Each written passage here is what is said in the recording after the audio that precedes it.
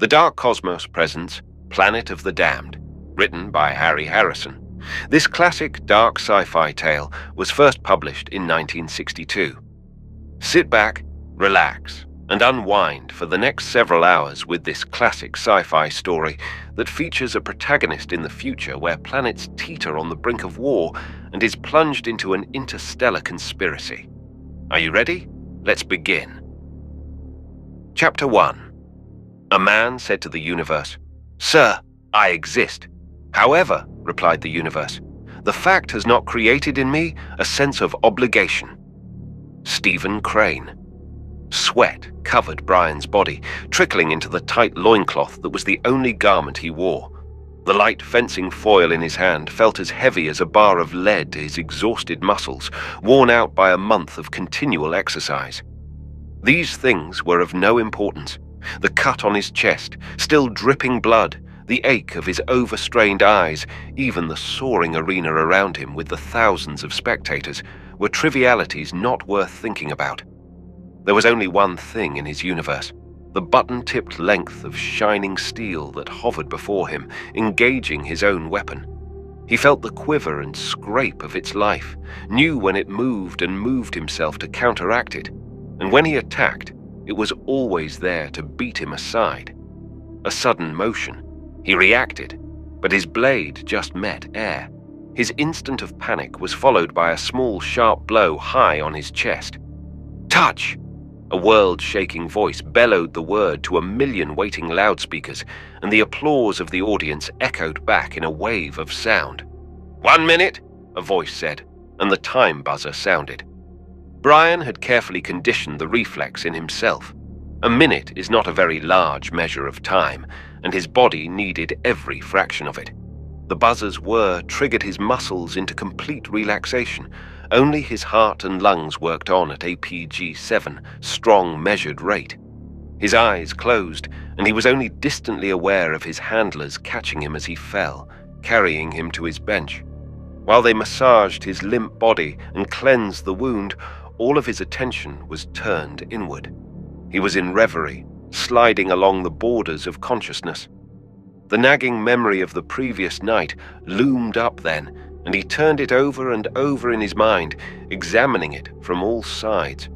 It was the very unexpectedness of the event that had been so unusual.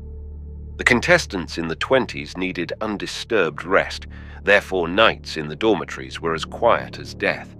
During the first few days, of course, the rule wasn't observed too closely. The men themselves were too keyed up and excited to rest easily. But as soon as the scores began to mount and eliminations cut into their ranks, there was complete silence after dark. Particularly so on this last night, when only 2 of the little cubicles were occupied, the thousands of others standing with dark, empty doors. Angry words had dragged Brion from a deep and exhausted sleep. The words were whispered, but clear. 2 voices, just outside the thin metal of his door. Someone spoke his name. Brion Brandd. Of course not. Whoever said you could was making a big mistake, and there is going to be trouble. "Don't talk like an idiot," the other voice snapped with a harsh urgency, clearly used to command. "I'm here because the matter is of utmost importance, and Brandd is the one I must see. Now stand aside." The 20s? I don't give a damn about your games, hearty cheers and physical exercises. This is important, or I wouldn't be here. The other didn't speak. He was surely one of the officials, and Brion could sense his outraged anger. He must have drawn his gun, because the intruder said quickly, "Put that away. You're being a fool." "Out," was the single snarled word of the response. PG-8. There was silence then, and still wondering, Brion was once more asleep. 10 seconds. The voice chopped away Brion's memories, and he let awareness seep back into his body. He was unhappily conscious of his total exhaustion. The month of continuous mental and physical combat had taken its toll. It would be hard to stay on his feet, much less summon the strength and skill to fight and win a touch. "How do we stand?" he asked the handler, who was kneading his aching muscles. 4-4. All you need is a touch to win. That's all he needs too, Brion grunted. opening his eyes to look at the wiry length of the man at the other end of the long mat. No one who had reached the finals in the 20s could possibly be a weak opponent, but this one, Irolg, was the pick of the lot. A red-haired mountain of a man with an apparently inexhaustible store of energy. That was really all that counted now. There could be little art in this last and final round of fencing, just thrust and parry and victory to the stronger. Brion closed his eyes again and knew the moment he had been hoping to avoid had arrived. Every man who entered the 20s had his own training tricks.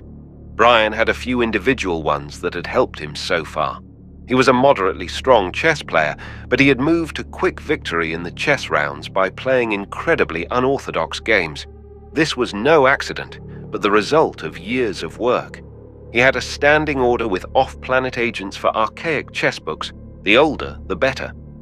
He had memorized thousands of these ancient games and openings. This was allowed. Anything was allowed that didn't involve drugs or machines. Self-hypnosis was an accepted tool. It had taken Brion over 2 years to find a way to tap the sources of hysterical strength. Common as the phenomenon seemed to be in the textbooks, it proved impossible to duplicate.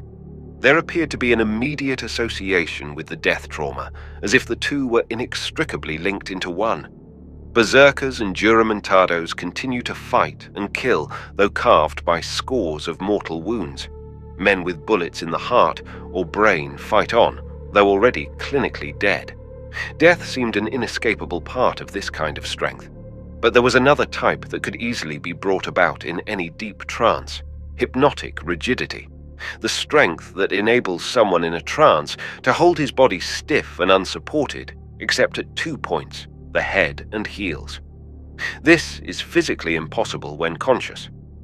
Working with this as a clue, Brion had developed a self-hypnotic technique that allowed him to tap this reservoir of unknown strength, the source of second wind, the survival strength that made the difference between life and death. It could also kill, exhaust the body beyond hope of recovery, particularly when in a weakened condition, as his was now. But that wasn't important. Others had died before during the 20s, and death during the last round was in some ways easier than defeat. Breathing deeply, Brion softly spoke the auto-hypnotic phrases that triggered the process. Fatigue fell softly from him, as did all sensations of heat, cold, and pain. He could feel with acute sensitivity, hear and see clearly when he opened his eyes. With each passing second, the power drew at the basic reserves of life, draining it from his body. When the buzzer sounded, he pulled his foil from his second startled grasp and ran forward. Irolg had barely time to grab up his own weapon and parry Brion's first thrust. The force of his rush was so great that the guards on their weapons locked and their bodies crashed together. Irolg looked amazed at the sudden fury of the attack, then smiled. He thought it was a last burst of energy. He knew how close they both were to exhaustion. This must be the end for Brion. They disengaged, and Irolg put up a solid defense. He didn't attempt to attack, just let Brion wear himself out against the firm shield of his defense. Brion saw something close to panic on his opponent's face when the man finally recognized his error. Brion wasn't tiring. If anything, he was pressing the attack. A wave of despair rolled out from Irolg. Brion sensed it and knew the 5th point was his. Thrust, thrust, and each time the parrying sword a little slower to return. Then the powerful twist that thrust it aside, in and under the guard. The slap of the button on flesh and the arc of steel that reached out and ended on Irolg's chest over his heart. Waves of sound, cheering and screaming, lapped against Brion's private world, but he was only remotely aware of their existence. Irolg dropped his foil and tried to shake Brion's hand, but his legs suddenly gave way. Brion had an arm around him, holding him up, walking towards the rushing handlers. Then Irolg was gone, and he waved off his own men, walking slowly by himself. Except that something was wrong, and it was like walking through warm glue. Walking on his knees. No, not walking, falling. At last, he was able to let go and fall. Chapter 2.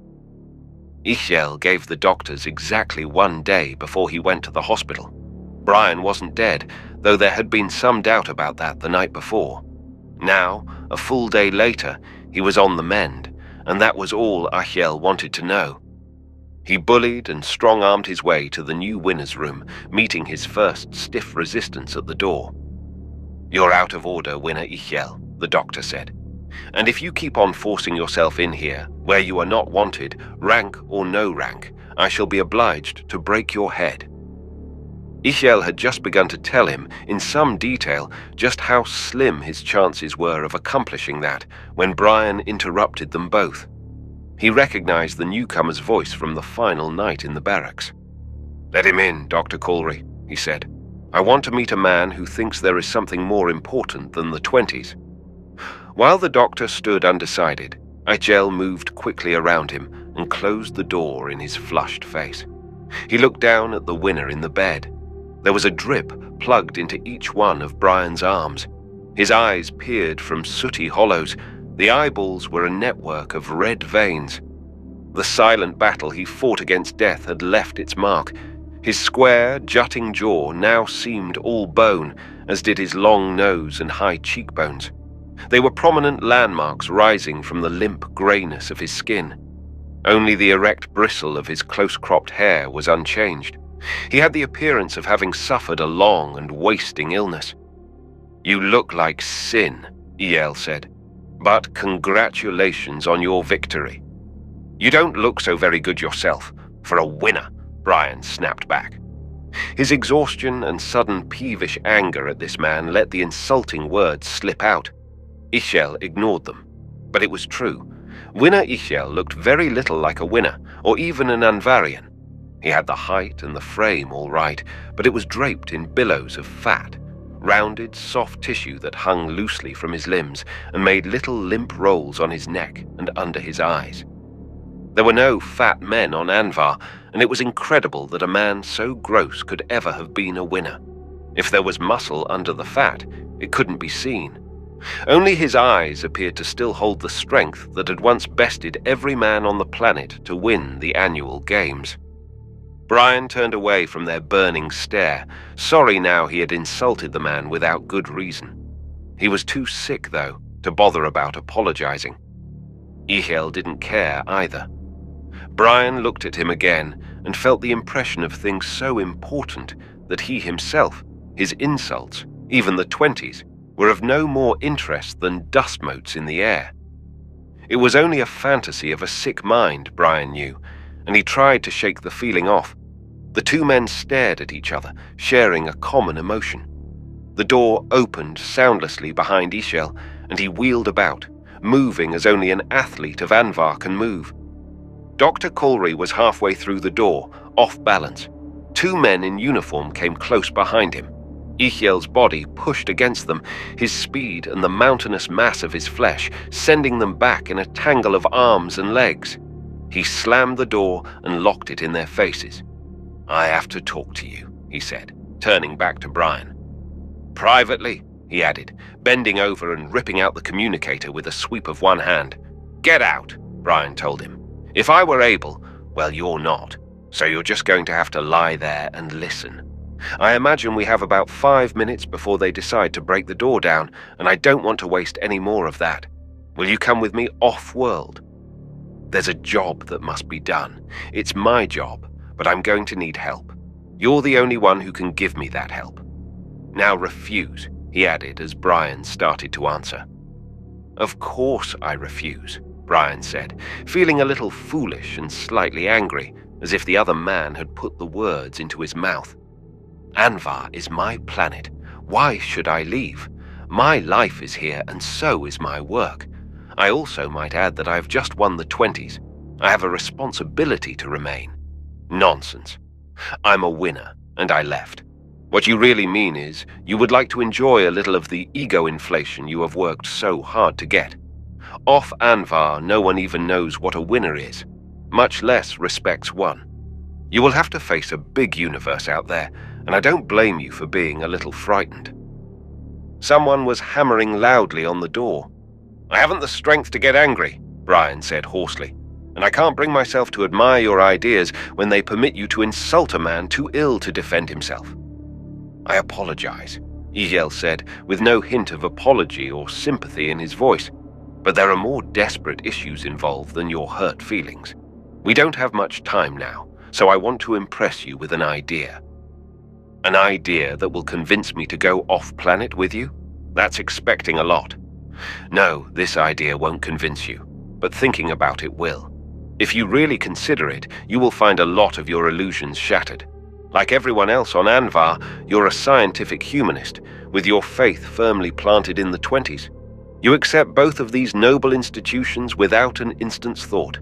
All of you haven't a single thought for the past, for the untold billions who led the bad life as mankind slowly built up the good life for you to lead. Do you ever think of all the people who suffered and died in misery and superstition while civilization was clicking forward one more slow notch?" "Of course, I don't think about them," Brion retorted. "Why should I? I can't change the past." "But you can change the future," Achiel said. "You owe something to the suffering ancestors who got you where you are today. If scientific humanism means anything more than just words to you, you must possess a sense of responsibility. Don't you want to try and pay off a bit of this debt by helping others who are just as backward and disease-ridden today as great-grandfather Troglodyte ever was?" The hammering on the door was louder. This and the drug-induced buzzing in Brion's ear made thinking difficult. "Abstractly, I of course agree with you," he said haltingly.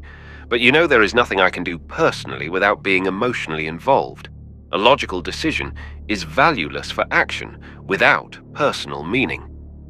"Then we have reached the crux of the matter," Achiel said gently. His back was braced against the door, absorbing the thudding blows of some heavy object on the outside.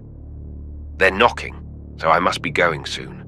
I have no time for details, but I can assure you upon my word of honor as a winner that there is something you can do. Only you. If you help me, we might save 7 million human lives. That is a fact." The lock burst and the door started to open. Ichiel shouldered it back into the frame for a final instant. "Here is the idea I want you to consider. Why is it that the people of Anvar, in a galaxy filled with warring, hate-filled, backward planets, should be the only ones who base their entire existence on a complicated series of games?" Chapter 3. This time, there was no way to hold the door. Ichiel didn't try. He stepped aside and 2 men stumbled into the room. He walked out behind their backs without saying a word. "What happened? What did he do?" the doctor asked, rushing in through the ruined door. He swept a glance over the continuous recording dials at the foot of Brion's bed. Respiration, temperature, heart, blood pressure, all were normal. The patient lay quietly and didn't answer him. For the rest of that day, Brion had much to think about. It was difficult. The fatigue, mixed with the tranquilizers and other drugs, had softened his contact with reality. His thoughts kept echoing back and forth in his mind, unable to escape. What had Ichiel meant? What was that nonsense about Anvar? Anvar was that way because, well, it just was. It had come about naturally. Or had it? The planet had a very simple history. From the very beginning, there had never been anything of real commercial interest on Anvar. Well off the interstellar trade routes, there were no minerals worth digging and transporting the immense distances to the nearest inhabited worlds. Hunting the winter beasts for their pelts was a profitable but very minor enterprise, never sufficient for mass markets. Therefore, no organized attempt had ever been made to colonize the planet. In the end, it had been settled completely by chance. A number of off-planet scientific groups had established observation and research stations, finding unlimited data to observe and record during Anvar's unusual yearly cycle. The long-duration observations encouraged the scientific workers to bring their families, and slowly but steadily, small settlements grew up. Many of the fur hunters settled there as well, adding to the small population. This had been the beginning. Few records existed of those early days, and the first 6 centuries of Anvarian history were more speculation than fact. The breakdown occurred about that time, and in the galaxy-wide disruption, Anvar had to fight its own internal battle. When the Earth Empire collapsed, it was the end of more than an era. Many of the observation stations found themselves representing institutions that no longer existed. The professional hunters no longer had markets for their furs, since Anvar possessed no interstellar ships of its own. There had been no real physical hardship involved in the breakdown as it affected Anvar, since the planet was completely self-sufficient. Once they had made the mental adjustment to the fact that they were now a sovereign world, not a collection of casual visitors with various loyalties, life continued unchanged. Not easy. Living on Anvar is never easy, but at least without difference on the surface. The thoughts and attitudes of the people were, however, going through a great transformation. Many attempts were made to develop some form of stable society and social relationship. Again, little record exists of these early trials, other than the fact of their culmination in the 20s. To understand the 20s, you have to understand the unusual orbit that Anvar tracks around its sun, 70 Ophiuchi. There are other planets in this system, all of them more or less conforming to the plane of the ecliptic. Anvar is obviously a rogue, perhaps a captured planet of another sun. For the greatest part of its 780-day year, it arcs far out from its primary, in a high-angled, sweeping cometary orbit. When it returns, there is a brief, hot summer of approximately 80 days before the long winter sets in once more. This severe difference in seasonal change has caused profound adaptations in the native life forms. During the winter, most of the animals hibernate, the vegetable life lying dormant as spores or seeds. Some of the warm-blooded herbivores stay active in the snow-covered tropics, preyed upon by fur-insulated carnivores. Though unbelievably cold, the winter is a season of peace in comparison to the summer. For summer is a time of mad growth. Plants burst into life with a strength that cracks rocks, growing fast enough for the motion to be seen. The snowfields melt into mud, and within days a jungle stretches high into the air. Everything grows, swells, proliferates. Plants climb on top of plants, fighting for the life energy of the sun. Everything is eat and be eaten, grow and thrive in that short season. Because when the first snow of winter falls again, 90% of the year must pass until the next coming of warmth. Mankind has had to adapt to the Anvarian cycle in order to stay alive. Food must be gathered and stored, enough to last out the long winter. Generation after generation had adapted until they look on the mad seasonal imbalance as something quite ordinary. The first thaw of the almost non-existent spring triggers a wide-reaching metabolic change in the humans. Layers of subcutaneous fat vanish and half-dormant sweat glands come to life. Other changes are more subtle than the temperature adjustment, but equally important. The sleep center of the brain is depressed. Short naps or a night's rest every third or fourth day becomes enough. Life takes on a hectic and hysterical quality that is perfectly suited to the environment. By the time of the first frost, rapid-growing crops have been raised and harvested, sides of meat either preserved or frozen in mammoth lockers. With this supreme talent of adaptability, mankind has become part of the ecology and guaranteed his own survival during the long winter. Physical survival has been guaranteed. But what about mental survival? Primitive Earth Eskimos can fall into a long doze of half-conscious hibernation. Civilized men might be able to do this, but only for the few cold months of terrestrial midwinter. It would be impossible to do during a winter that is longer than an Earth year. With all the physical needs taken care of, boredom became the enemy of any Anvarian who was not a hunter, and even the hunters could not stay out on solitary trek all winter. Drink was one answer, and violence another. Alcoholism and murder were the twin terrors of the cold season after the breakdown. It was the 20s that ended all that. When they became a part of normal life, the summer was considered just an interlude between games. The 20s were more than just a contest. They became a way of life that satisfied all the physical, competitive, and intellectual needs of this unusual planet. They were a decathlon, rather a double decathlon, raised to its highest power, where contests in chess and poetry composition held equal place with those in ski jumping and archery. Each year there were 2 planet-wide contests held, one for men and one for women. This was not an attempt at sexual discrimination, but a logical facing of facts. Inherent differences prevented fair contests. For example, it is impossible for a woman to win a large chess tournament, and this fact was recognized. Anyone could enter for any number of years. There were no scoring handicaps. When the best man won, he was really the best man. A complicated series of playoffs and eliminations kept contestants and observers busy for half the winter. They were only preliminary to the final encounter that lasted a month and picked a single winner. That was the title he was awarded. Winner. The man and woman who had bested every other contestant on the entire planet and who would remain unchallenged until the following year. Winner. It was a title to take pride in. Brion stirred weakly on his bed and managed to turn so he could look out of the window. Winner of Anvar. His name was already slated for the history books, one of the handful of planetary heroes. School children would be studying him now, just as he had read of the winners of the past, weaving daydreams and imaginary adventures around Brion's victories, hoping and fighting to equal them someday.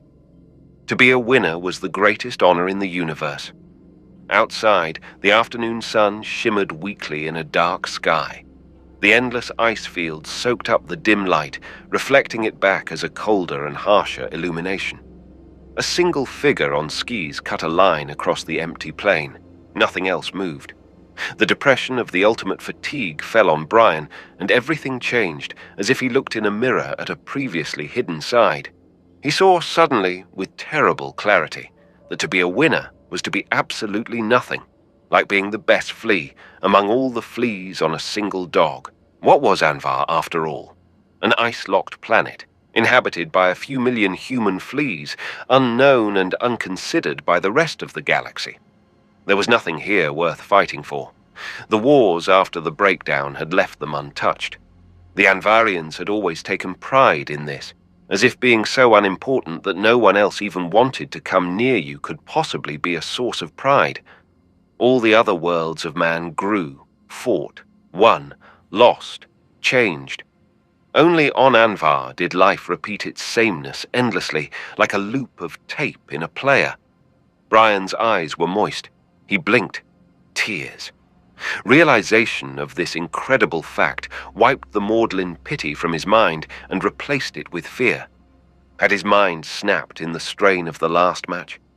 These thoughts weren't his. Self-pity hadn't made him a winner. Why was he feeling it now? Anvar was his universe. How could he even imagine it as a tag-end planet at the outer limb of creation?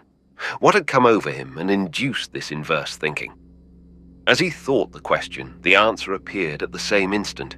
Winner Ichiel, the fat man with the strange pronouncements and probing questions. Had he cast a spell like some sorcerer, or the devil in Faust? No, that was pure nonsense. But he had done something. Perhaps planted a suggestion when Brion's resistance was low, or used subliminal vocalization like the villain in Cerberus Chained. Brion could find no adequate reason on which to base his suspicions, but he knew with sure positiveness that Ichiel was responsible. He whistled at the sound switch next to his pillow, and the repaired communicator came to life. The duty nurse appeared in the small screen. "The man who was here today," Brion said. "Winner Ichiel. Do you know where he is? I must contact him." For some reason, this flustered her professional calm. The nurse started to answer, excused herself, and blanked the screen. When it lit again, a man in guard's uniform had taken her place. "You made an inquiry," the guard said, "about Winner Ichiel. We are holding him here in the hospital, following the disgraceful way in which he broke into your room. I have no charges to make. Will you ask him to come and see me at once?" The guard controlled his shock. "I'm sorry, Winner. I don't see how we can. Dr. Corley left specific orders that you were not to be. The doctor has no control over my personal life." Brion interrupted. "I'm not infectious, nor ill with anything more than extreme fatigue. I want to see that man, at once." The guard took a deep breath and made a quick decision. "He is on the way up now," he said, and rung off. "What did you do to me?" Brion asked as soon as Ishel had entered and they were alone. "You won't deny that you have put alien thoughts in my head?" "No, I won't deny it, because the whole point of my being here is to get those alien thoughts across to you." "Tell me how you did it," Brion insisted. "I must know." "I'll tell you, but there are many things you should understand first, before you decide to leave Anvar. You must not only hear them, you will have to believe them. The primary thing, the clue to the rest, is the true nature of your life here. How do you think the 20s originated?" Before he answered, Brion carefully took a double dose of the mild stimulant he was allowed. "I don't think," he said. "I know. It's a matter of historical record. The founder of the games was Geraldi. The first contest was held in 378 AB. The 20s have been held every year since then. They were strictly local affairs in the beginning, but were soon well established on a planet-wide scale." "True enough," Ishel said. "But you're describing what happened. I asked you how the 20s originated. How could any single man take a barbarian planet, lightly inhabited by half-mad hunters and alcoholic farmers, and turn it into a smooth-running social machine built around the artificial structure of the 20s? It just couldn't be done." "But it was done," Brion insisted. "You can't deny that. And there is nothing artificial about the 20s. They are a logical way to live a life on a planet like this." Ishel laughed, a short, ironic bark. "Very logical," he said. "But how often does logic have anything to do with the organization of social groups and governments? You're not thinking. Put yourself in Founder Geraldi's place. Imagine that you have glimpsed the great idea of the 20s, and you want to convince others. So you walk up to the nearest louse-ridden, brawling, superstitious, booze-embalmed hunter and explain clearly how a program of his favorite sports, things like poetry, archery, and chess, can make his life that much more interesting and virtuous. You do that, but keep your eyes open at the same time and be ready for a fast draw." Even Brion had to smile at the absurdity of the suggestion. Of course it couldn't happen that way. Yet, since it had happened, there must be a simple explanation. "We can beat this back and forth all day," Ishel told him, "and you won't get the right idea unless—" He broke off suddenly, staring at the communicator. The operation light had come on, though the screen stayed dark. Ishel reached down a meaty hand and pulled loose the recently connected wires. "That doctor of yours is very curious, and he's going to stay that way. The truth behind the 20s is none of his business, but it's going to be yours.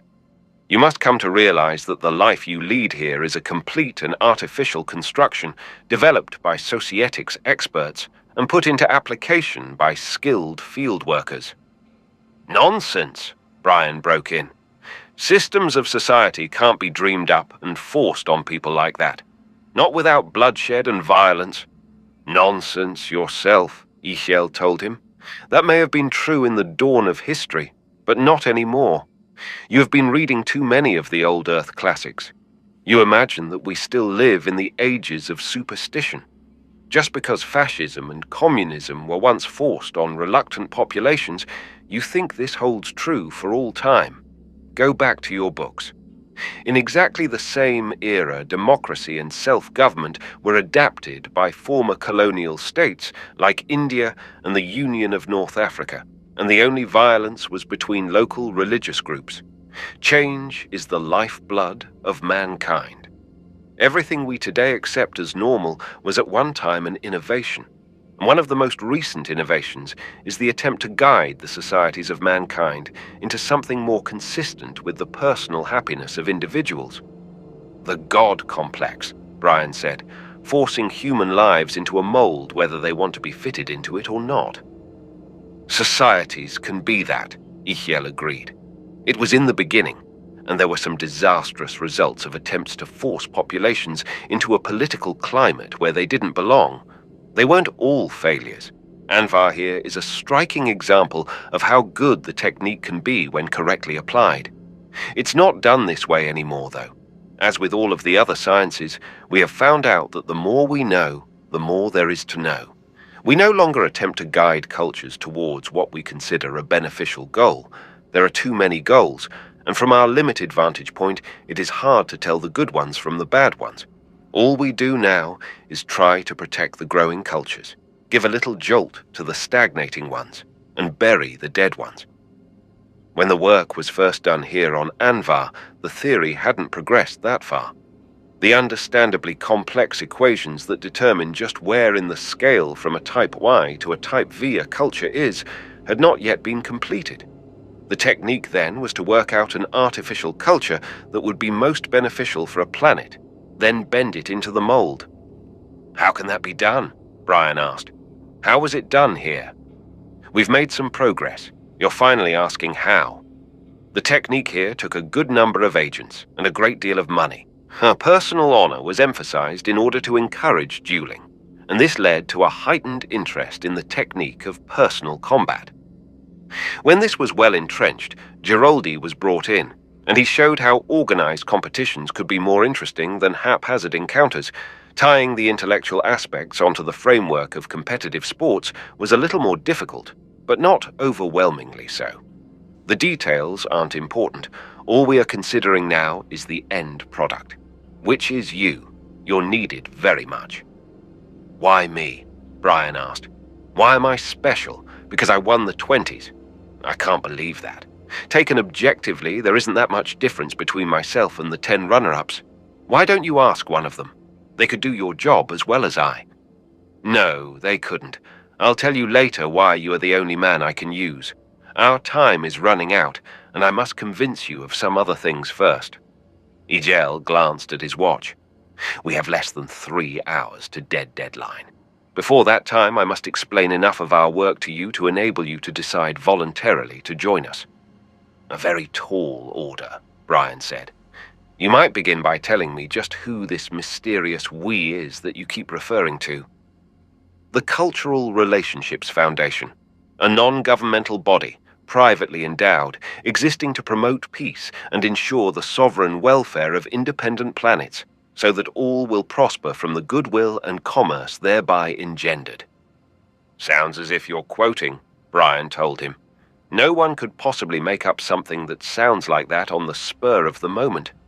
"I was quoting from our Charter of Organization, which is all very fine in a general sense, but I'm talking specifically now about you. You are the product of a tightly knit and very advanced society. Your individuality has been encouraged by your growing up in a society so small in population that a mild form of government control is necessary.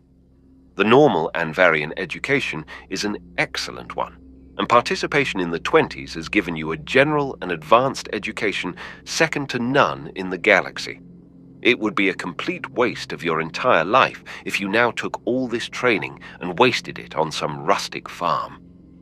You give me very little credit. I plan to teach—" "Forget Anvar." Ishel cut him off with a chop of his hand. "This world will roll on quite successfully, whether you are here or not. You must forget it, think of its relative unimportance on a galactic scale, and consider instead the existing, suffering hordes of mankind. You must think what you can do to help them." "But what can I do as an individual? The day is long past when a single man, like Caesar or Alexander, could bring about world-shaking changes." "True, but not true," Ishel said. "There are key men in every conflict of forces, men who act like catalysts applied at the right instant to start a chemical reaction. You might be one of these men, but I must be honest and say that I can't prove it yet. So in order to save time and endless discussion, I think I will have to spark your personal sense of obligation." "Obligation to whom?" "To mankind, of course, to the countless billions of dead who kept the whole machine rolling along that allows you the full, long and happy life you enjoy today." What they gave to you, you must pass on to others. This is the keystone of humanistic morals. Agreed, and a very good argument in the long run, but not one that is going to tempt me out of this bed within the next 3 hours. A point of success, Ichel said. You agree with the general argument. Now I apply it specifically to you. Here is the statement I intend to prove. There exists a planet with a population of 7 million people. Unless I can prevent it, this planet will be completely destroyed. It is my job to stop that destruction, so that is where I am going now. I won't be able to do the job alone. In addition to others, I need you. Not anyone like you, but you and you alone. You have precious little time left to convince me of all that, Brion told him, so let me make the job easier for you. The work you do, this planet, the imminent danger of the people there, these are all facts that you can undoubtedly supply. I'll take a chance that this whole thing is not a colossal bluff and admit that given time, you could verify them all. This brings the argument back to me again. How can you possibly prove that I am the only person in the galaxy who can help you? I can prove it by your singular ability, the thing I came here to find. Ability? I am different in no way from the other men on my planet. You're wrong, Ichel said. You are the embodied proof of evolution. Rare individuals with specific talents occur constantly in any species, man included. It has been 2 generations since an empathetic was last born on Anvar, and I've been watching carefully most of that time. What in blazes is an empathetic? And how do you recognize it when you have found it? Brion chuckled. This talk was getting preposterous. I can recognize one because I'm one myself. There is no other way. As to how projective empathy works, you had a demonstration of that a little earlier when you felt those strange thoughts about Anvar. It will be a long time before you can master that, but receptive empathy is your natural trait. This is mentally entering into the feeling, or what could be called the spirit of another person. Empathy is not thought perception. It might better be described as the sensing of someone else's emotional makeup, feelings, and attitudes. You can't lie to a trained empathetic, because he can sense the real attitude behind the verbal lies. Even your undeveloped talent has proved immensely useful in the 20s. You can outguess your opponent, because you know his movements even as his body tenses to make them. You accept this without ever questioning it. How do you know? This was Brion's understood, but never voiced secret. Ichel smiled. Just guessing. But I won the 20s too, remember, also without knowing a thing about empathy at the time. On top of our normal training, it's a wonderful trait to have. Which brings me to the proof we mentioned a minute ago. When you said you would be convinced if I could prove you were the only person who could help me, I believe you are. And that is one thing I cannot lie about. It's possible to lie about a belief verbally, to have a falsely based belief, or to change a belief. But you can't lie about it to yourself. Equally important, you can't lie about a belief to an empathetic. Would you like to see how I feel about this? See is a bad word. There is no vocabulary yet for this kind of thing. Better, would you join me in my feelings, sense my attitudes, memories, and emotions just as I do?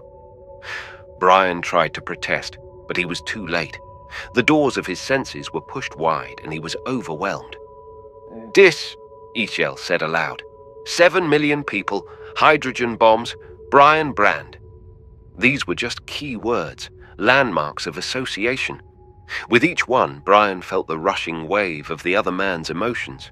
There could be no lies here. Ichel was right in that.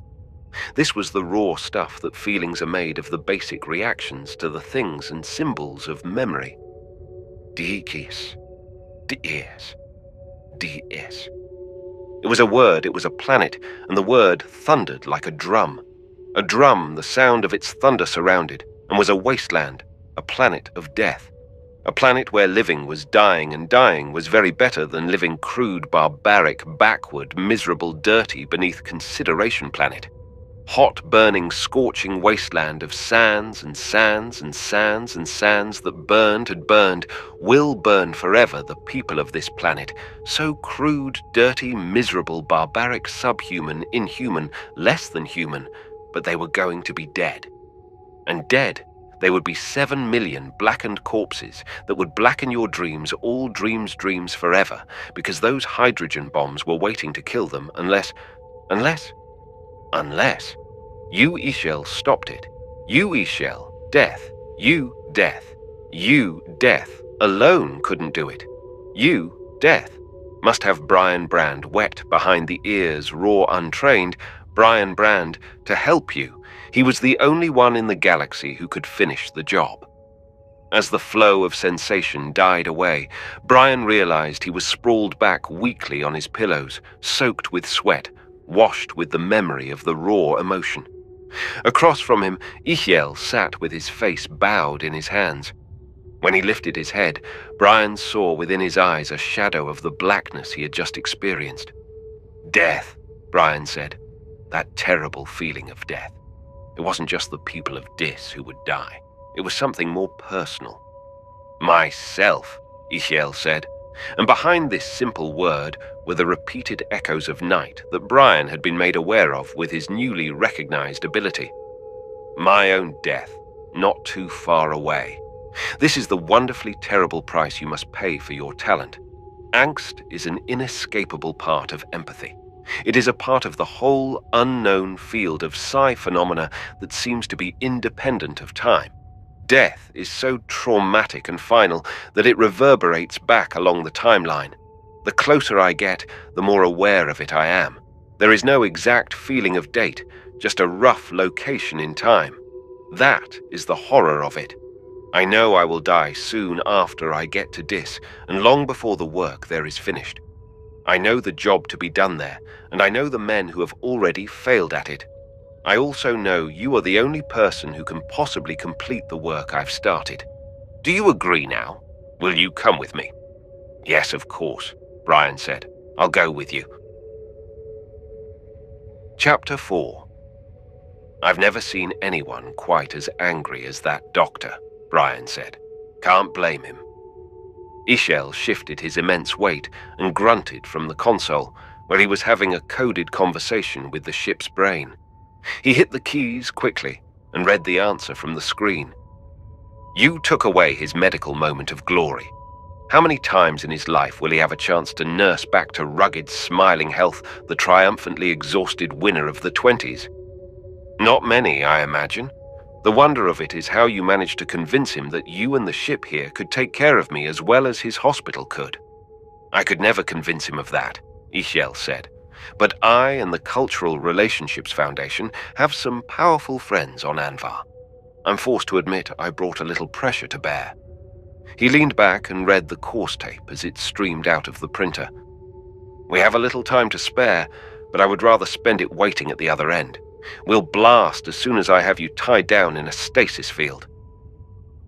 The completeness of the stasis field leaves no impressions on the body or mind.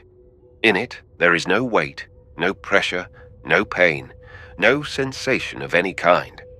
Except for a stasis of very long duration, there is no sensation of time. To Brion's consciousness, Ishel flipped the switch off with a continuation of the same motion that had turned it on. The ship was unchanged. Only outside of the port was the red-shot blankness of jump space. How do you feel? Ishel asked. Apparently the ship was wondering the same thing. Its detector unit, hovering impatiently just outside of Brion's stasis field, darted down and settled on his bare forearm. The doctor back on Anvar had given the medical section of the ship's brain a complete briefing. A quick check of a dozen factors of Brion's metabolism was compared to the expected norm. Apparently everything was going well, because the only reaction was the expected injection of vitamins and glucose. I can't say I'm feeling wonderful yet, Brion answered, levering himself higher on the pillows. But every day it's a bit better. Steady progress. I hope so, because we have about 2 weeks before we get to Dis. Do you think you'll be back in shape by that time? No promises, Brion said, giving a tentative squeeze to one bicep. "It should be enough time, though. Tomorrow I start mild exercise and that will tighten me up again. Now, tell me more about Dis and what you have to do there." "I'm not going to do it twice, so just save your curiosity a while. We're heading for a rendezvous point now to pick up another operator. This is going to be a 3-man team, you, me, and an exobiologist. As soon as he is aboard, I'll do a complete briefing for you both at the same time. What you can do now is get your head into the language box and start working on your Dizen. You'll want to speak it perfectly by the time we touch down."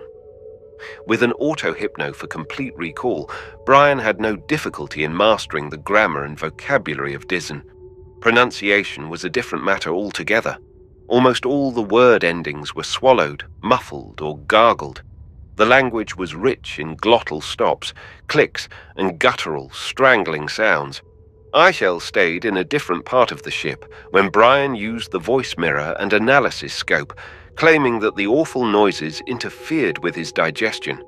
The ship angled through jump space along its calculated course. It kept its fragile human cargo warm, fed them and supplied breathable air. It had orders to worry about Brion's health, so it did, checking constantly against its recorded instructions and noting his steady progress. Another part of the ship's brain counted microseconds with moronic fixation, finally closing a relay when a predetermined number had expired in its heart. A light flashed, and a buzzer hummed gently but insistently. Eichel yawned, put away the report he had been reading, and started for the control room. He shuddered when he passed the room where Brion was listening to a playback of his Dizen efforts. "Turn off that dying brontosaurus and get strapped in," he called through the thin door.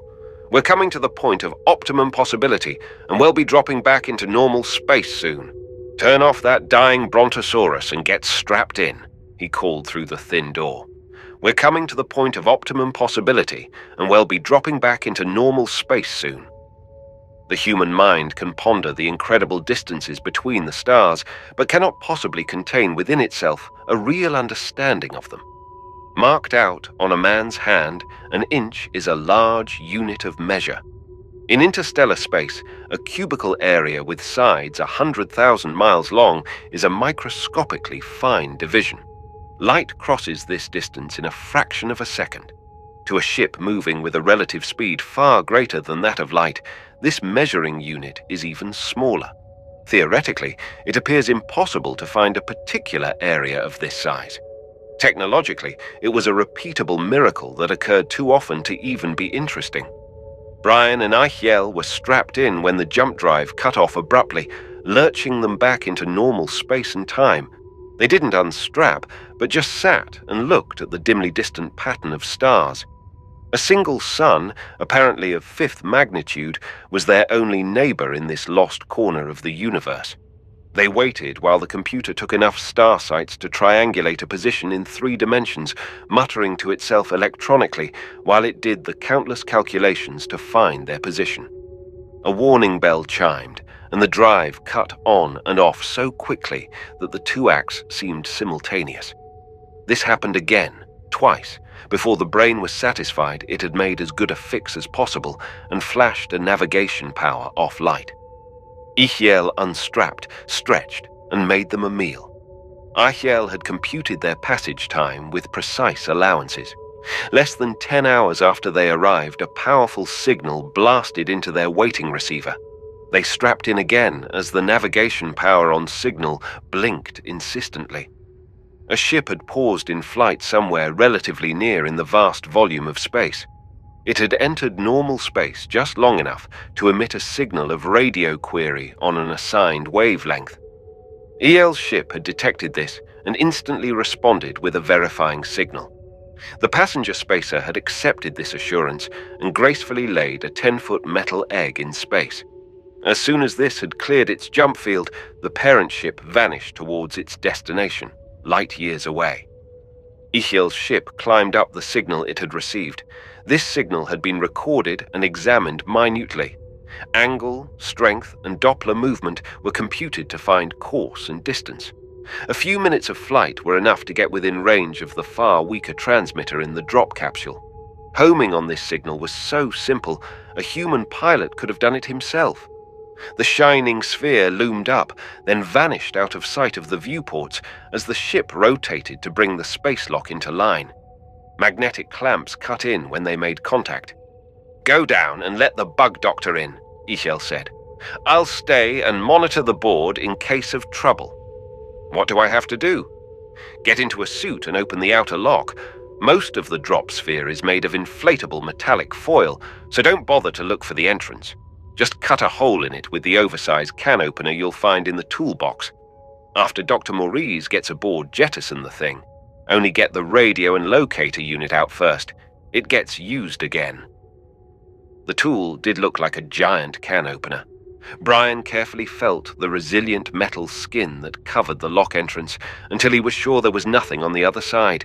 Then he jabbed the point through and cut a ragged hole in the thin foil. Dr. Maurice boiled out of the sphere, knocking Brion aside. "What's the matter?" Brion asked. There was no radio on the other's suit.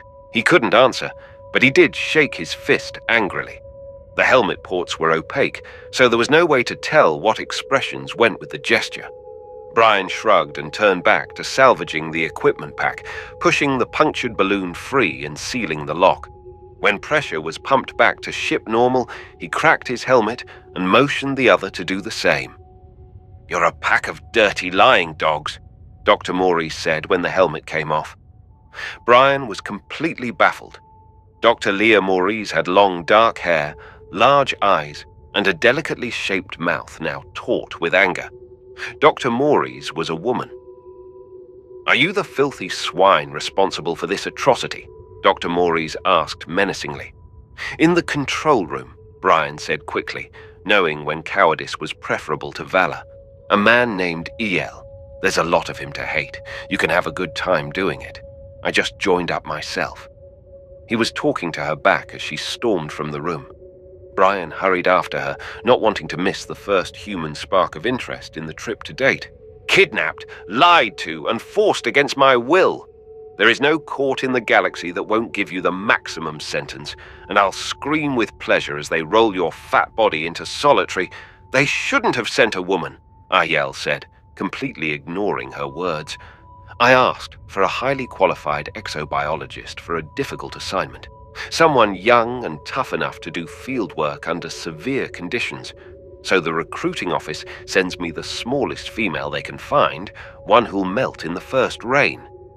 "I will not," Leah shouted.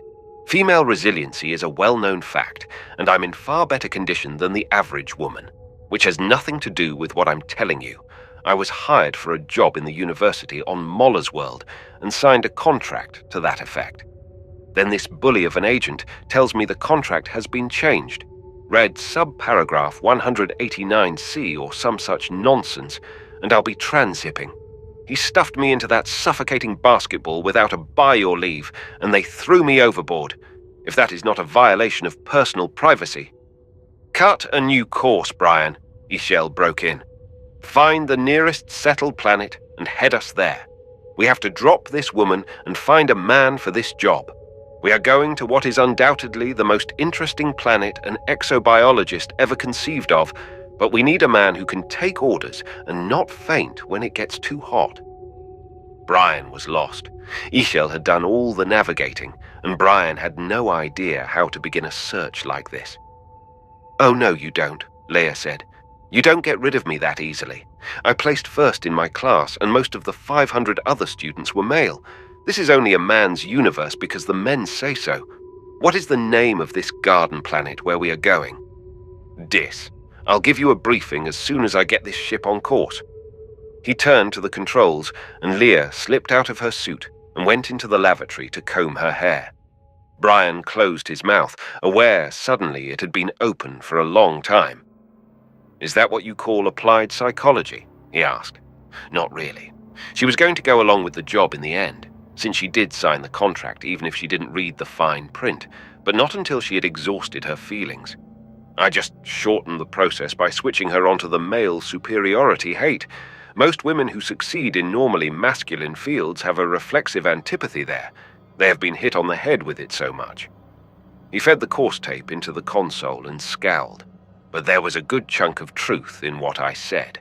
I wanted a young, fit, and highly qualified biologist from recruiting. I never thought they would find a female one, and it's too late to send her back now. This is no place for a woman. Why? Brion asked as Leah appeared in the doorway. Come inside, and I'll show you both, El said. Chapter 5. Dis, Ishel said, consulting a thick file. Third planet out from its primary, Epsilon Eridani. The fourth planet is Nijord. Remember that, because it is going to be very important. Dis is a place you need a good reason to visit and no reason at all to leave. Too hot, too dry. The temperature in the temperate zones rarely drops below 100 Fahrenheit. The planet is nothing but scorched rock and burning sand. Most of the water is underground and normally inaccessible. The surface water is all in the form of briny, chemically saturated swamps, undrinkable without extensive processing. All the facts and figures are here in the folder, and you can study them later. Right now, I want you just to get the idea that this planet is as loathsome and inhospitable as they come. So are the people. This is a solido of a Dizen. Leah gasped at the three-dimensional representation on the screen, not at the physical aspects of the man. As a biologist trained in the specialty of alien life, she had seen a lot stranger sights. It was the man's pose, the expression on his face, tensed to leap, his lips drawn back to show all of this teeth. He looks as if he wanted to kill the photographer, she said. He almost did, just after the picture was taken. Like all Dizens, he has an overwhelming hatred and loathing of off-worlders. Not without good reason, though. His planet was settled completely by chance during the breakdown. I'm not sure of the details, but the overall picture is clear, since the story of their desertion forms the basis of all the myths and animistic religions on Dis. Apparently, there were large-scale mining operations carried on there once. The world is rich enough in minerals, and mining them is very simple. But water came only from expensive extraction processes, and I imagine most of the food came from off-world, which was good enough until the settlement was forgotten, the way a lot of other planets were during the breakdown. All the records were destroyed in the fighting, and the ore carriers were pressed into military service. Dis was on its own. What happened to the people there is a tribute to the adaptation possibilities of Homo sapiens. Individuals died, usually in enormous pain, but the race lived. Changed a good deal, but still human. As the water and food ran out and the extraction machinery broke down, they must have made heroic efforts to survive. They couldn't do it mechanically, but by the time the last machine collapsed, enough people were adjusted to the environment to keep the race going. Their descendants are still there, completely adapted to the environment. Their body temperatures are around 130 degrees. They have specialized tissue in the gluteal area for storing water. These are minor changes compared to the major ones they have done in fitting themselves for this planet. I don't know the exact details, but the reports are very enthusiastic about symbiotic relationships. They assure us that this is the first time Homo sapiens has been an active part of either commensalism or inquilinism other than in the role of host. Wonderful, Leah exclaimed. Is it? Ishel scowled. Perhaps from the abstract scientific point of view. If you can keep notes, perhaps you might write a book about it sometime. But I'm not interested. I'm sure all these morphological changes and disgusting intimacies will fascinate you, Dr. Maurice. But while you are counting blood types and admiring your thermometers, I hope you will be able to devote a little time to a study of the Dizen's obnoxious personalities. We must either find out what makes these people tick, or we are going to have to stand by and watch the whole lot blown up. Going to do what? Leah gasped. Destroy them? Wipe out this fascinating genetic pool? Why? Because they are so incredibly loathsome, that's why, Ishel said. These aboriginal hotheads have managed to lay their hands on some primitive cobalt bombs. They want to light the fuse and drop these bombs on Nijord, the next planet. Nothing said or done can convince them differently. They demand unconditional surrender, or else. This is impossible for a lot of reasons, most important because the Nijorders would like to keep their planet for their very own. They have tried every kind of compromise, but none of them works. The Dizens are out to commit racial suicide. A Nijord fleet is now over Dis, and the deadline has almost expired for the surrender of the cobalt bombs. The Nijord ships carry enough H-bombs to turn the entire planet into an atomic pile. That is what we must stop. Must. Brion looked at the Solido on the screen, trying to make some judgment of the man. Bare, horny feet. A bulky, ragged length of cloth around the waist was the only garment. What looked like a piece of green vine was hooked over one shoulder. From a plated belt were suspended a number of odd devices made of hand-beaten metal, drilled stone, and looped leather. The only recognizable item was a thin knife of unusual design. Loops of piping, flared bells, carved stones tied in senseless patterns of thonging gave the rest of the collection a bizarre appearance. Perhaps they had some religious significance. But the well-worn and handled look of most of them gave Brion an uneasy sensation. If they were used, what in the universe could they be used for? I can't believe it, he finally concluded. Except for the exotic hardware, this lowbrow looks as if he has sunk back into the Stone Age. I don't see how his kind can be any real threat to another planet. The Nijorders believe it, and that's good enough for me, Achiel said. They are paying our Cultural Relationships Foundation a good sum to try and prevent this war. Since they are our employers, we must do what they ask. Brion ignored this large lie, since it was obviously designed as an explanation for Leah. But he made a mental note to query El later about the real situation. Here are the tech reports. Achiel dropped them on the table. Dis has some spacers as well as the cobalt bombs, though these aren't the real threat. A tramp trader was picked up leaving Dis. It had delivered a jump space launcher that can drop those bombs on Nijord while anchored to the bedrock of Dis. While essentially a peaceful and happy people, the Nijorders were justifiably annoyed at this and convinced the tramp's captain to give them some more information. It's all here. Boiled down, it gives a minimum deadline by which time the launcher can be set up and start throwing bombs. When is that deadline? Leah asked.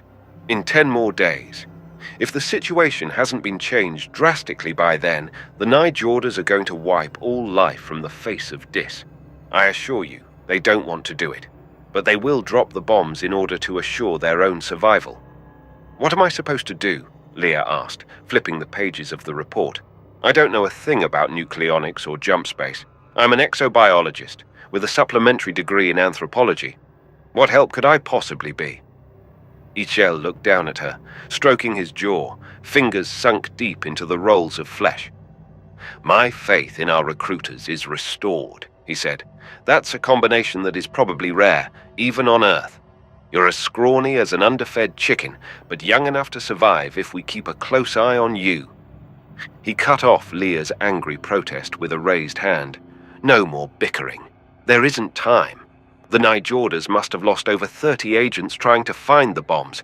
Our foundation has had 6 people killed, including my late predecessor in charge of the project. He was a good man, but I think he went at this problem the wrong way. I think it is a cultural one, not a physical one. Run it through again with the power turned up, Leah said, frowning. All I hear is static. It's the old problem of Genesis. Like Newton and the falling apple, Levy and the hysteresis in the warp field. Everything has a beginning. If we can find out why these people are so hell-bent on suicide, we might be able to change the reasons. Not that I intend to stop looking for the bombs or the jump space generator either. We're going to try anything that will avert this planetary murder. You're a lot brighter than you look, Leah said, rising and carefully stacking the sheets of the report. You can count on me for complete cooperation. Now I'll study all this in bed, if one of you overweight gentlemen will show me to a room with a strong lock on the inside of the door. Don't call me. I'll call you when I want breakfast. Brion wasn't sure how much of her barbed speech was humor and how much was serious, so he said nothing. He showed her to an empty cabin. She did lock the door, then looked for El. The winner was in the galley, adding to his girth with an immense gelatin dessert that filled a good-sized tureen. Is she short for a native Terran? Brion asked. The top of her head is below my chin. That's the norm. Earth is a reservoir of tired genes, weak backs, vermiform appendixes, bad eyes. If they didn't have the universities and the trained people we need, I would never use them. Why did you lie to her about the Foundation? Because it's a secret. Isn't that reason enough? Ishel rumbled angrily, scraping the last dregs from the bowl. Better eat something. Build up the strength. The Foundation has to maintain its undercover status if it is going to accomplish anything. If she returns to Earth after this, it's better that she should know nothing of our real work. If she joins up, there'll be time enough to tell her, but I doubt if she will like the way we operate, particularly since I plan to drop some H-bombs on Dis myself if we can't turn off the war. I don't believe it. You heard me correctly. Don't bulge your eyes and look moronic. As a last resort, I'll drop the bombs myself rather than let the Nijorders do it. That might save them. Save them. They'd all be radiated and dead. Brion's voice rose in anger. Not the Dissons. I want to save the Nijorders. Stop clenching your fists and sit down and have some of this cake. It's delicious. The Nijorders are all that counts here. They have a planet blessed by the laws of chance. When Dis was cut off from outside contact, the survivors turned into a gang of swamp-crawling homicidals. It did the opposite for Nijord. You can survive there just by pulling fruit off a tree. The population was small, educated, intelligent. Instead of sinking into an eternal siesta, they matured into a vitally different society. Not mechanical. They weren't even using the wheel when they were rediscovered. They became sort of cultural specialists, digging deep into the philosophical aspects of interrelationship, the thing that machine societies never have had time for. Of course, this was ready-made for the Cultural Relationships Foundation, and we have been working with them ever since. Not guiding so much as protecting them from any blows that might destroy this growing idea. But we've fallen down on the job. Non-violence is essential to these people. They have vitality without needing destruction. But if they are forced to blow up Dis for their own survival, against every one of their basic tenets, their philosophy won't endure. Physically, they'll live on as just one more dog-eat-dog planet with an A-bomb for any of the competition who drop behind. Sounds like paradise now. Don't be smug. It's just another world full of people with the same old likes, dislikes, and hatreds. But they are evolving a way of living together, without violence, that may someday form the key to mankind's survival. They are worth looking after. Now get below and study your Dissen and read the reports.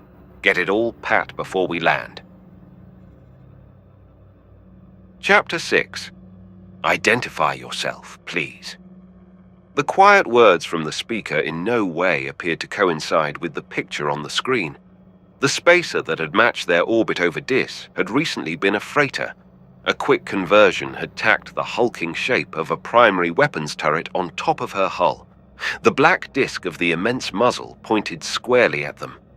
Ishel switched open the ship-to-ship communication channel. This is Ahiel, retinal pattern 490BJ467, which is also the code that is supposed to get me through your blockade. Do you want to check that pattern? There will be no need, thank you. If you will turn on your recorder, I have a message relayed to you from Prime 4. Recording and out, Ishel said. Damn, trouble already, and 4 days to blow up. Prime 4 is our headquarters on Dis. This ship carries a cover cargo so we can land at the spaceport. This is probably a change of plan, and I don't like the smell of it. There was something behind Ichel's grumbling this time, and without conscious effort, Brion could sense the chilling touch of the other man's angst. Trouble was waiting for them on the planet below. When the message was typed by the decoder, Ishel hovered over it, reading each word as it appeared on the paper. When it was finished, he only snorted and went below to the galley. Brion pulled the message out of the machine and read it. Each gel, Ike gel, hey gel, spaceport landing, danger night landing, preferable coordinates. Map 46J92. MN 75. Remote, your ship, Vion, will meet end. Dropping into the darkness was safe enough. It was done on instruments, and the Dizons were thought to have no detection apparatus. The altimeter dials spun backwards to 0, and a soft vibration was the only indication they had landed. All of the cabin lights were off, except for the fluorescent glow of the instruments. A white speckled grey filled the infrared screen, radiation from the still warm sand and stone. There were no moving blips on it, not the characteristic shape of a shielded atomic generator. "We're here first," Eyel said, opaquing the ports and turning on the cabin lights. They blinked at each other, faces damp with perspiration. "Must you have the ship this hot?" Leah asked, patting her forehead with an already sodden kerchief. Stripped of her heavier clothing, she looked even tinier to Brion. But the thin cloth tunic, reaching barely halfway to her knees, concealed very little. Small she may have appeared to him, unfeminine she was not. Her breasts were full and high, her waist tiny enough to offset the outward curve of her hips. "Shall I turn around so you can stare at the back too?" she asked Brion. 5 days' experience had taught him that this type of remark was best ignored. It only became worse if he tried to make an intelligent answer. "This is hotter than this cabin," he said, changing the subject. "By raising the interior temperature, we can at least prevent any sudden shock when we go out." "I know the theory, but it doesn't stop me from sweating," she said curtly. "Best thing you can do is sweat," Eyel said. He looked like a glistening captive balloon in shorts. Finishing a bottle of beer, he took another from the freezer. "Have a beer." "No, thank you. I'm afraid it would dissolve the last shreds of tissue, and my kidneys would float completely away. On Earth, we never—" "Get Professor Maurie's luggage for her," Eyel interrupted. "Vion's coming. There's his signal. I'm sending this ship up before any of the locals spot it." When he cracked the outer port, the puff of air struck them like the exhaust from a furnace, dry and hot as a tongue of flame. Brion heard Leah's gasp in the darkness. She stumbled down the ramp, and he followed her slowly, careful of the weight of packs and equipment he carried. The sand, still hot from the day, burned through his boots. Eyel came last, the remote control unit in his hand. As soon as they were clear, he activated it, and the ramp slipped back like a giant tongue. As soon as the lock had swung shut, the ship lifted and drifted upwards silently towards its orbit, a shrinking darkness against the stars. There was just enough starlight to see the sandy wastes around them, as wave-filled as a petrified sea. The dark shape of a sandcar drew up over a dune and hummed to a stop.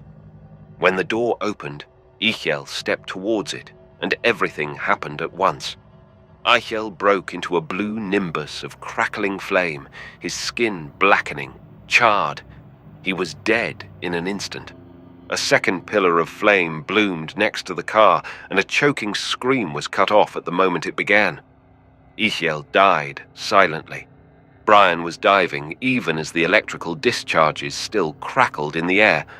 The boxes and packs dropped from him, and he slammed against Leah, knocking her to the ground.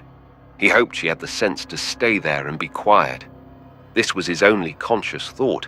The rest was reflex. He was rolling over and over as fast as he could. The spitting electrical flames flared again, playing over the bundles of luggage he had dropped. This time Brion was expecting it, pressed flat on the ground a short distance away. He was facing the darkness away from the sandcar and saw the brief blue glow of the iron rifle discharge. His own gun was in his hand. When Eyel had given him the missile weapon, he had asked no questions, but had just strapped it on. There had been no thought that he would need it this quickly. Holding it firmly before him in both hands, he let his body aim at the spot where the glow had been. A whiplash of explosive slugs ripped the night air. They found their target, and something thrashed voicelessly and died. In the brief instant after he fired, a jarring weight landed on his back, and a line of fire circled his throat.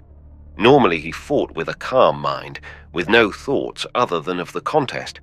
But Eyel, a friend, a man of Anvar, had died a few seconds before, and Brion found himself welcoming this physical violence and pain.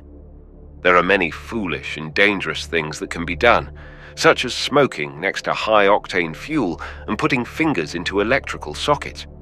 Just as dangerous and equally deadly is physically attacking a winner of the 20s. 2 men hit Brion together, though this made very little difference. The first died suddenly as hands like steel claws found his neck, and in a single spasmodic contraction did such damage to the large blood vessels there that they burst, and tiny hemorrhages filled his brain. The second man had time for a single scream, though he died just as swiftly when those hands closed on his larynx. Running in a crouch, partially on his knuckles, Brion swiftly made a circle of the area, gun ready. There were no others. Only when he touched the softness of Leah's body did the blood anger seep from him. He was suddenly aware of the pain and fatigue, the sweat soaking his body, and the breath rasping in his throat. Holstering the gun, he ran light fingers over her skull, finding a bruised spot on one temple. Her chest was rising and falling regularly. She had struck her head when he pushed her. It had undoubtedly saved her life. Sitting down suddenly, he let his body relax, breathing deeply. Everything was a little better now, except for the pain at his throat. His fingers found a thin strand on the side of his neck with a knobby weight on the end.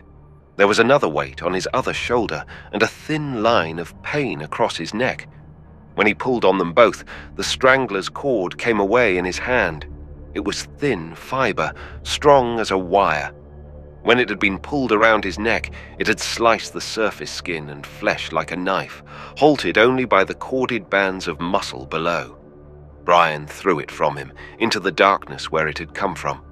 He could think again, and he carefully kept his thoughts from the men he had killed. Knowing it was useless, he went to Ichel's body. A single touch of the scorched flesh was enough. Behind him, Leah moaned with returning consciousness, and he hurried on to the sandcar, stepping over the charred body outside the door. The driver slumped, dead, killed perhaps by the same strangling cord that had sunk into Brion's throat. He laid the man gently on the sand and closed the lids over the staring horror of the eyes. There was a canteen in the car, and he brought it back to Leah. "My head. I've hurt my head," she said groggily. "Just a bruise," he reassured her. "Drink some of this water, and you'll soon feel better. Lie back. Everything's over for the moment, and you can rest." "Ichel's dead," Leah said with sudden shocked memory. "They've killed him. What's happened?" She tensed, tried to rise, and he pressed her back gently. "I'll tell you everything. Just don't try to get up yet. There was an ambush, and they killed Vion and the driver of the sandcar, as well as Ichel. 3 men did it, and they're all dead now, too. I don't think there are any more around, but if there are, I'll hear them coming. We're just going to wait a few minutes until you feel better, then we're getting out of here in the car. Bring the ship down." There was a thin note of hysteria in her voice. "We can't stay here alone. We don't know where to go or what to do. With Ichel dead, the whole thing's spoiled. We have to get out." There are some things that can't sound gentle, no matter how gently they are said. This was one of them. "I'm sorry, Leah, but the ship is out of our reach right now. Ichel was killed with an ion gun, and it fused the control unit into a solid lump. We must take the car and get to the city. We'll do it now. See if you can stand up. I'll help you." She rose, not saying anything, and as they walked towards the car, a single reddish moon cleared the hills behind them. In its light, Brion saw a dark line bisecting the rear panel of the sandcar. He stopped abruptly. "What's the matter?" Leah asked. The unlocked engine cover could have only one significance, and he pushed it open, knowing in advance what he would see. The attackers had been very thorough and fast. In the short time available to them, they had killed the driver and the car as well. Ruddy light shone on torn wires, ripped out connections. Repair would be impossible. "I think we'll have to walk," he told her, trying to keep the gloom out of his voice. "This spot is roughly 150 kilometers from the city of Hovedstad, where we have to go. We should be able to—" "We're going to die. We can't walk anywhere." This whole planet is a death trap. Let's get back in the ship." The shrillness of hysteria was at the edge of her voice, as well as a subtle slurring of sounds. Brion didn't try to reason with her or bother to explain. She had a concussion from the blow, that much was obvious. He had her sit and rest while he made what preparations he could for the long walk. Clothing first. With each passing minute, the desert air was growing colder as the day's heat ebbed away. Leah was beginning to shiver, and he took some heavier clothing from her charred bag and made her pull it on over her light tunic. There was little else that was worth carrying. The canteen from the car and a first aid kit he found in one of the compartments. There were no maps and no radio. Navigation was obviously done by compass on this almost featureless desert. The car was equipped with an electrically operated gyro compass, of no use to him now. But he did use it to check the direction of Hovedstad, as he remembered it from the map, and found it lined up perfectly with the tracks the car had cut into the sand. It had come directly from the city. They could find their way by backtracking. Time was slipping away. He would have liked to bury Ichiel and the men from the car, but the night hours were too valuable to be wasted. The best he could do was put the 3 corpses in the car for protection from the Dissen animals. He locked the door and threw the key as far as he could into the blackness. Leah had slipped into a restless sleep, and he carefully shook her awake. "Come," Brion said. "We have a little walking to do." Chapter 7. With the cool air and firmly packed sand underfoot, walking should have been easy. Leah spoiled that. The concussion seemed to have temporarily cut off the reasoning part of her brain, leaving a direct connection to her vocal cords. As she stumbled along, only half conscious, she mumbled all of her darkest fears that were better left unvoiced. Occasionally, there was relevancy in her complaints. They would lose their way, never find the city, die of thirst, freezing, heat, or hunger. Interspersed and entwined with these were fears from her past that still floated, submerged in the timeless ocean of her subconscious. Some Brion could understand, though he tried not to listen. Fears of losing credits, not getting the highest grade, falling behind, a woman alone in a world of men, leaving school, being lost, trampled among the nameless hordes that struggled for survival in the crowded city-states of Earth. There were other things she was afraid of that made no sense to a man of Anvar. Who were the Alkeans that seemed to trouble her? Or what was Cancery? Daedal and Hadel? Who was Manstan, whose name kept coming up over and over, each time accompanied by a little moan? Brion stopped and picked her up in both arms. With a sigh, she settled against the hard width of his chest and was instantly asleep. Even with the additional weight, he made better time now, and he stretched to his fastest, kilometer-consuming stride to make good use of these best hours. Somewhere on a stretch of gravel and shelving rock, he lost the track of the sand car. He wasted no time looking for it. By carefully watching the glistening stars rise and set, he had made a good estimate of the geographic north. Dis didn't seem to have a pole star. However, a box-like constellation turned slowly around the invisible point of the pole. Keeping this positioned in line with his right shoulder guided him on the westerly course he needed. When his arms began to grow tired, he lowered Leah gently to the ground. She didn't wake. Stretching for an instant before taking up his burden again, Brion was struck by the terrible loneliness of the desert. His breath made a vanishing mist against the stars. All else was darkness and silence. How distant he was from his home, his people, his planet. Even the constellations of the night sky were different. He was used to solitude, but this was a loneliness that touched some deep-buried instinct. A shiver that wasn't from the desert cold touched lightly along his spine, prickling at the hairs on his neck. It was time to go on. He shrugged the disquieting sensations off and carefully tied Leah into the jacket he had been wearing. Slung like a pack on his back, it made the walking easier. The gravel gave way to sliding dunes of sand that seemed to continue to infinity. It was a painful, slipping climb to the top of each one, then an equally difficult descent to the black pooled hollow at the foot of the next. With the first lightening of the sky in the east, he stopped, breath rasping in his chest, to mark his direction before the stars faded. One line scratched in the sand pointed due north, a second pointed out the course they should follow. When they were aligned to his satisfaction, he washed his mouth out with a single swallow of water and sat on the sand next to the still form of the girl. Gold fingers of fire searched across the sky, wiping out the stars. It was magnificent. Brion forgot his fatigue in appreciation. There should be some way of preserving it. A quatrain would be best, short enough to be remembered, yet requiring attention and skill to compact everything into it. He had scored high with his quatrains in the 20s. This would be a special one. Tained, his poetry mentor, would have to get a copy. "What are you mumbling about?" Leah asked, looking up at the craggy blackness of his profile against the reddening sky. "Poem," he said. "Shh, just a minute." It was too much for Leah, coming after the tension and dangers of the night. She began to laugh, laughing even harder when he scowled at her. Only when she heard the tinge of growing hysteria did she make an attempt to break off the laughter. The sun cleared the horizon, washing a sudden warmth over them. Leah gasped. "Your throat's been cut. You're bleeding to death." "Not really," he said, touching his fingertips lightly against the blood-clotted wound that circled his neck. "Just superficial?" Depression sat on him as he suddenly remembered the battle and death of the previous night.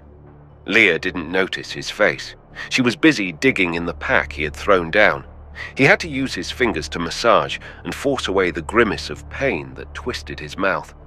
Memory was more painful than the wound. How easily he had killed. 3 men. How close to the surface of the civilized man the animal dwelled. In countless matches he had used those holds, always drawing back from the exertion of the full killing power. They were part of a game, part of the 20s. Yet when his friend had been killed, he had become a killer himself. He believed in non-violence and the sanctity of life, until the first test, when he had killed without hesitation. More ironic was the fact he really felt no guilt, even now. Shock at the change, yes, but no more than that. "Lift your chin," Leah said, brandishing the antiseptic applicator she had found in the medicine kit. He lifted his chin obligingly, and the liquid drew a cool, burning line across his neck. Antibio pills would do a lot more good, since the wound was completely clotted by now, but he didn't speak his thoughts aloud. For the moment, Leah had forgotten herself in taking care of him. He put some of the antiseptic on her scalp bruise, and she squeaked, pulling back. They both swallowed the pills. "That sun is hot already," Leah said, peeling off her heavy clothing. "Let's find a nice cool cave or an air-cooled saloon to crawl into for the day." "I don't think there are any here. Just sand. We have to walk." "I know we have to walk," she interrupted. "There's no need for a lecture about it. You're as seriously cubical as the Bank of Terror. Relax. Count 10 and start again." Leah was making empty talk while she listened to the memory of hysteria tittering at the fringes of her brain. "No time for that. We have to keep going." Brion climbed slowly to his feet after stowing everything in the pack. When he sighted along his marker at the western horizon, he saw nothing to mark their course, only the marching dunes. He helped Leah to her feet and began walking slowly towards them. "Just hold on a second," Leah called after him. "Where do you think you're going?" "In that direction," he said, pointing. "I hoped there would be some landmarks, but there aren't. We'll have to keep on by dead reckoning. The sun will keep us pretty well on course. If we aren't there by night, the stars will be a better guide." All this on an empty stomach. How about breakfast? I'm hungry and thirsty. No food. He shook the canteen that gurgled emptily. It had been only partly filled when he found it. "The water's low and we'll need it later." "I need it now," she said shortly. "My mouth tastes like an unemptied ashtray and I'm dry as paper." "Just a single swallow," he said, after the briefest hesitation. "This is all we have."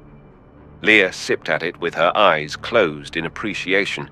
Then he sealed the top and returned it to the pack without taking any himself.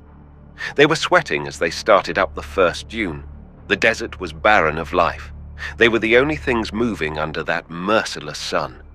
Their shadows pointed the way ahead of them, and as the shadows shortened, the heat rose. It had an intensity Leah had never experienced before, a physical weight that pushed at her with a searing hand.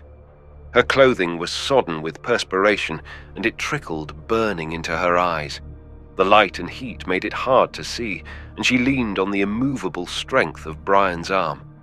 He walked on steadily, apparently ignoring the heat and discomfort. "I wonder if those things are edible, or store water."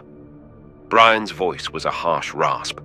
Leah blinked and squinted at the leathery shape on the summit of the dune. Plant or animal, it was hard to tell. It was the size of a man's head, wrinkled and grey as dried-out leather, knobbed with thick spikes. Brion pushed it up with his toe, and they had a brief glimpse of a white roundness, like a shiny taproot, going down into the dune. Then the thing contracted, pulling itself lower into the sand. At the same instant, something thin and sharp lashed out through a fold in the skin, striking at Brion's boot and withdrawing.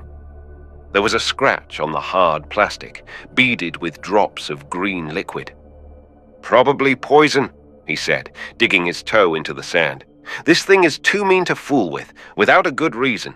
Let's keep going." It was before noon when Leah fell down. She really wanted to go on, but her body wouldn't obey. The thin soles of her shoes were no protection against the burning sand, and her feet were lumps of raw pain. Heat, hammered down, poured up from the sand and swirled her in an oven of pain. The air she gasped in was molten metal that dried and cracked her mouth.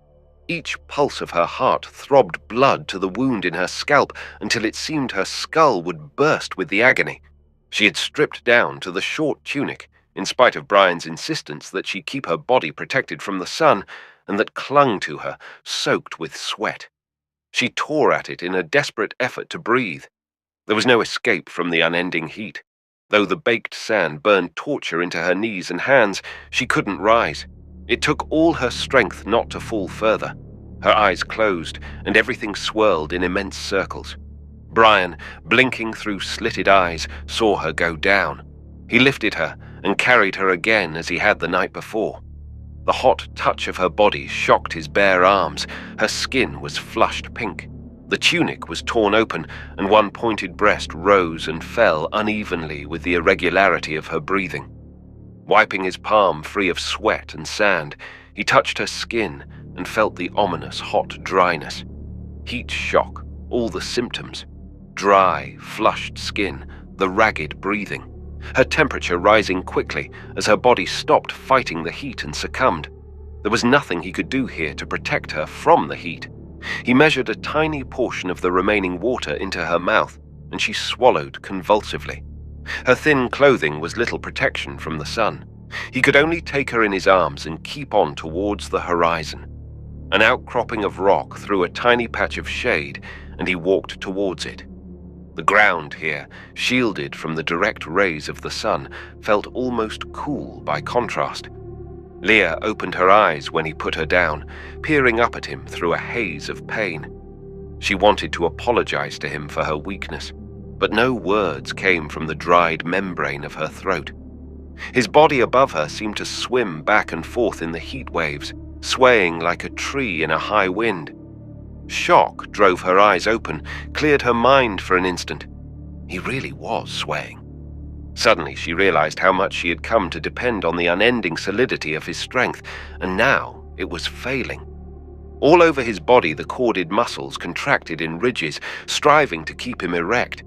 She saw his mouth pulled open by the taut cords of his neck, and the gaping, silent scream was more terrible than any sound.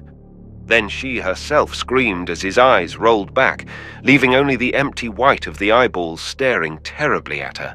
He went over, back, down, like a felled tree, thudding heavily on the sand. Unconscious or dead, she couldn't tell. She pulled limply at his leg, but couldn't drag his immense weight into the shade. Brion lay on his back in the sun, sweating. Leah saw this and knew that he was still alive. Yet what was happening? She groped for memory in the red haze of her mind, but could remember nothing from her medical studies that would explain this. On every square inch of his body, the sweat glands seethed with sudden activity. From every pore oozed great globules of oily liquid, far thicker than normal perspiration. Brion's arms rippled with motion, and Leah gaped, horrified, as the hairs there writhed and stirred as though endowed with separate life. His chest rose and fell rapidly, deep, gasping breaths racking his body. Leah could only stare through the dim redness of unreality and wonder if she was going mad before she died. A coughing fit broke the rhythm of his rasping breath, and when it was over, his breathing was easier. The perspiration still covered his body, the individual beads touching and forming tiny streams that trickled down his body and vanished in the sand. He stirred and rolled onto his side, facing her. His eyes were open and normal now as he smiled. "Didn't mean to frighten you. It caught me suddenly coming at the wrong season and everything. It was a bit of a jar to my system. I'll get you some water now. There's still a bit left." "What happened? When you looked like that, when you fell—" "Take 2 swallows, no more," he said, holding the open canteen to her mouth. "Just summer change, that's all. It happens to us every year on Anvar, only not that violently, of course. In the winter, our bodies store a layer of fat under the skin for insulation, and sweating almost ceases completely. There are a lot of internal changes too. When the weather warms up, the process is reversed. The fat is metabolized, and the sweat glands enlarge and begin working overtime as the body prepares for 2 months of hard work, heat, and little sleep. I guess the heat here triggered off the summer change early." "You mean you've adapted to this terrible planet?" "Just about. Though it does feel a little warm. I'll need a lot more water soon, so we can't remain here. Do you think you can stand the sun if I carry you?" "No, but I won't feel any better staying here." She was light-headed, scarcely aware of what she said. "Keep going, I guess. Keep going."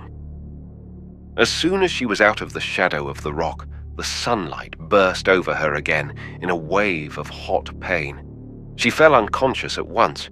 Brion picked her up and staggered forward. After a few yards, he began to feel the pull of the sand. He knew he was reaching the end of his strength. He went more slowly, and each dune seemed a bit higher than the one before. Giant, sand-scoured rocks pushed through the dunes here, and he had to stumble around them. At the base of the largest of these monoliths was a straggling clump of knotted vegetation. He passed it by, then stopped as something tried to penetrate his heat-crazed mind. What was it? A difference. Something about these plants that he hadn't noticed in any of the others he had passed during the day. It was almost like defeat to turn and push his clumsy feet backwards in his own footprints, to stand blinking helplessly at the plants. Yet they were important. Some of them had been cut off close to the sand, not broken by any natural cause, but cut sharply and squarely by a knife or blade of some sort. The cut plants were long dried and dead, but a tiny hope flared up in him. This was the first sign that other people were actually alive on this heat-blasted planet, and whatever the plants had been cut for, they might be of aid to him. Food, perhaps drink. His hands trembled at the thought as he dropped Leah heavily into the shade of the rock. She didn't stir. His knife was sharp, but most of the strength was gone from his hands. Breath rasping in his dried throat, he sawed at the tough stem, finally cutting it through. Raising up the shrub, he saw a thick liquid dripping from the severed end. He braced his hand against his leg so it wouldn't shake and spill until his cupped palm was full of sap. It was wet, even a little cool as it evaporated. Surely it was mostly life-giving water. He had a moment's misgiving as he raised it to his lips, and instead of drinking it, merely touched it with the tip of his tongue. At first, nothing, then a searing pain. It stabbed deep into his throat and choked him. His stomach heaved and he vomited bitter bile. On his knees, fighting the waves of pain, he lost body fluid he vitally needed.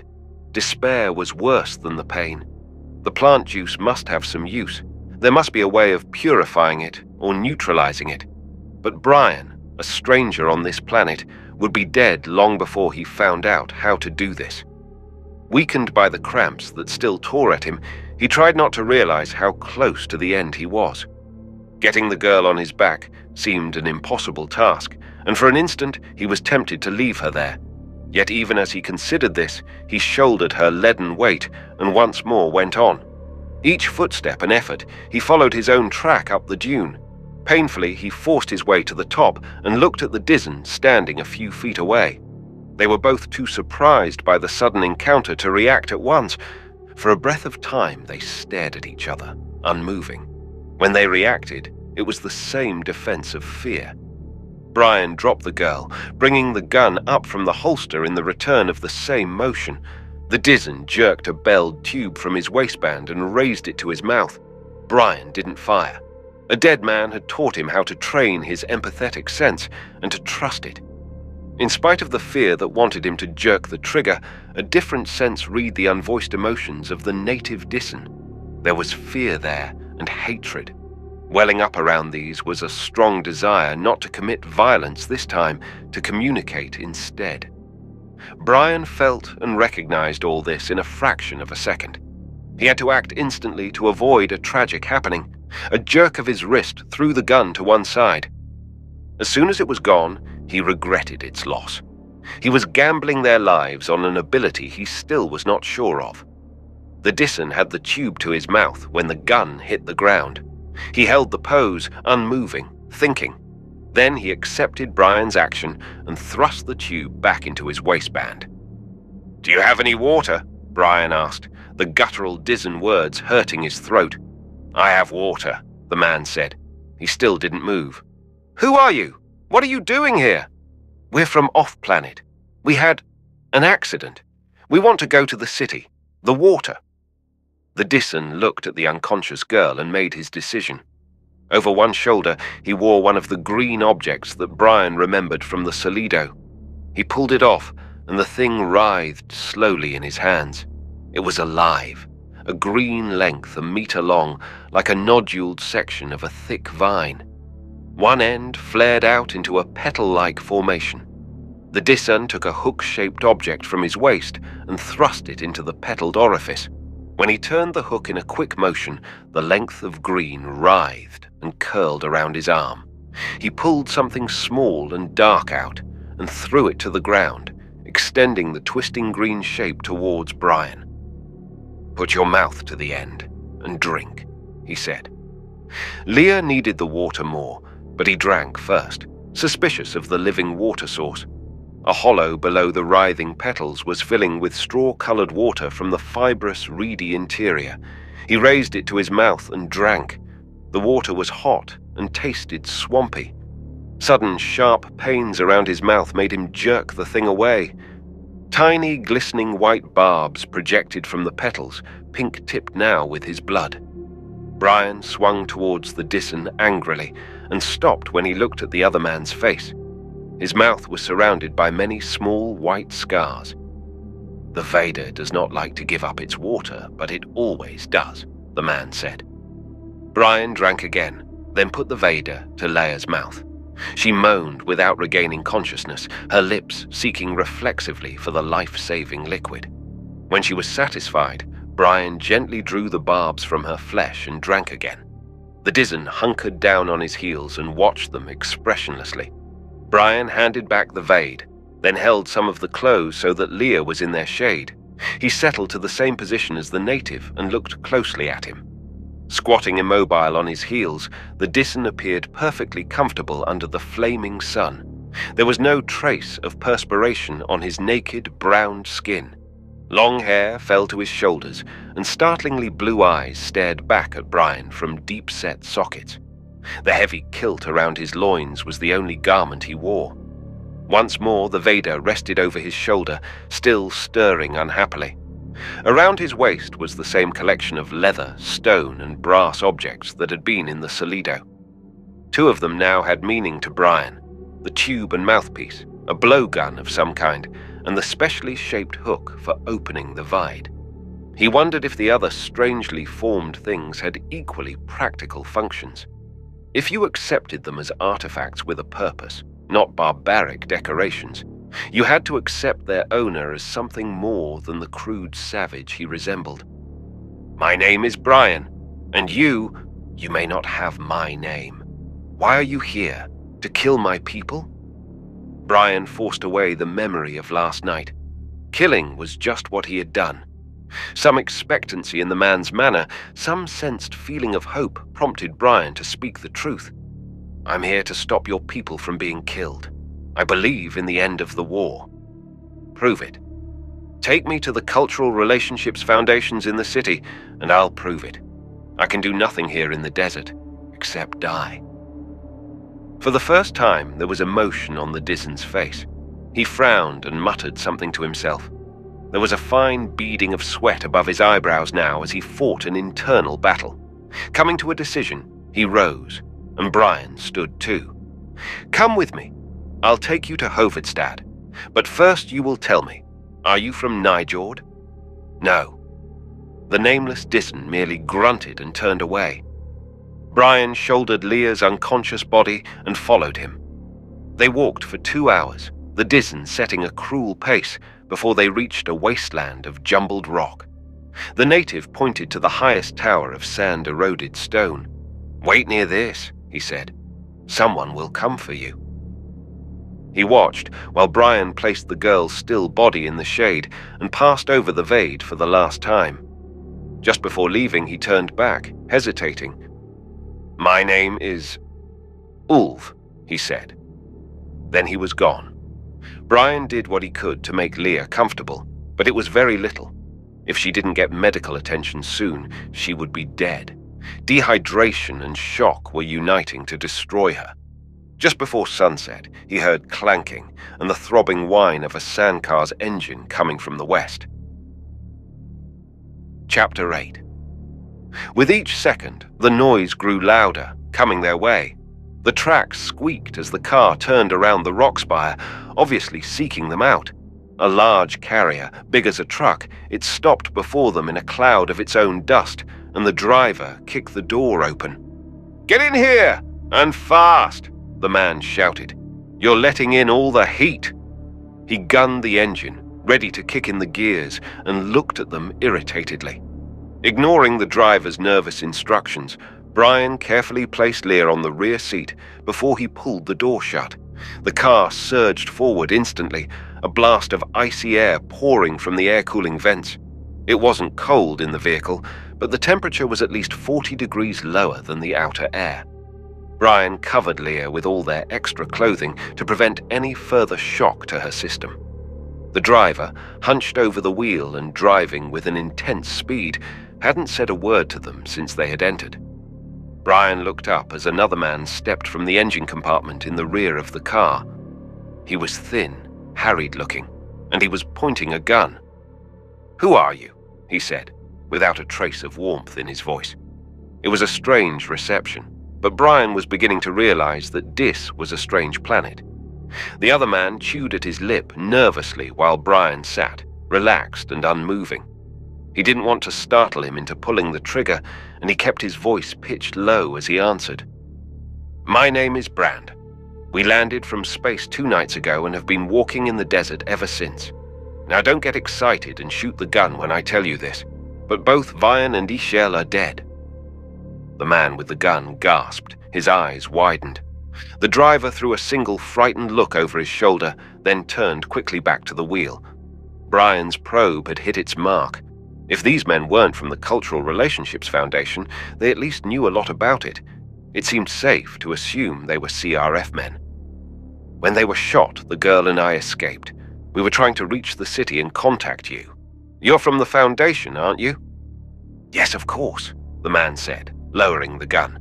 He stared glassy-eyed into space for a moment, nervously working his teeth against his lip. Startled at his own inattention, he raised the gun again. "If you're Brandd, there's something I want to know."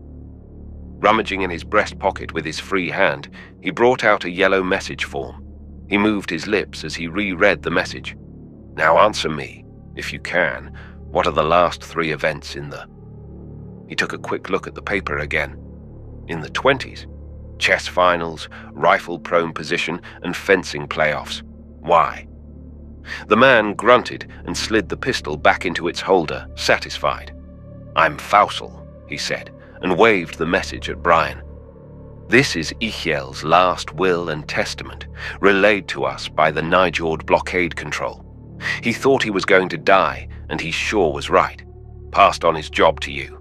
You're in charge. I was Merv's second in command until he was poisoned. I was supposed to work for Ichel, and now I guess I'm yours. At least until tomorrow, when we'll have everything packed and get off this hell planet. What do you mean tomorrow? Brion asked. It's 3 days to deadline, and we still have a job to do. Faussel had dropped heavily into one of the seats, and he sprang to his feet again, clutching the seat back to keep his balance in the swaying car. 3 days? 3 weeks? 3 minutes? What difference does it make? His voice rose shrilly with each word, and he had to make a definite effort to master himself before he could go on. Look, you don't know anything about this. You just arrived, and that's your bad luck. My bad luck is being assigned to this death trap and watching the depraved and filthy things the natives do, and trying to be polite to them even when they're killing my friends and those Nijord bombers up there with their hands on the triggers. One of those bombardiers is going to start thinking about home and about the cobalt bombs down here, and he's going to press that button. Deadline or no deadline. Sit down, Faussel. Sit down and take a rest. There was sympathy in Brion's voice, but also the firmness of an order. Faussel swayed for a second longer, then collapsed. He sat with his cheek against the window, eyes closed. A pulse throbbed visibly in his temple, and his lips worked. He had been under too much tension for too long a time. This was the atmosphere that hung heavily in the air at the CRF building when they arrived. Despair and defeat. The doctor was the only one who didn't share this mood as he bustled Lear off to the clinic with prompt efficiency. He obviously had enough patience to keep his mind occupied. With the others, the feeling of depression was unmistakable. From the instant they had driven through the automatic garage door, Brion had swum in this miasma of defeat. It was omnipresent and hard to ignore. As soon as he had eaten, he went with Faussel into what was to have been Ichel's office. Through the transparent walls, he could see the staff packing the records, crating them for shipment. Faussel seemed less nervous now that he was no longer in command. Brion rejected any idea he had of letting the man know that he himself was only a novice in the Foundation. He was going to need all the authority he could muster, since they would undoubtedly hate him for what he was going to do. Better take notes of this, Faussel, and have it typed. I'll sign it. The printed word always carried more weight. All preparations for leaving are to be stopped at once. Records are to be returned to the files. We are going to stay here just as long as we have clearance from the Nijorders. If this operation is unsuccessful, we will all leave together when the time expires. We will take whatever personal baggage we can carry by hand. Everything else stays here. Perhaps you don't realize we are here to save a planet, not file cabinets full of papers. Out of the corner of his eye, he saw Faussel flush with anger. As soon as that is typed, bring it back. And all the reports as to what has been accomplished on this project. That will be all for now. Faussel stamped out, and a minute later, Brion saw the shocked, angry looks from the workers in the outer office. Turning his back to them, he opened the drawers in the desk, one after another. The top drawer was empty, except for a sealed envelope. It was addressed to Winner Ichel. Brion looked at it thoughtfully, then ripped it open. The letter inside was handwritten. Ichel, I've had the official word that you are on the way to relieve me, and I am forced to admit I feel only an intense satisfaction. You've had the experience on these outlaw planets and can get along with the odd types. I have been specializing in research for the last 20 years, and the only reason I was appointed planetary supervisor on Nijord was because of the observation and application facilities. I'm the research type, not the office type. No one has ever denied that. You're going to have trouble with the staff, so you had better realize that they are all compulsory volunteers. Half are clerical people from my staff. The others a mixed bag of whoever was close enough to be pulled in on this crash assignment. It developed so fast we never saw it coming, and I'm afraid we've done little or nothing to stop it. We can't get access to the natives here, not in the slightest. It's frightening. They don't fit. I've done Poisson distributions on a dozen different factors, and none of them can be equated. The Pareto extrapolations don't work. Our field men can't even talk to the natives, and 2 have been killed trying. The ruling class is unapproachable, and the rest just keep their mouths shut and walk away. I'm going to take a chance and try to talk to Ligmagter. Perhaps I can make him see sense. I doubt if it will work, and there is a chance he will try violence with me. The nobility here are very prone to violence. If I get back all right, you won't see this note. Otherwise, goodbye, Ichiel. Try to do a better job than I did. Aston, Merv. P.S. There is a problem with the staff. They are supposed to be saviors, but without exception, they all loathe the Dissons. I'm afraid I do too. Brion ticked off the relevant points in the letter. He had to find some way of discovering what Pareto extrapolations were, without uncovering his own lack of knowledge. The staff would vanish in 5 minutes if they knew how new he was at the job. Poisson distribution made more sense. It was used in physics as the unchanging probability of an event that would be true at all times, such as the numbers of particles that would be given off by a lump of radioactive matter during a short period. From the way Merv used it in his letter, it looked as if the Societics people had found measurable applications in societies and groups, at least on other planets. None of the rules seemed to be working on Dis. Ichiel had admitted that, and Merv's death had proven it. Brion wondered who this Ligmagter was who appeared to have killed Merv. A forged cough broke through Brion's concentration, and he realized that Faussel had been standing in front of his desk for some minutes. Brion looked up and mopped perspiration from his face. "Your air conditioner seems to be out of order," Faussel said. "Should I have the mechanic look at it?" "There's nothing wrong with the machine. I'm just adapting to Dis's climate. What else do you want, Faussel?" The assistant had a doubting look that he didn't succeed in hiding. He also had trouble believing the literal truth. He placed the small stack of file folders on the desk. "These are the reports to date. Everything we have uncovered about the Dissons. It's not very much, but considering the anti-social attitudes on this lousy world, it is the best we could do." A sudden thought hit him, and his eyes narrowed slyly. "It can't be helped, but some of the staff have been wondering out loud about that native that contacted us. How did you get him to help you? We've never gotten to first base with these people, and as soon as you land, you have one working for you. You can't stop people from thinking about it, you being a newcomer and a stranger. After all, it looks a little odd." He broke off in mid-sentence as Brion looked at him in cold fury. "I can't stop people from thinking about it, but I can stop them from talking. Our job is to contact the Dissons and stop this suicidal war. I have done more in one day than you all have done since you arrived. I have accomplished this because I am better at my work than the rest of you. That is all the information any of you are going to receive. You are dismissed." White with anger, Faussel turned on his heel and stamped out, to spread the word about what a slave driver the new director was. They would then all hate him passionately, which was just the way he wanted it. He couldn't risk exposure as the tyro he was, and perhaps a new emotion, other than disgust and defeat, might jar them into a little action. They certainly couldn't do any worse than they had been doing. It was a tremendous amount of responsibility. For the first time since setting foot on this barbaric planet, Brion had time to stop and think. He was taking an awful lot upon himself. He knew nothing about this world, nor about the powers involved in the conflict. Here he sat, pretending to be in charge of an organization he had first heard about only a few weeks earlier. It was a frightening situation. Should he slide out from under? There was just one possible answer, and that was no. Until he found someone else who could do better, he seemed to be the one best suited for the job.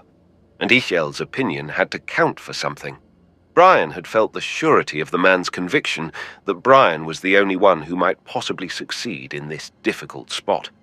Let it go at that. If he had any qualms, it would be best to put them behind him. Aside from everything else, there was a primary bit of loyalty involved. Ichel had been an Anvarian and a winner.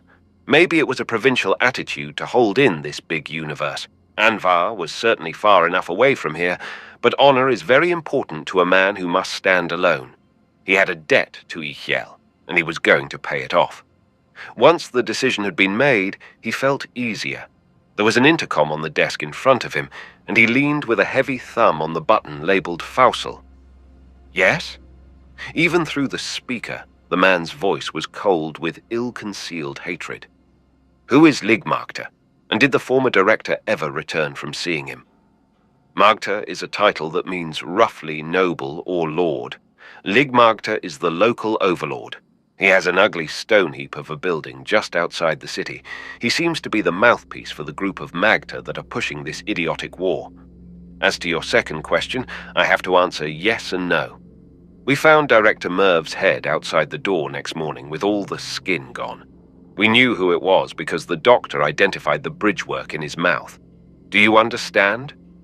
All pretense of control had vanished, and Fausel almost shrieked the last words. They were all close to cracking up, if he was any example. Brion broke in quickly. That will be all, Fausel. Just get word to the doctor that I would like to see him as soon as I can. He broke the connection and opened the first of the folders. By the time the doctor called, he had skimmed the reports and was reading the relevant ones in greater detail.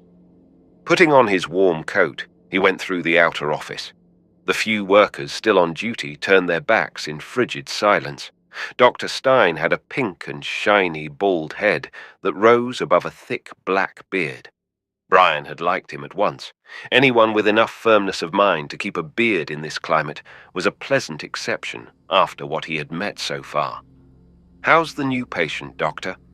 Stina combed his beard with stubby fingers before answering. Diagnosis, heat syncope, prognosis, complete recovery, condition fair, considering the dehydration and extensive sunburn. I've treated the burns and a saline drip is taking care of the other. She just missed going into heat shock. I have her under sedation now. I'd like to have her up and helping me tomorrow morning. Could she do this, with stimulants or drugs? She could, but I don't like it. There might be side factors, perhaps long-standing debilitation. It's a chance. A chance we will have to take. In less than 70 hours, this planet is due for destruction. In attempting to avert that tragedy, I'm expendable, as is everyone else here. Agreed. The doctor grunted deep in his beard and looked Brion's immense frame up and down. Agreed, he said, almost happily. It is a distinct pleasure to see something beside black defeat around here. I'll go along with you. Well, you can help me right now. I checked the personnel roster and discovered that out of the 28 people working here there isn't a physical scientist of any kind other than yourself. A scruffy bunch of button pushers and theoreticians, not worth a damn for field work, the whole bunch of them. The doctor towed the floor switch on a waste receptacle and spat into it with feeling. Then I'm going to depend on you for some straight answers, Brion said. This is an unstandard operation, and the standard techniques just don't begin to make sense. Even Poisson distributions and Pareto extrapolations don't apply here. Steen nodded agreement, and Brion relaxed a bit. He had just relieved himself of his entire knowledge of societics, and it had sounded authentic. The more I look at it, the more I believe that this is a physical problem, something to do with the exotic and massive adjustments the Dizens have made to this hellish environment. Could this tie up in any way with their absolutely suicidal attitude towards the cobalt bombs? Could it? Could it? Dr. Stein paced the floor rapidly on his stocky legs, twining his fingers behind his back. You are bloody well right it could. Someone is thinking at last and not just punching bloody numbers into a machine and sitting and scratching his behind while waiting for the screen to light up with the answers. Do you know how Dizens exist? Brion shook his head. The fools here think it disgusting, but I call it fascinating. They have found ways to join a symbiotic relationship with the life forms on this planet, even a parasitic relationship. You must realize that living organisms will do anything to survive. Castaways at sea will drink their own urine in their need for water. Disgust at this is only the attitude of the overprotected who have never experienced extreme thirst or hunger. Well, here on Dis, you have a planet of castaways. Stein opened the door of the pharmacy. This talk of thirst makes me dry. With economically efficient motions, he poured grain alcohol into a beaker, thinned it with distilled water, and flavored it with some crystals from a bottle. He filled 2 glasses and handed Brion one. It didn't taste bad at all. What do you mean by parasitic, Doctor? Aren't we all parasites of the lower life forms? Meat animals, vegetables and such? No, you miss the point. I speak of parasitic in the exact meaning of the word. You must realize that to a biologist, there is no real difference between parasitism, symbiosis, mutualism, biontergasy, commensalism. Stop, Brion said. Those are just meaningless sounds to me. If that is what makes this planet tick, I'm beginning to see why the rest of the staff has that lost feeling. It is just a matter of degree of the same thing. Look, you have a kind of crustacean living in the lakes here, very much like an ordinary crab. It has large claws in which it holds anemones, tentacled sea animals with no power of motion. The crustacean waves these around to gather food and eats the pieces they capture that are too big for them. This is biontergasy, 2 creatures living and working together, yet each capable of existing alone. Now, this same crustacean has a parasite living under its shell, a degenerated form of a snail that has lost all powers of movement. A true parasite that takes food from its host's body and gives nothing in return. Inside this snail's gut, there is a protozoan that lives off the snail's ingested food. Yet this little organism is not a parasite, as you might think at first, but a symbiote. It takes food from the snail, but at the same time it secretes a chemical that aids the snail's digestion of the food. Do you get the picture? All these life forms exist in a complicated interdependence. Brion frowned in concentration, sipping at the drink. It's making some kind of sense now. Symbiosis, parasitism, and all the rest are just ways of describing variations of the same basic process of living together. And there is probably a grading and shading between some of these that make the exact relationship hard to define. Precisely. Existence is so difficult on this world that the competing forms have almost died out. There are still a few left, preying off the others. It was the cooperating and interdependent life forms that really won out in the race for survival. I say life forms with intent. The creatures here are mostly a mixture of plant and animal, like the lichens you have elsewhere.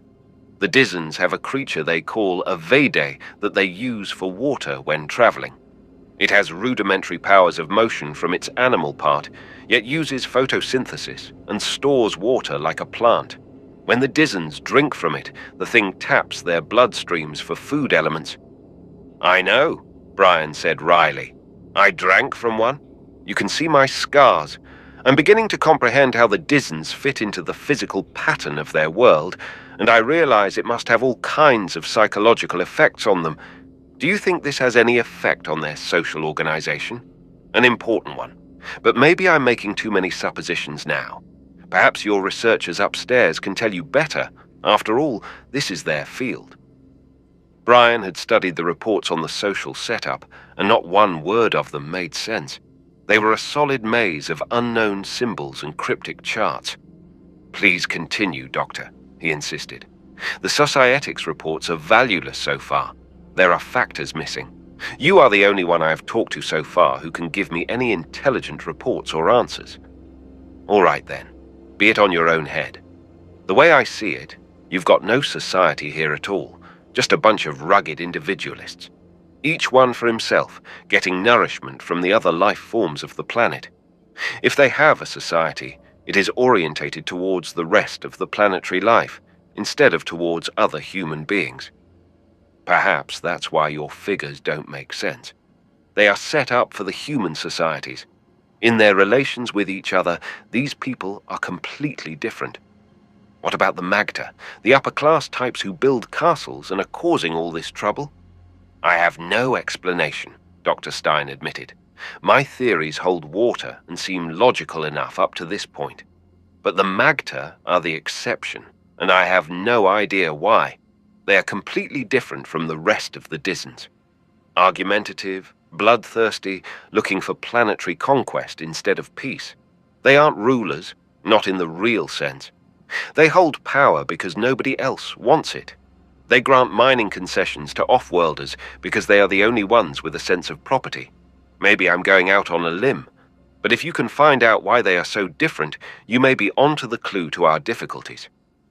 For the first time since his arrival, Brion began to feel a touch of enthusiasm, plus a sense of the remote possibility that there might even be a solution to the deadly problem.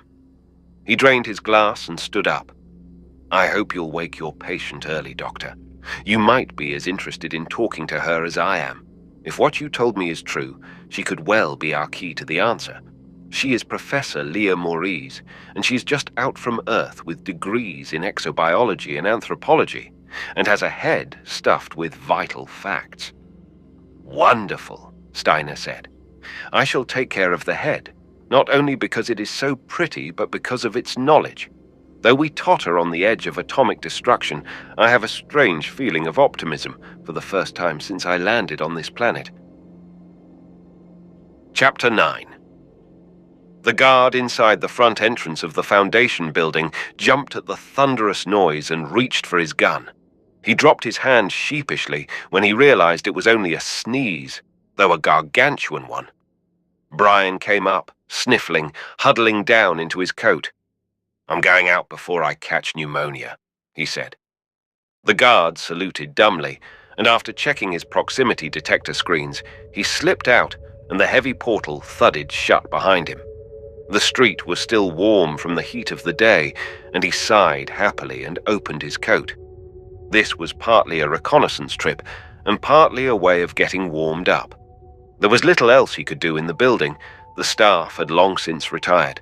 He had slept for a half an hour and had waked refreshed and ready to work. All of the reports he could understand had been read and reread until they were memorized. He could use the time now, while the rest of them were asleep, to get better acquainted with the main city of Dis.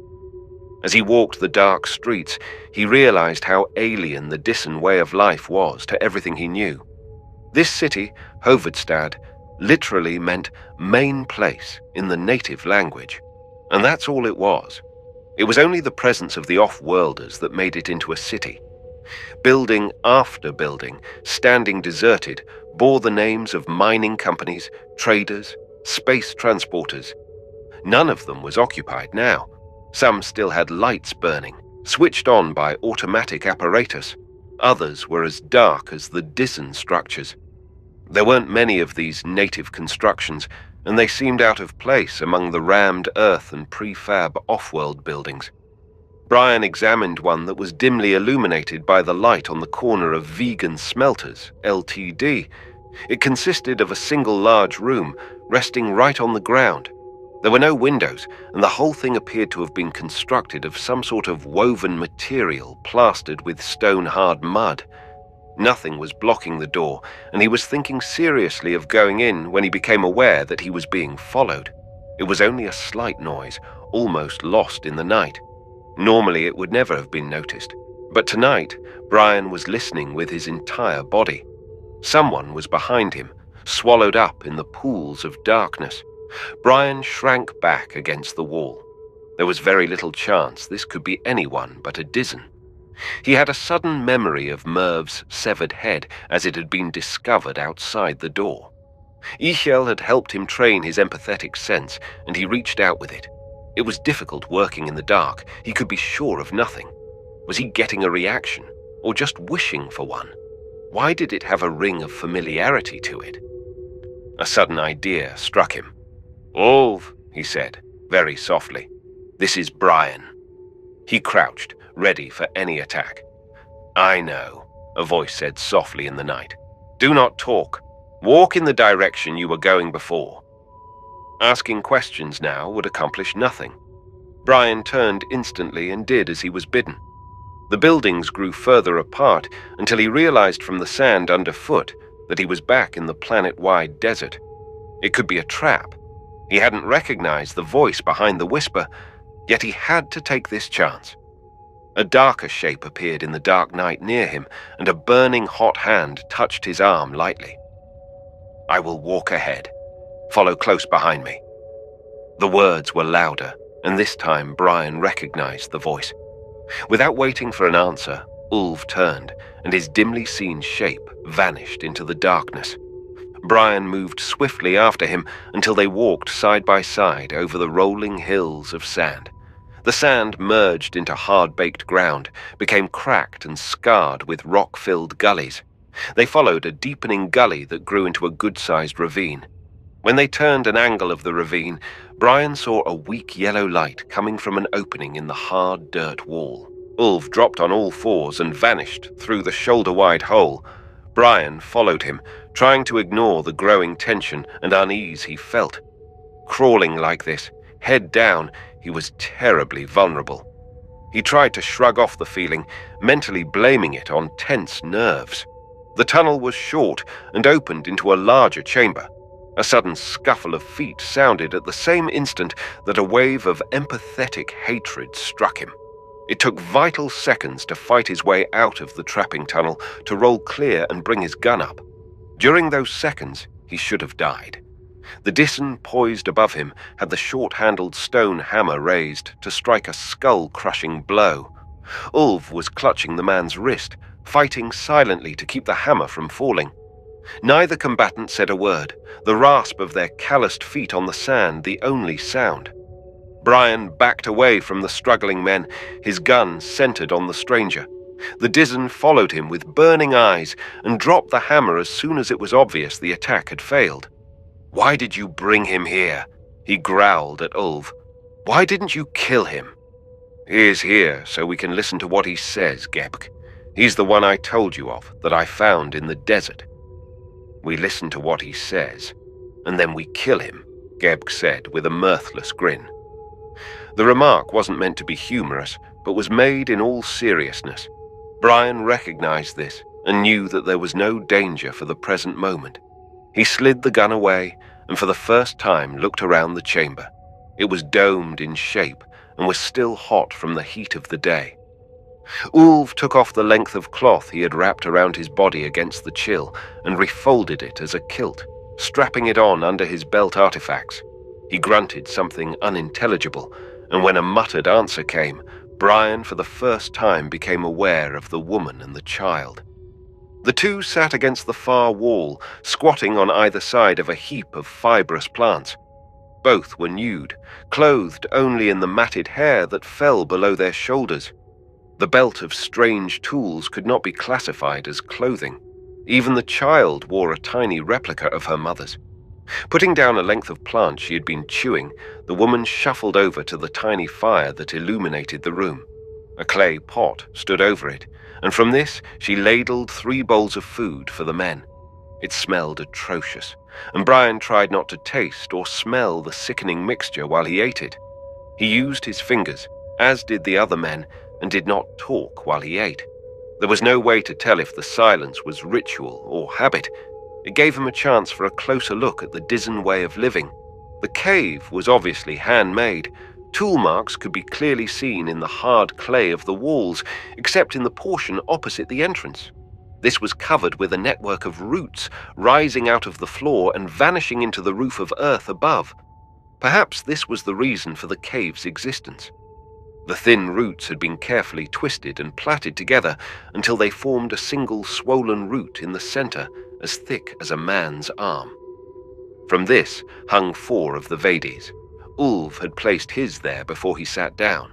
The teeth must have instantly sunk in, for it hung unsupported, another link in the Dissen life cycle. This appeared to be the source of the Veda's water that nourished the people.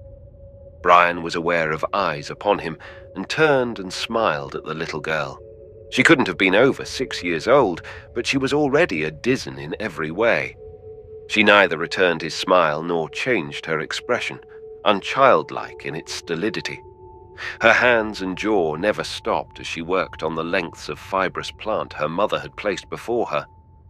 The child split them with a small tool and removed a pod of some kind. This was peeled, partially by scraping with a different tool and partially by working between her teeth. It took long minutes to remove the tough rind. The results seemed scarcely worth it.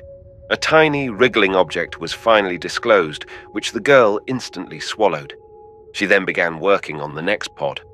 Ulf put down his clay bowl and belched. "I brought you to the city as I told you I would," he said. "Have you done as you said you would?" "What did he promise?" Gebk asked. "That he would stop the war. Have you stopped it?" "I am trying to stop it," Brion said. "But it is not that easy. I'll need some help. It is your life that needs saving, yours and your family's. If you would help me—" "What is the truth?" Ulf broke in savagely. "All I hear is difference, and there is no longer any way to tell truth. For as long as always we have done as the Magter say. We bring them food and they give us the metal, and sometimes water when we need it. As long as we do as they ask, they do not kill us. They live the wrong way, but I've had bronze from them for my tools. They have told us that they are getting a world for us from the Sky People, and that is good. It has always been known that the Sky People are evil in every way, and only good can come from killing them," Gebk said. Brion stared back at the two Dissons and their obvious hatred. "Then why didn't you kill me, Ulf?" he asked. "That first time in the desert, or tonight when you stopped Gebk?" "I could have, but there was something more important. What is the truth? Can we believe as we have always done, or should we listen to this?" He threw a small sheet of plastic to Brion, no bigger than the palm of his hand. A metal button was fastened to one corner of the wafer, and a simple drawing was embedded in the wafer. Brion held it to the light and saw a picture of a man's hand squeezing the button between thumb and forefinger. It was a subminiaturized playback. Mechanical pressure on the case provided enough current to play the recorded message. The plastic sheet vibrated, acting as a loudspeaker. Though the voice was thin and scratchy, the words were clearly audible. It was an appeal for the Dizen people not to listen to the Magter. It explained that the Magter had started a war that could have only one ending, the destruction of Dis. Only if the Magter were thrown down and their weapons discovered could there be any hope. "Are these words true?" Ulf asked. "Yes," Brion said. "They are perhaps true," Gebk said, "but there is nothing that we can do. I was with my brother when these word things fell out of the sky, and he listened to one and took it to the Magter to ask them. They killed him, as he should have known they would do. The Magter kill us if they know we listen to the words. And the words tell us we will die if we listen to the Magter," Ulf shouted, his voice cracking. Not with fear, but with frustration at the attempt to reconcile two opposite points of view. Up until this time, his world had consisted of black and white values, with very few shadings of difference in between. "There are things you can do that will stop the war without hurting yourself or the Magter," Brion said, searching for a way to enlist their aid. "Tell us," Ulf grunted. "There would be no war if the Magter could be contacted, made to listen to reason. They are killing you all. You could tell me how to talk to the Magter, how I could understand them." "No one can talk to the Magter," the woman broke in. "If you say something different, they will kill you as they killed Gebk's brother. So they are easy to understand. That is the way they are. They do not change." She put the length of plant she had been softening for the child back into her mouth. Her lips were deeply grooved and scarred from a lifetime of this work, her teeth at the sides worn almost to the bone. "More is right," Ulf said. "You do not talk to Magter. What else is there to do?" Brion looked at the two men before he spoke and shifted his weight. The motion brought his fingertips just a few inches from his gun. "The Magter have bombs that will destroy Nijord. This is the next planet, a star in your sky. If I can find where the bombs are, I will have them taken away, and there will be no war. You want to aid the devils in the sky against our own people?" Gebk shouted, half rising. Ulf pulled him back to the ground, but there was no more warmth in his voice as he spoke. "You are asking too much. You will leave now." "Will you help me, though? Will you help stop the war?" Brion asked, aware he had gone too far, but unable to stop. Their anger was making them forget the reasons for his being there. "You ask too much," Ulf said again. "Go back now. We will talk about it." "Will I see you again? How can I reach you?" "We will find you if we wish to talk to you," was all Ulf said. If they decided he was lying, he would never see them again. There was nothing he could do about it. "I have made up my mind," Gebk said, rising to his feet and drawing his cloth up until it covered his shoulders. "You are lying, and this is all a lie of the Sky People. If I see you again, I will kill you." He stepped to the tunnel and was gone. There was nothing more to be said. Brion went out next, checking carefully to be sure that Gebk really had left, and Ulf guided him to the spot where the lights of Hovedstad were visible. He did not speak during their return journey, and vanished without a word. Brion shivered in the night chill of the air and wrapped his coat more tightly around himself. Depressed, he walked back towards the warmer streets of the city. It was dawn when he reached the Foundation building. A new guard was at the front entrance. No amount of hammering or threats could convince the man to open until Fausel came down, yawning and blinking with sleep. He was starting some complaint when Brion cut him off curtly and ordered him to finish dressing and report for work at once. Still feeling elated, Brion hurried into his office and cursed the overly efficient character who had turned on his air conditioner to chill the room again. When he turned it off this time, he removed enough vital parts to keep it out of order for the duration. When Fausel came in, he was still yawning behind his fist, obviously a low morning sugar type. "Before you fall on your face, go out and get some coffee," Brion said. "2 cups. I'll have a cup too." "That won't be necessary," Fausel said, drawing himself up stiffly. "I'll call the canteen if you wish some." He said it in the iciest tone he could manage this early in the morning. In his enthusiasm, Brion had forgotten the hate campaign he had directed against himself. "Suit yourself," he said shortly, getting back into the role. "But the next time you yawn, there'll be a negative entry in your service record. If that's clear, you can brief me on this organization's visible relations with the Dizens. How do they take us?" Fausel choked and swallowed a yawn. "I believe they look on the CRF people as some species of simpletons, sir.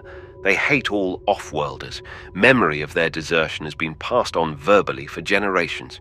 So by their one-to-one logic, we should either hate back or go away. We stay instead, and give them food, water, medicine, and artifacts. Because of this, they let us remain on sufferance. I imagine they consider us do-gooder idiots, and as long as we cause no trouble, they'll let us stay." He was struggling miserably to suppress a yawn, so Brion turned his back and gave him a chance to get it out. "What about the Nijorders? How much do they know of our work?" Brion looked out the window at dusty buildings outlined in purple against the violent colors of the desert sunrise. "Nijord is a cooperating planet and has full knowledge at all executive levels. They are giving us all the aid they can."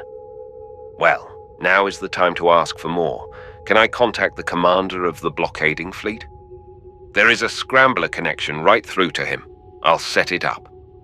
Fausel bent over the desk and punched a number into the phone controls. The screen flowed with the black and white patterns of the scrambler. "That's all, Fausel," Brion said. "I want privacy for this talk. What's the commander's name?" "Professor Kraft. He's a physicist. They have no military men at all, so they called him in for the construction of the bombs and energy weapons. He's still in charge." Fausel yawned extravagantly as he went out the door. The professor commander was very old, with wispy grey hair and a network of wrinkles surrounding his eyes. His image shimmered, then cleared as the scrambler units aligned. "You must be Brion Brandd," he said. "I have to tell you how sorry we all are that your friend Ishel and the 2 others had to die after coming so far to help us. I'm sure you're very happy to have had a friend like that." "Why? Yes, of course. Brion said, reaching for the scattered fragments of his thought processes. It took an effort to remember the first conflict, now that he was worrying about the death of a planet. It's very kind of you to mention it, but I would like to find out a few things from you if I could. Anything at all. We are at your disposal. Before we begin, though, I shall pass on the thanks of our council for your aid in joining us. Even if we are eventually forced to drop the bombs, we shall never forget that your organization did everything possible to avert the disaster. Once again, Brion was caught off balance. For an instant, he wondered if Kraft was being insincere, then recognized the baseness of this thought. The completeness of the man's humanity was obvious, and PG-82 compelling. The thought passed through Brion's mind that now he had an additional reason for wanting the war ended without destruction on either side. He very much wanted to visit Nijord and see these people on their home grounds. Professor Kraft waited, patiently and silently, while Brion pulled his thoughts together and answered, "I still hope that this thing can be stopped in time. That's what I wanted to talk to you about. I want to see Ligmactor, and I thought it would be better if I had a legitimate reason." "Are you in contact with him?" Kraft shook his head. "No, not really in contact. When this trouble started, I sent him a transceiver so we could talk directly. But he has delivered his ultimatum, speaking for the Magda. The only terms he will hear are unconditional surrender. His receiver is on, but he has said that is the only message he will answer." "Not much chance of him ever being told that," Brion said. "There was, at one time. I hope you realize, Brion, that the decision to bomb Dis was not easily arrived at. A great many people, myself included, voted for unconditional surrender. We lost the vote by a very small margin." Brion was getting used to these philosophical body blows, and he rolled with the punches now. "Are there any of your people left on this planet? Or do you have any troops I can call on for help? This is still a remote possibility, but if I do find out where the bombs or the launchers are, a surprise raid would knock them out. We have no people left in Hovedstad now. All the ones who weren't evacuated were killed. But there are commando teams standing by here to make a landing if the weapons are detected. The Dizens must depend on secrecy to protect their armament, since we have both the manpower and the technology to reach any objective.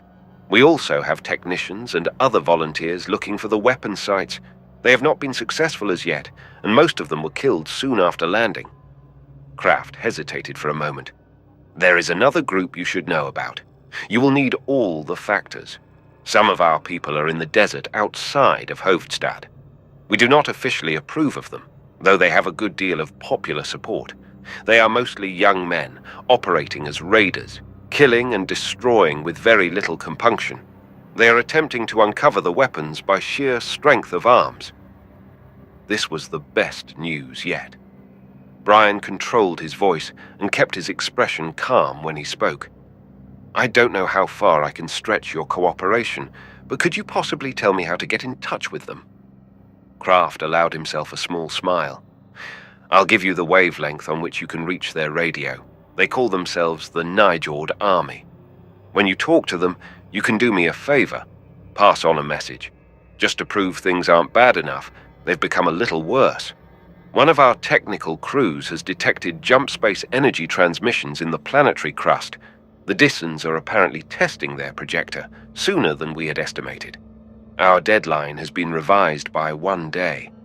I'm afraid there are only 2 days left before you must evacuate." His eyes were large with compassion. "I'm sorry. I know this will make your job that much harder." Brion didn't want to think about the loss of a full day from his already close deadline.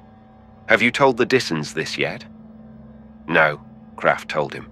"The decision was reached a few minutes before your call. It is going on the radio to Ligmactor now.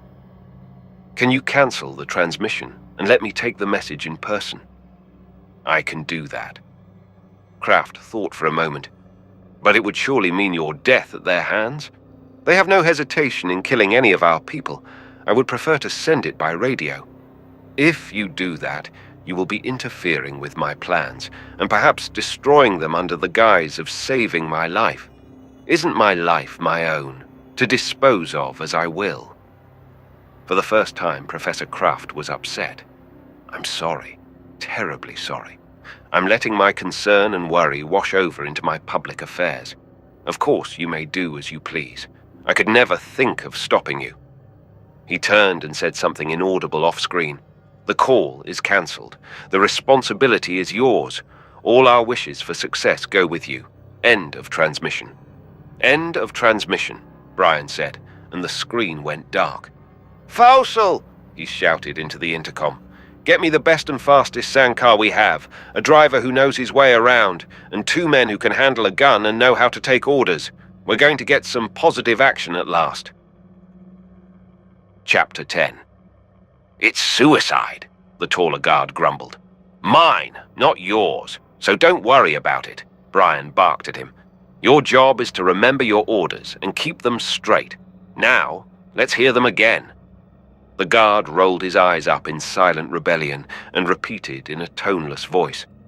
"We stay here in the car and keep the motor running while you go inside the stone pile there. We don't let anybody in the car, and we try and keep them clear of the car, short of shooting them, that is. We don't come in, no matter what happens or what it looks like, but wait for you here. Unless you call on the radio, in which case we come in with the automatics going and shoot the place up, and it doesn't matter who we hit. This will be done only as a last resort." "See if you can't arrange that last resort thing," the other guard said, patting the heavy blue barrel of his weapon. "I meant that last resort," Brion said angrily. "If any guns go off without my permission, you will pay for it, and pay with your necks. I want that clearly understood. You are here as a rear guard and a base for me to get back to. This is my operation and mine alone, unless I call you in. Understood?" He waited until all 3 men had nodded in agreement, then checked the charge on his gun. It was fully loaded. It would be foolish to go in unarmed, but he had to. One gun wouldn't save him. He put it aside. The button radio on his collar was working and had a strong enough signal to get through any number of walls. He took off his coat, threw open the door, and stepped out into the searing brilliance of the Dissen noon. There was only the desert silence, broken by the steady throb of the car's motor behind him. Stretching away to the horizon in every direction was the eternal desert of sand. The keep stood nearby, solitary, a massive pile of black rock. Brion plodded closer, watching for any motion from the walls. Nothing stirred. The high-walled, irregularly shaped construction sat in a ponderous silence. Brion was sweating now, only partially from the heat. He circled the thing, looking for a gate. There wasn't one at ground level. A slanting cleft in the stone could be climbed easily, but it seemed incredible that this might be the only entrance. A complete circuit proved that it was. Brion looked unhappily at the slanting and broken ramp, then cupped his hands and shouted loudly. "I'm coming up. Your radio doesn't work anymore. I'm bringing the message from Nijord that you have been waiting to hear." This was a slight bending of the truth without fracturing it. There was no answer, just the hiss of wind-blown sand against the rock and the mutter of the car in the background. He started to climb. The rock underfoot was crumbling, and he had to watch where he put his feet. At the same time, he fought a constant impulse to look up, watching for anything falling from above. Nothing happened. When he reached the top of the wall, he was breathing hard. Sweat moistened his body. There was still no one in sight. He stood on an unevenly shaped wall that appeared to circle the building. Instead of having a courtyard inside it, the wall was the outer face of the structure, the domed roof rising from it. At varying intervals, dark openings gave access to the interior. When Brion looked down, the sandcar was just a dun-colored bump in the desert, already far behind him. Stooping, he went through the nearest door. There was still no one in sight. The room inside was something out of a madman's funhouse. It was higher than it was wide, irregular in shape, and more like a hallway than a room. At one end, it merged into an incline that became a stairwell. At the other, it ended in a hole that vanished in darkness below. Light of sorts filtered in through slots and holes drilled into the thick stone wall. Everything was built of the same crumble-textured but strong rock. Brion took the stairs. After a number of blind passages and wrong turns, he saw a stronger light ahead and went on. There was food, metal, even artifacts of the unusual Dizen design in the different rooms he passed through. Yet no people. The light ahead grew stronger, and the last passageway opened and swelled out until it led into the large central chamber. This was the heart of the strange structure. All the rooms, passageways, and halls existed just to give form to this gigantic chamber. The walls rose sharply, the room being circular in cross-section and growing narrower towards the top. It was a truncated cone since there was no ceiling. A hot blue disk of sky cast light on the floor below. On the floor stood a knot of men who stared at Brion. Out of the corner of his eyes, and with the very periphery of his consciousness, he was aware of the rest of the room. Barrels, stores, machinery, a radio transceiver, various bundles and heaps that made no sense at first glance. There was no time to look closer. Every fraction of his attention was focused on the muffled and hooded men. He had found the enemy. Everything that had happened to him so far on Dis had been preparation for this moment. The attack in the desert, the escape, the dreadful heat of sun and sand. All this had tempered and prepared him. It had been nothing in itself. Now the battle would begin in earnest.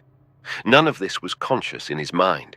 His fighter's reflexes bent his shoulders, curved his hands before him as he walked softly in balance, ready to spring in any direction. Yet none of this was really necessary. All the danger so far was non-physical. When he did give conscious thought to the situation, he stopped, startled. What was wrong here? None of the men had moved or made a sound. How could he even know they were men? They were so muffled and wrapped in cloth that only their eyes were exposed. No doubt, however, existed in Brion's mind. In spite of muffled cloth and silence, he knew them for what they were. The eyes were empty of expression and unmoving, yet were filled with the same negative emptiness as those of a bird of prey. They could look on life, death, and the rending of flesh with the same lack of interest and compassion. All this Brion knew in an instant of time, without words being spoken. Between the time he lifted one foot and walked a step, he understood what he had to face. There could be no doubt, not to an empathetic. From the group of silent men poured a frost-white wave of unemotion. An empathetic shares what other men feel.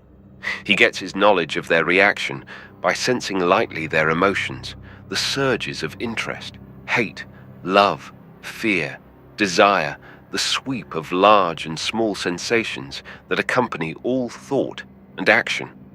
The empathetic is always aware of this constant and silent surge, whether he makes the effort to understand it or not. He's like a man glancing across the open pages of a table full of books. He can see that the type, words, paragraphs, thoughts are there, even without focusing his attention to understand any of it. Then how does the man feel when he glances at the open books and sees only blank pages? The books are there, the words are not. He turns the pages of one, of the others, flipping the pages, searching for meaning. There is no meaning. All of the pages are blank. This was the way in which the Magta were blank, without emotions. There was a barely sensed surge and return that must have been neural impulses on a basic level, the automatic adjustments of nerve and muscle that keep an organism alive. Nothing more. Brion reached for other sensations, but there was nothing there to grasp. Either these men were without emotions, or they were able to block them from his detection. It was impossible to tell which. Very little time had passed while Brion made these discoveries. The knot of men still looked at him, silent and unmoving. They weren't expectant. Their attitude could not have been called one of interest. But he had come to them, and now they waited to find out why. Any questions or statements they spoke would be superfluous, so they didn't speak. The responsibility was his. "I have come to talk with Ligmarkta. Who is he?" Brion didn't like the tiny sound his voice made in the immense room. One of the men gave a slight motion to draw attention to himself. None of the others moved. They still waited. "I have a message for you," Brion said, speaking slowly to fill the silence of the room and the emptiness of his thoughts. This had to be handled right. But what was right? "I'm from the Foundation in the city, as you undoubtedly know. I've been talking to the people of Nijord. They have a message for you." The silence grew longer. Brion had no intention of making this a monologue. He needed facts to operate, to form an opinion. Looking at the silent forms was telling him nothing. Time stretched taut, and finally Ligmagta spoke. "The Nijorders are going to surrender." It was an impossibly strange sentence. Brion had never realized before how much of the content of speech was made up of emotion. If the man had given it a positive emphasis, perhaps said it with enthusiasm, it would have meant success. The enemy is going to surrender. This wasn't the meaning.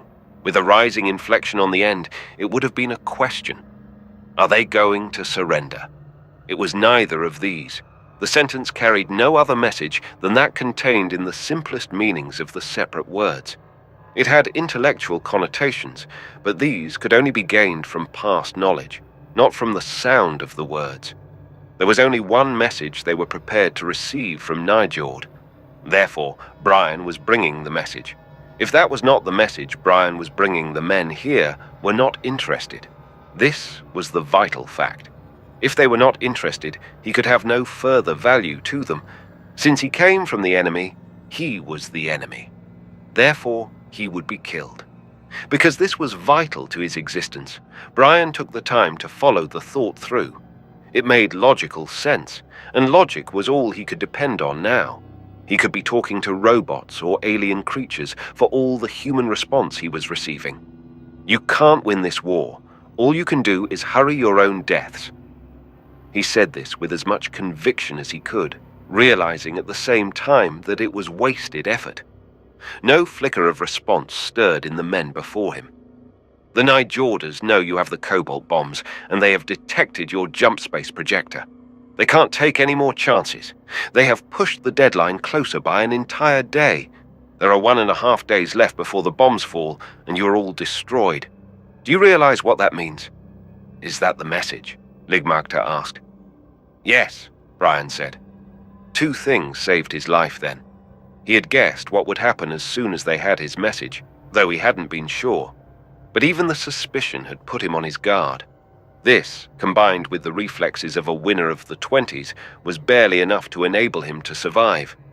From frozen mobility, Ligmagta had catapulted into headlong attack.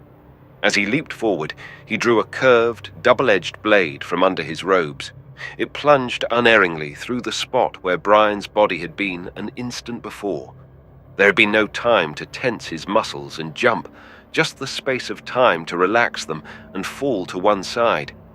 His reasoning mind joined the battle as he hit the floor. Ligmagta plunged by him, turning and bringing the knife down at the same time. Brion's foot lashed out and caught the other man's leg, sending him sprawling. They were both on their feet at the same instant, facing each other. Brion now had his hands clasped before him in the unarmed man's best defense against a knife, the two arms protecting the body, the two hands joined to beat aside the knife arm from whichever direction it came. The Dizen hunched low, flipped the knife quickly from hand to hand, then thrust it again at Brion's midriff. Only by the merest fractional margin did Brion evade the attack for the second time. Ligmagta fought with utter violence. Every action was as intense as possible, deadly and thorough. There could be only one end to this unequal contest if Brion stayed on the defensive. The man with the knife had to win. With the next charge, Brion changed tactics. He leaped inside the thrust, clutching for the knife arm. A burning slice of pain cut across his arm, then his fingers clutched the tendoned wrist. They clamped down hard, grinding shut, compressing with the tightening intensity of a closing vise. It was all he could do simply to hold on. There was no science in it, just his greater strength from exercise and existence on a heavier planet. All of this strength went to his clutching hand because he held his own life in that hand, forcing away the knife that wanted to terminate it forever. Nothing else mattered. neither the frightening force of the knees that thudded into his body, nor the hooked fingers that reached for his eyes to tear them out. He protected his face as well as he could, while the nails tore furrows through his flesh and the cut on his arm bled freely. These were only minor things to be endured. His life depended on the grasp of the fingers of his right hand. It was an impossibly strange sentence. Brion had never realized before how much of the content of speech was made up of emotion. If the man had given it a positive emphasis, perhaps said it with enthusiasm, it would have meant, "Success! The enemy is going to surrender." This wasn't the meaning. With a rising inflection on the end, it would have been a question. Are they going to surrender? It was neither of these. The sentence carried no other message than that contained in the simplest meanings of the separate words. It had intellectual connotations, but these could only be gained from past knowledge, not from the sound of the words. There was only one message they were prepared to receive from Nijord. Therefore, Brion was bringing the message. If that was not the message Brion was bringing, the men here were not interested. This was the vital fact. If they were not interested, he could have no further value to them. Since he came from the enemy, he was the enemy. Therefore, he would be killed. Because this was vital to his existence, Brion took the time to follow the thought through. It made logical sense, and logic was all he could depend on now. He could be talking to robots or alien creatures for all the human response he was receiving. You can't win this war. All you can do is hurry your own deaths. He said this with as much conviction as he could, realizing at the same time that it was wasted effort. No flicker of response stirred in the men before him. The Nijorders know you have the cobalt bombs, and they have detected your jump space projector. They can't take any more chances. They have pushed the deadline closer by an entire day. There are 1.5 days left before the bombs fall, and you're all destroyed. Do you realize what that means? Is that the message? Ligmagter asked. Yes, Brion said. 2 things saved his life then. He had guessed what would happen as soon as they had his message, though he hadn't been sure. But even the suspicion had put him on his guard. This, combined with the reflexes of a winner of the 20s, was barely enough to enable him to survive. From frozen mobility, Ligmagter had catapulted into headlong attack. As he leaped forward, he drew a curved, double-edged blade from under his robes. It plunged unerringly through the spot where Brion's body had been an instant before. There had been no time to tense his muscles and jump, just the space of time to relax them and fall to one side. His reasoning mind joined the battle as he hit the floor. Ligmagter plunged by him, turning and bringing the knife down at the same time. Brion's foot lashed out and caught the other man's leg, sending him sprawling. They were both on their feet at the same instant, facing each other. Brion now had his hands clasped before him in the unarmed man's best defense against a knife, the 2 arms protecting the body, the 2 hands joined to beat aside the knife arm from whichever direction it came. The Dizen hunched low, flipped the knife quickly from hand to hand, then thrust it again at Brion's midriff. Only by the merest fractional margin did Brion evade the attack for the 2nd time. Ligmagter fought with utter violence. Every action was as intense as possible, deadly and thorough. There could be only one end to this unequal contest if Brion stayed on the defensive. The man with the knife had to win. With the next charge, Brion changed tactics. He leaped inside the thrust, clutching for the knife arm. A burning slice of pain cut across his arm, then his fingers clutched the tendoned wrist. They clamped down hard, grinding shut, compressing with the tightening intensity of a closing vise. It was all he could do simply to hold on. There was no science in it, just his greater strength from exercise and existence on a heavier planet. All of this strength went to his clutching hand because he held his own life in that hand, forcing away the knife that wanted to terminate it forever. Nothing else mattered. Neither the frightening force of the knees that thudded into his body, nor the hooked fingers that reached for his eyes to tear them out. He protected his face as well as he could, while the nails tore furrows through his flesh and the cut on his arm bled freely. These were only minor things to be endured. His life depended on the grasp of the fingers of his right hand. Chapter 11. Facing the silent distance, Brion's thoughts hurtled about in sweeping circles. There would be no more than an instant's tick of time before the Magter avenged themselves bloodily and completely. He felt a fleeting regret for not having brought his gun, then abandoned the thought. There was no time for regrets. What could he do now?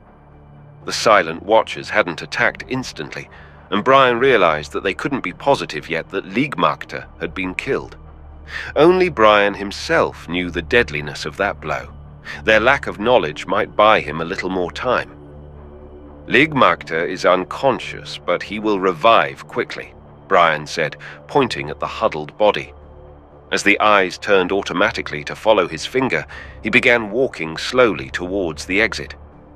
I did not want to do this, but he forced me to, because he wouldn't listen to reason. Now I have something else to show you, something that I hoped it would not be necessary to reveal. He was saying the first words that came into his head, trying to keep them distracted as long as possible. He must appear to be only going across the room. That was the feeling he must generate.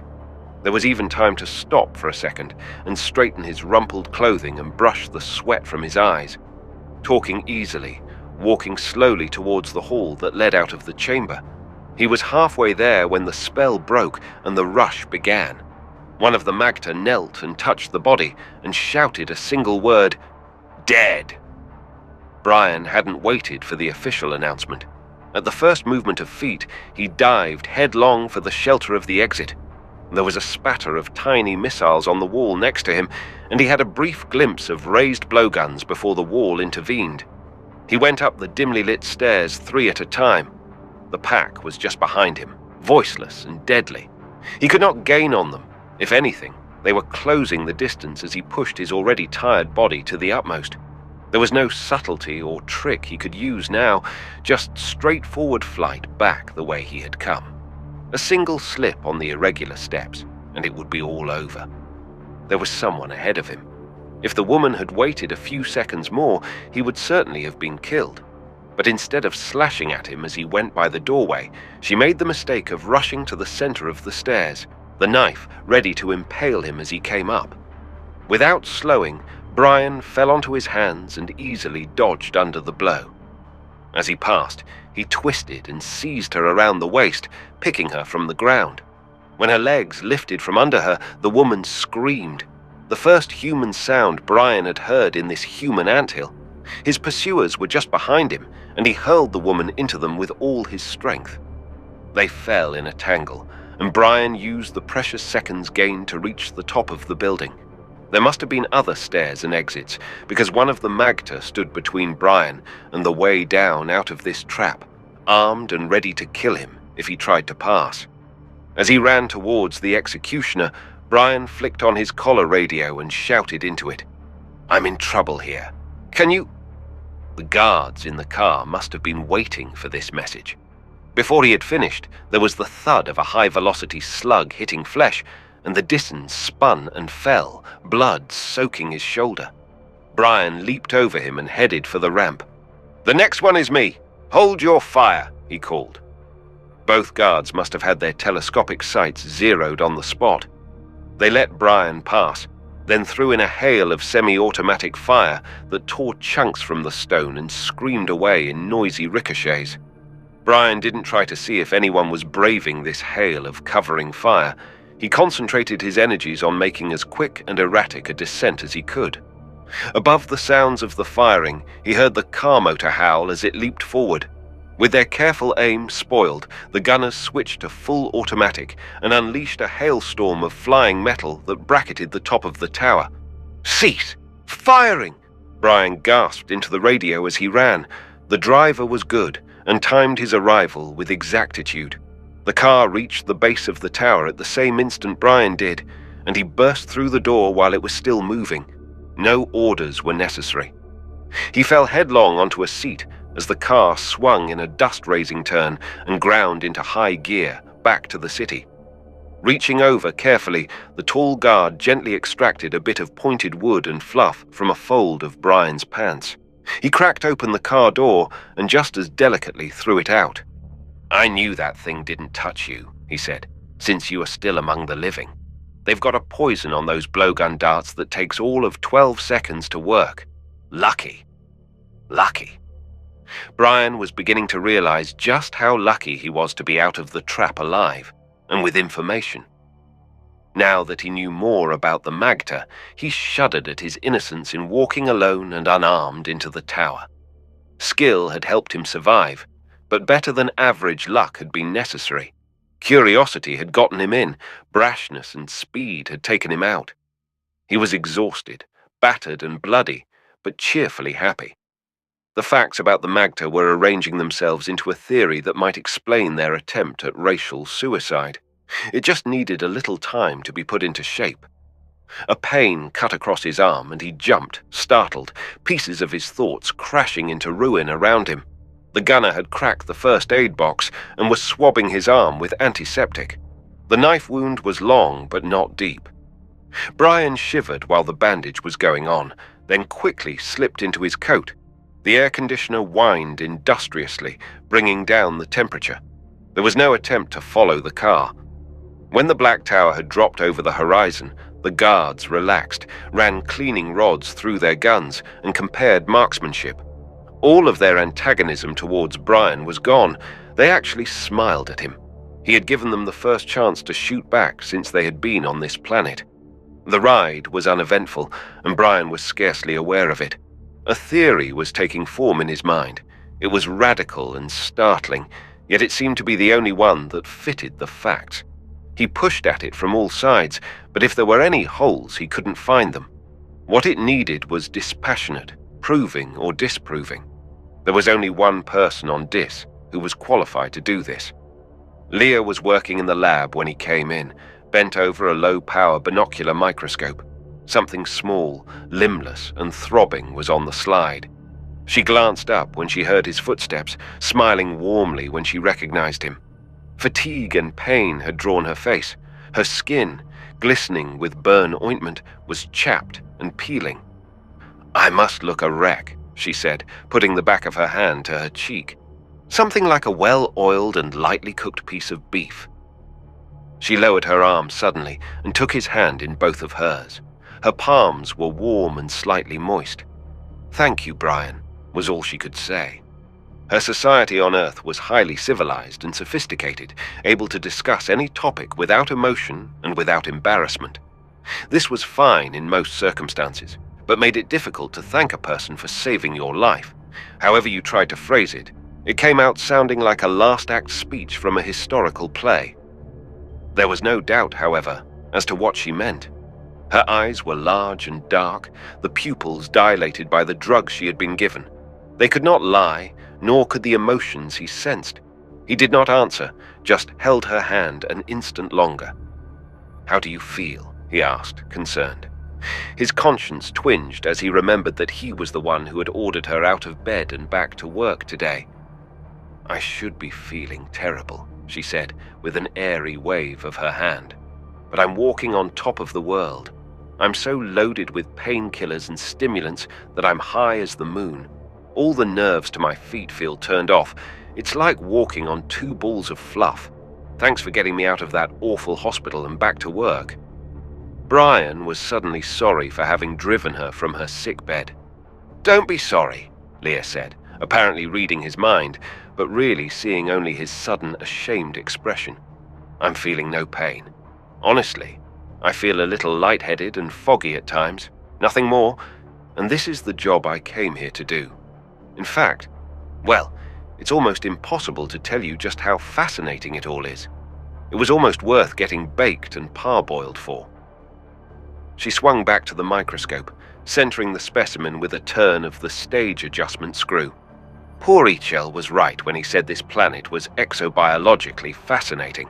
This is a gastropod, a lot like Odostomia, but it has parasitical morphological changes so profound that— "There's something else I remember," Brion said, interrupting her enthusiastic lecture, only half of which he could understand. "Didn't Ichel also hope that you would give some study to the natives as well as their environment? The problem is, with the Dissons, not with the local wildlife. But I am studying them, Lear insisted. The Dizens have attained an incredibly advanced form of commensalism. Their lives are so intimately connected and integrated with the other life forms that they must be studied in relation to their environment. I doubt if they show as many external physical changes as little eating-foot odostomia on the slide here, but there will surely be a number of psychological changes and adjustments that will crop up. One of these might be the explanation of their urge for planetary suicide. That may be true, but I don't think so, Brion said. I went on a little expedition this morning and found something that has more immediate relevancy. For the first time, Leah became aware of his slightly battered condition. Her drug-grooved mind could only follow a single idea at a time and had overlooked the significance of the bandage and dirt. I've been visiting, Brion said, forestalling the question on her lips. The Magter are the ones who are responsible for causing the trouble, and I had to see them up close before I could make any decisions. It wasn't a very pleasant thing, but I found out what I wanted to know. They are different in every way from the normal Dizens. I've compared them. I've talked to Ulv, the native who saved us in the desert, and I can understand him. He's not like us in many ways. He certainly couldn't be, living in this oven, but he is still undeniably human. He gave us drinking water when we needed it, then brought help. The Magter, the upper-class lords of Dis, are the direct opposite. As cold-blooded and ruthless a bunch of murderers as you can possibly imagine. They tried to kill me when they met me, without reason. Their clothes, habits, dwellings, manners, everything about them differs from that of the normal Dizen. More important, the Magter are as coldly efficient and inhuman as a reptile. They have no emotions, no love, no hate, no anger, no fear, nothing. Each of them is a chilling bundle of thought processes and reactions, with all the emotions removed. Aren't you exaggerating? Leah asked. After all, you can't be sure. It might just be part of their training not to reveal any emotional state. Everyone must experience emotional states, whether they like it or not. That's my main point. Everyone does, except the Magter. I can't go into all the details now, so you'll just have to take my word for it. Even at the point of death, they have no fear or hatred. It may sound impossible, but it is true. Leah tried to shake the knots from her drug-hazed mind. I'm dull today, she said. You'll have to excuse me.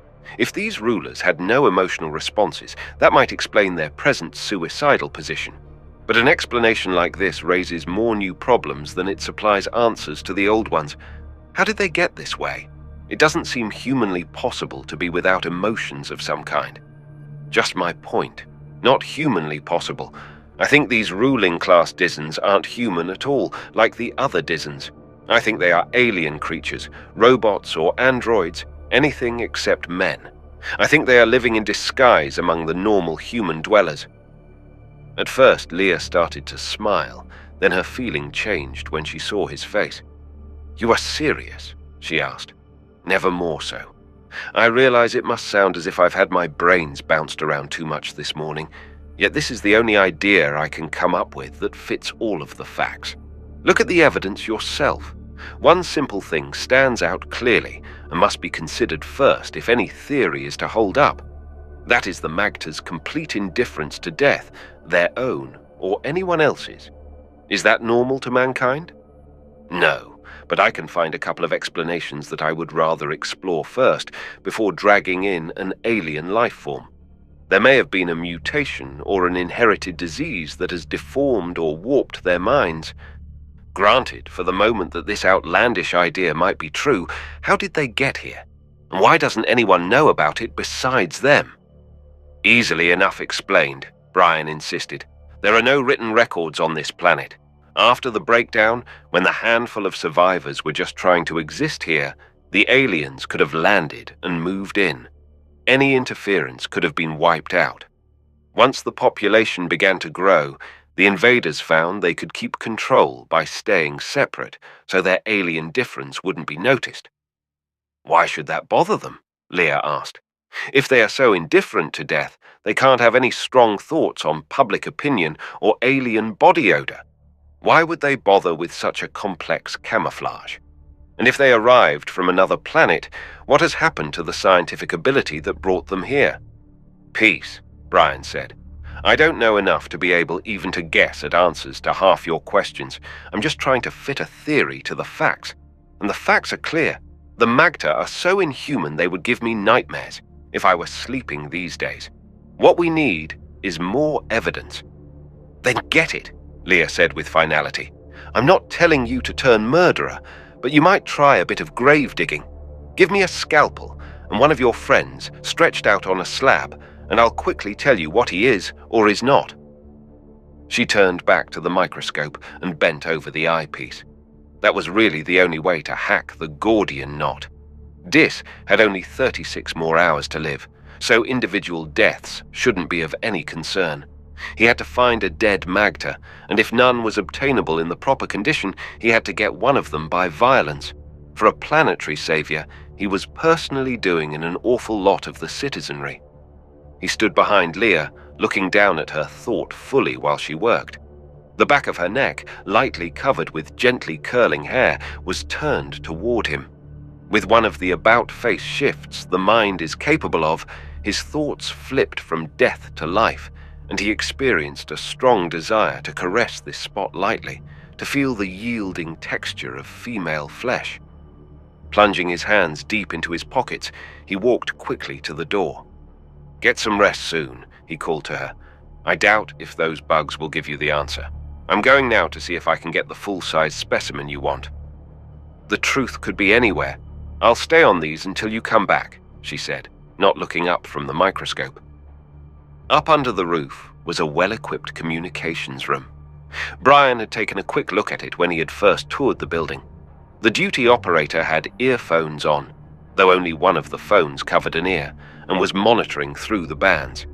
His shoeless feet were on the edge of the table, and he was eating a thick sandwich held in his free hand. His eyes bulged when he saw Brion in the doorway, and he jumped into a flurry of action. Hold the pose, Brion told him. It doesn't bother me, and if you make any sudden moves, you are liable to break a phone, electrocute yourself, or choke to death. Just see if you can set the transceiver on this frequency for me. Brion wrote the number on a scratch pad and slid it over to the operator. It was the frequency Professor Commander Kraft had given him for the radio of the illegal terrorists, the Nijord army. The operator plugged in a handset and gave it to Brion. Circuit open, he mumbled around a mouthful of still unswallowed sandwich. This is Brandd, director of the CRF. Come in, please. He went on repeating this for more than 10 minutes before he got an answer. What do you want? I have a message of vital urgency for you, and I would also like your help. Do you want any more information on the radio? No. Wait there. We'll get in touch with you after dark. The carrier wave went dead. 35 hours to the end of the world, and all he could do was wait. Chapter 12. On Brion's desk when he came in were 2 neat piles of paper. As he sat down and reached for them, he was conscious of an Arctic coldness in the air, a frigid blast. It was coming from the air conditioner grill, which was now covered by welded steel bars. The control unit was sealed shut. Someone was either being very funny or very efficient. Either way, it was cold. Brion kicked at the cover plate until it buckled, then bent it aside. After a careful look into the interior, he disconnected one wire and shorted it to another. He was rewarded by a number of sputtering cracks and a quantity of smoke. The compressor moaned and expired. Fausel was standing in the door with more papers, a shocked expression on his face. What do you have there? Brion asked. Fausel managed to straighten out his face and brought the folders to the desk, arranging them on the piles already there. These are the progress reports you asked for from all units, details to date, conclusions, suggestions, etc. And the other pile, Brion pointed. Off-planet correspondence, commissary invoices, requisitions. He straightened the edges of the stack while he answered. Daily reports, hospital log. His voice died away and stopped as Brion carefully pushed the stack off the edge of the desk into the wastebasket. In other words, red tape, Brion said. Well, it's all filed. One by one, the progress reports followed the first stack into the basket until the desk was clear. Nothing.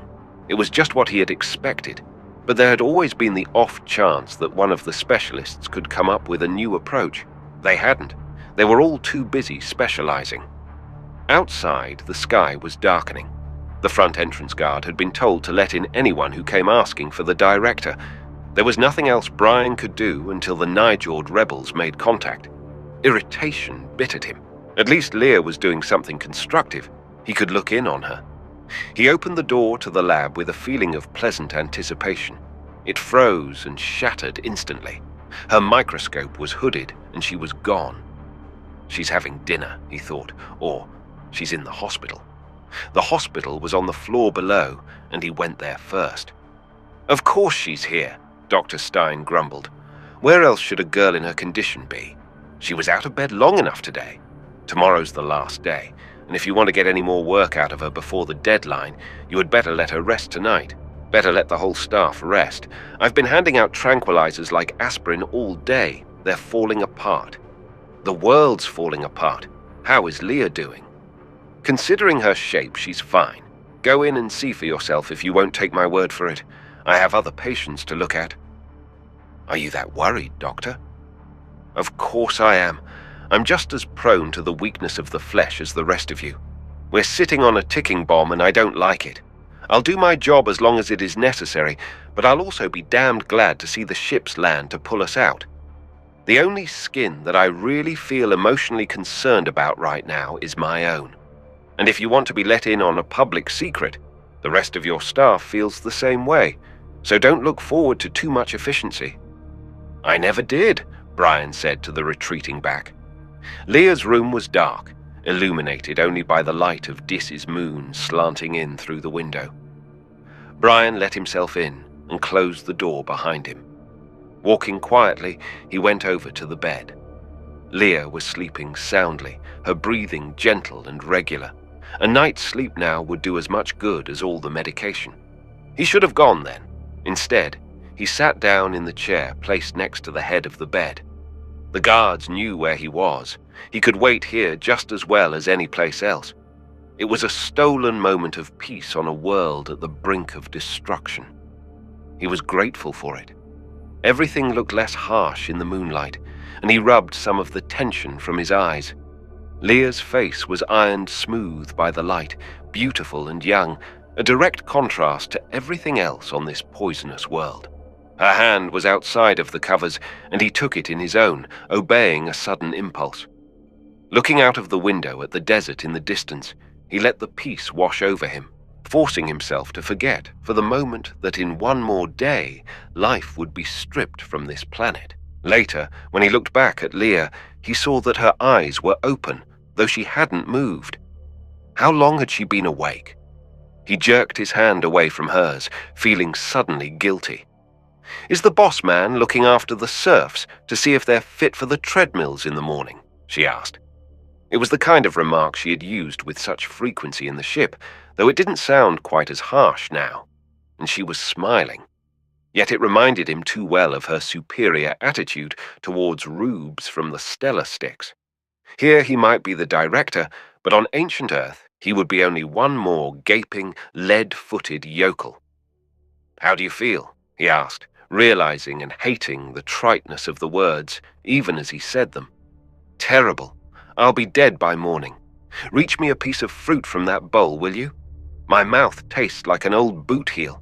I wonder how fresh fruit ever got here. Probably a gift to the working classes from the smiling planetary murderers on Nigord." She took the apple Brion gave her and bit into it. "Did you ever think of going to Earth?"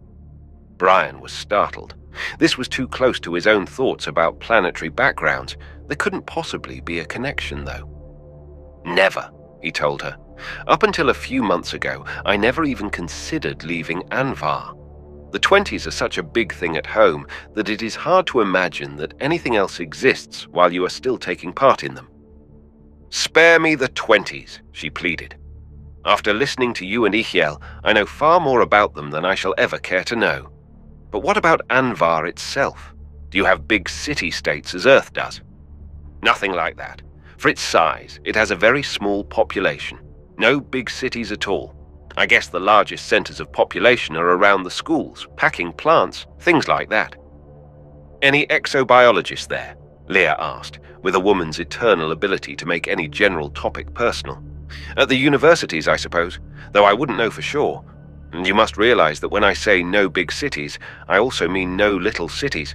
We aren't organized that way at all. I imagine the basic physical unit is the family and the circle of friends. Friends get important quickly, since the family breaks up when children are still relatively young. Something in the genes, I suppose. We all enjoy being alone. I suppose you might call it an inbred survival trait. Up to a point, she said, biting delicately into the apple. Carry that sort of thing too far, and you end up with no population at all. A certain amount of proximity is necessary for that. Of course it is.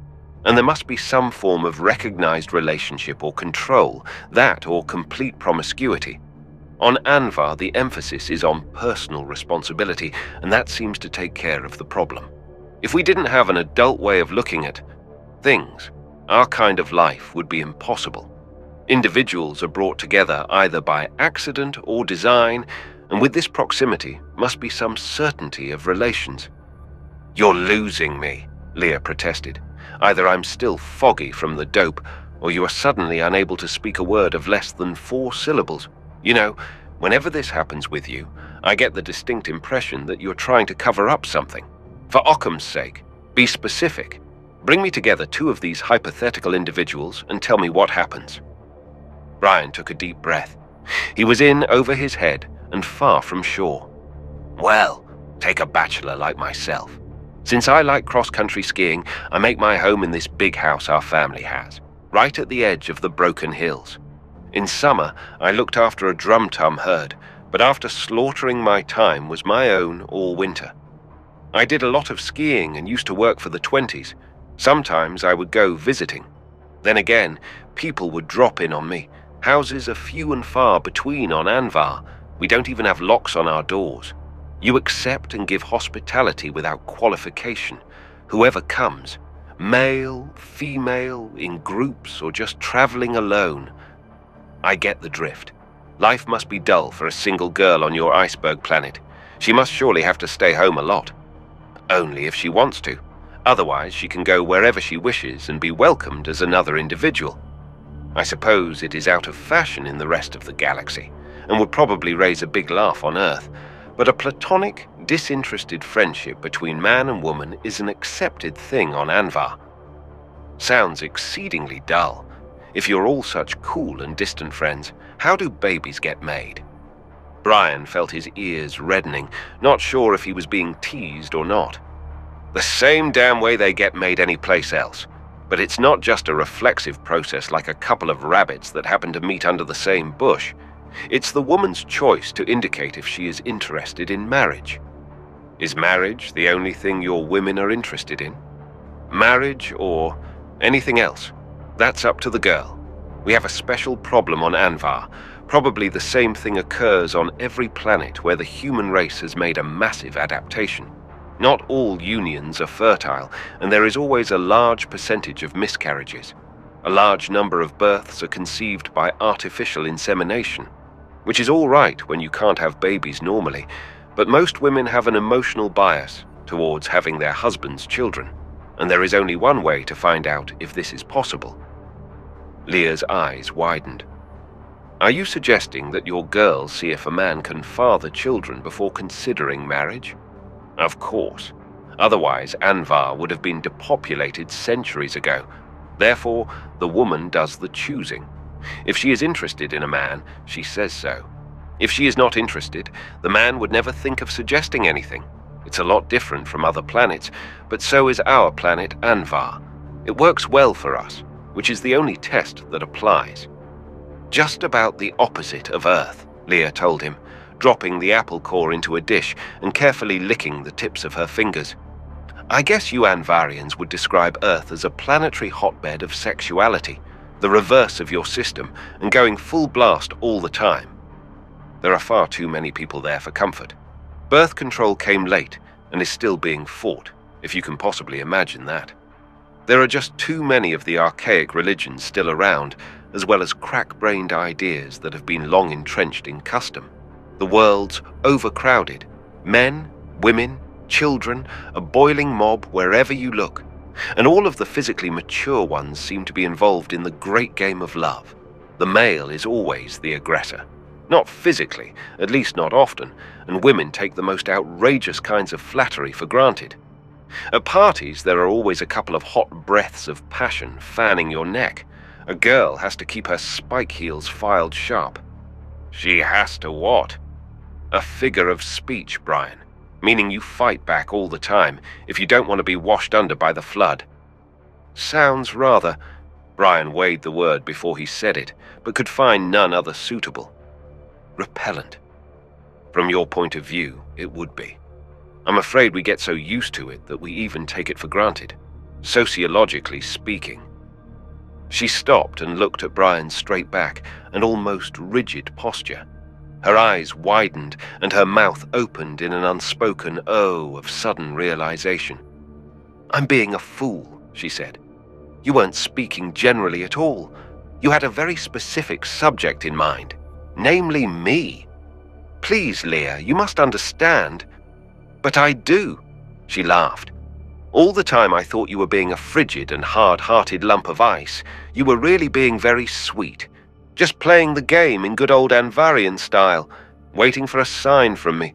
We'd still be playing by different rules if you hadn't had more sense than I, and finally realized that somewhere along the line we must have got our signals mixed. And I thought you were some kind of frosty off-world celibate." She let her hand go out, and her fingers rustled through his hair, something she'd been wanting to do for a long time. "I had to," he said, trying to ignore the light touch of her fingers. "Because I thought so much of you. I couldn't have done anything to insult you, such as forcing my attentions on you, until I began to worry where the insult would lie, since I knew nothing about your planet's mores." "Well, you know now," she said very softly. "The men aggress. Now that I understand, I think I like your way better, but I'm still not sure of all the rules. Do I explain that yes, Brion, I like you so very much? You are more man, in one great, big, wide-shouldered lump than I have ever met before. It's not quite the time or the place to discuss marriage, but I would certainly like—" His arms were around her, holding her to him. Her hands clasped him, and their lips sought each other's in the darkness. "Gently," she whispered. "I bruise easily." Chapter 13. He wouldn't come in, sir. Just hammered on the door and said, "I'm here. Tell Brandd." "Good enough," Brion said, fitting his gun in the holster and sliding the extra clips into his pocket. "I'm going out now, and I should return before dawn. Get one of the wheeled stretchers down here from the hospital. I'll want it waiting when I get back." Outside, the street was darker than he remembered. Brion frowned and his hand moved towards his gun. Someone had put all the nearby lights out of commission. There was just enough illumination from the stars to enable him to make out the dark bulk of a sandcar. "Brion Brandd?" a voice spoke harshly from the car. "Get in." The motor roared as soon as he had closed the door. Without lights, the sandcar churned a path through the city and out into the desert. Though the speed picked up, the driver still drove in the dark, feeling his way with a light touch on the controls. The ground rose, and when they reached the top of a mesa, he killed the engine. Neither the driver nor Brion had spoken a word since they left. A switch snapped, and the instrument lights came on. In their dim glow, Brion could just make out the other man's hawk-like profile. When he moved, Brion saw that his figure was cruelly shortened. Either accident or a mutated gene had warped his spine, hunching him forward in eternally bent supplication. Warped bodies were rare. His was the first Brion had ever seen. He wondered what series of events had kept him from medical attention all his life. This might explain the bitterness and pain in the man's voice. "Did the mighty brains on Nijord bother to tell you that they have chopped another day off the deadline?" the man asked. "That this world is about to come to an end? Yes, I know, Brion said. That's why I'm asking your group for help. Our time is running out too fast. The man didn't answer. He merely grunted and gave his full attention to the radar pings and glowing screen. The electronic senses reached out as he made a check on all the search frequencies to see if they were being followed. Where are we going? Brion asked. Out into the desert. The driver made a vague wave of his hand. Headquarters of the army. Since the whole thing will be blown up in another day, I guess I can tell you it's the only camp we have. All the cars, men and weapons are based there, and Hayes, he's the man in charge. Tomorrow it will be all gone, along with this cursed planet. What's your business with us? Shouldn't I be telling Hayes that? Suit yourself. Satisfied with the instrument search, the driver kicked the car to life again and churned on across the desert. But we're a volunteer army, and we have no secrets from each other, just from the fools at home who are going to kill this world. There was a bitterness in his words that he made no attempt to conceal. They fought among themselves and put off a firm decision so long that now they are forced to commit murder. From what I had heard, I thought that it was the other way around. They call your Nijord army terrorists. We are, because we are an army and we're at war. The idealists at home only understood that when it was too late. If they had backed us in the beginning, we would have blown open every black castle on Dis, searched until we found those bombs. But that would have meant wanton destruction and death. They wouldn't consider that. Now they are going to kill everyone, destroy everything. He flicked on the panel lights just long enough to take a compass bearing, and Brion saw the tortured unhappiness in his twisted body. It's not over yet, Brion said. There is more than a day left, and I think I'm onto something that might stop the war without any bombs being dropped. You're in charge of the Cultural Relationships Free Bread and Blankets Foundation, aren't you? What good can your bunch do when the shooting starts? None. But maybe we can put off the shooting. If you're trying to insult me, don't bother. My irritation quotient is very high. The driver merely grunted at this, slowing down as they ran through a field of broken rock. What is it you want? He asked. We want to make a detailed examination of one of the Magter. Alive or dead, it doesn't make any difference. You wouldn't happen to have one around. No, we've fought with them often enough, but always on their home grounds. They keep all their casualties and a good number of ours. What good will it do you anyway? A dead one won't tell you where the bombs or the jump space projector is. I don't see why I should explain that to you, unless you are in charge. You are Hayes, aren't you? The driver gave an angry sound and then was silent while he drove. Finally, he asked, "What makes you think that?" Call it a hunch. You don't act very much like a sandcar driver, for one thing. Of course your army may be all generals and no privates, but I doubt it. I also know that time has almost run out for all of us. This is a long ride, and it would be a complete waste of time if you just sat out in the desert and waited for me. By driving me yourself, you could make your mind up before we arrived. Could have a decision ready as to whether you're going to help me or not. Are you? Yes, I'm Hayes. But you still haven't answered my question. What do you want the body for? We're going to cut it open and take a good long look. I don't think the Magter are human. They are something living among men and disguised as men, but still not human. Secret aliens. Hayes exploded the words in a mixture of surprise and disgust. Perhaps. The examination will tell us that. You're either stupid or incompetent, Hayes said bitterly. The heat of Dis has cooked your brains in your head. I'll be no part of this kind of absurd plan. You must, Brion said, surprised at his own calmness. He could sense the other man's interest hidden behind his insulting manner. I don't even have to give you my reasons. In another day, this world ends, and you have no way to stop it. I just might have an idea that could work, and you can't afford to take any chances, not if you are really sincere. Either you are a murderer, killing Dizens for pleasure, or you honestly want to stop the war. Which is it? You'll have your body all right, Hayes grated, hurling the car viciously around a spire of rock. Not that it will accomplish anything, but I can find no fault with killing another Magter. We can fit your operation into our plans without any trouble. This is the last night, and I have sent every one of my teams out on raids. We're breaking into as many Magda towers as possible before dawn. There is a slim chance that we might uncover something. It's really just shooting in the dark, but it's all we can do now. My own team is waiting, and you can ride along with us. The others left earlier. We're going to hit a small tower on this side of the city. We raided it once before and captured a lot of small arms they'd stored there. There is a good chance that they may have been stupid enough to store something there again. Sometimes the Magda seem to suffer from a complete lack of imagination. You have no idea just how right you are, Brion told him. The sandcar slowed down now as they approached a slab-sided mesa that rose vertically from the desert. They crunched across broken rocks, leaving no tracks. A light blinked on the dashboard, and Hayes stopped instantly and killed the engine. They climbed out, stretching and shivering in the cold desert night. It was dark walking in the shadow of the cliff, and they had to feel their way along a path through the tumbled boulders. A sudden blaze of light made Brion wince and shield his eyes.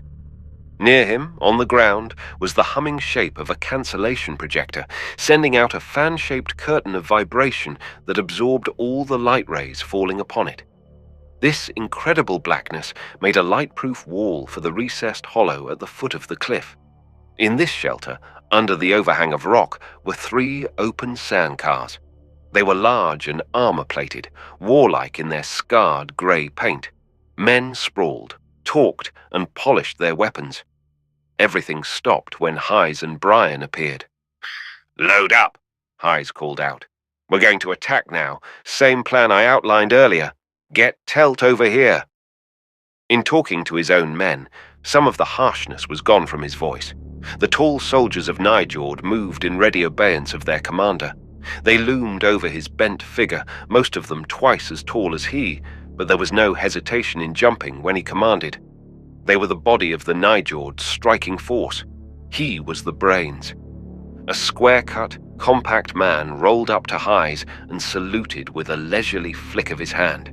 He was weighted and slung about with packs and electronic instruments. His pockets bulged with small tools and spare parts. "This is Telt," Hayes said to Brion. "He'll take care of you. Telt's my personal technical squad. He goes along on all my operations with his meters to test the interiors of the Dizen forts. So far, he's found no trace of a jump space generator or excess radioactivity that might indicate a bomb. Since he's useless and you're useless, you both take care of each other. Use the car we came in." Telt's wide face split in a frog-like grin. His voice was hoarse and throaty. "Wait! Just wait! Someday those needles gonna flicker and all our troubles be over. What you want me to do with the stranger?" "Supply him with a corpse, one of the Magda," Hayes said. "Take it wherever he wants, and then report back here." Hayes scowled at Telt. "Someday your needles will flicker. Poor fool. This is the last day." He turned away and waved the men into their sandcars. "He likes me," Telt said, attaching a final piece of equipment. "You can tell because he calls me names like that. He's a great man, Hayes is, but they never found out until it was too late. Hand me that meter, will you?" Brion followed the technician out to the car and helped him load his equipment aboard. When the larger cars appeared out of the darkness, Telt swung around after them. They snaked forward in a single line through the rocks until they came to the desert of rolling sand dunes.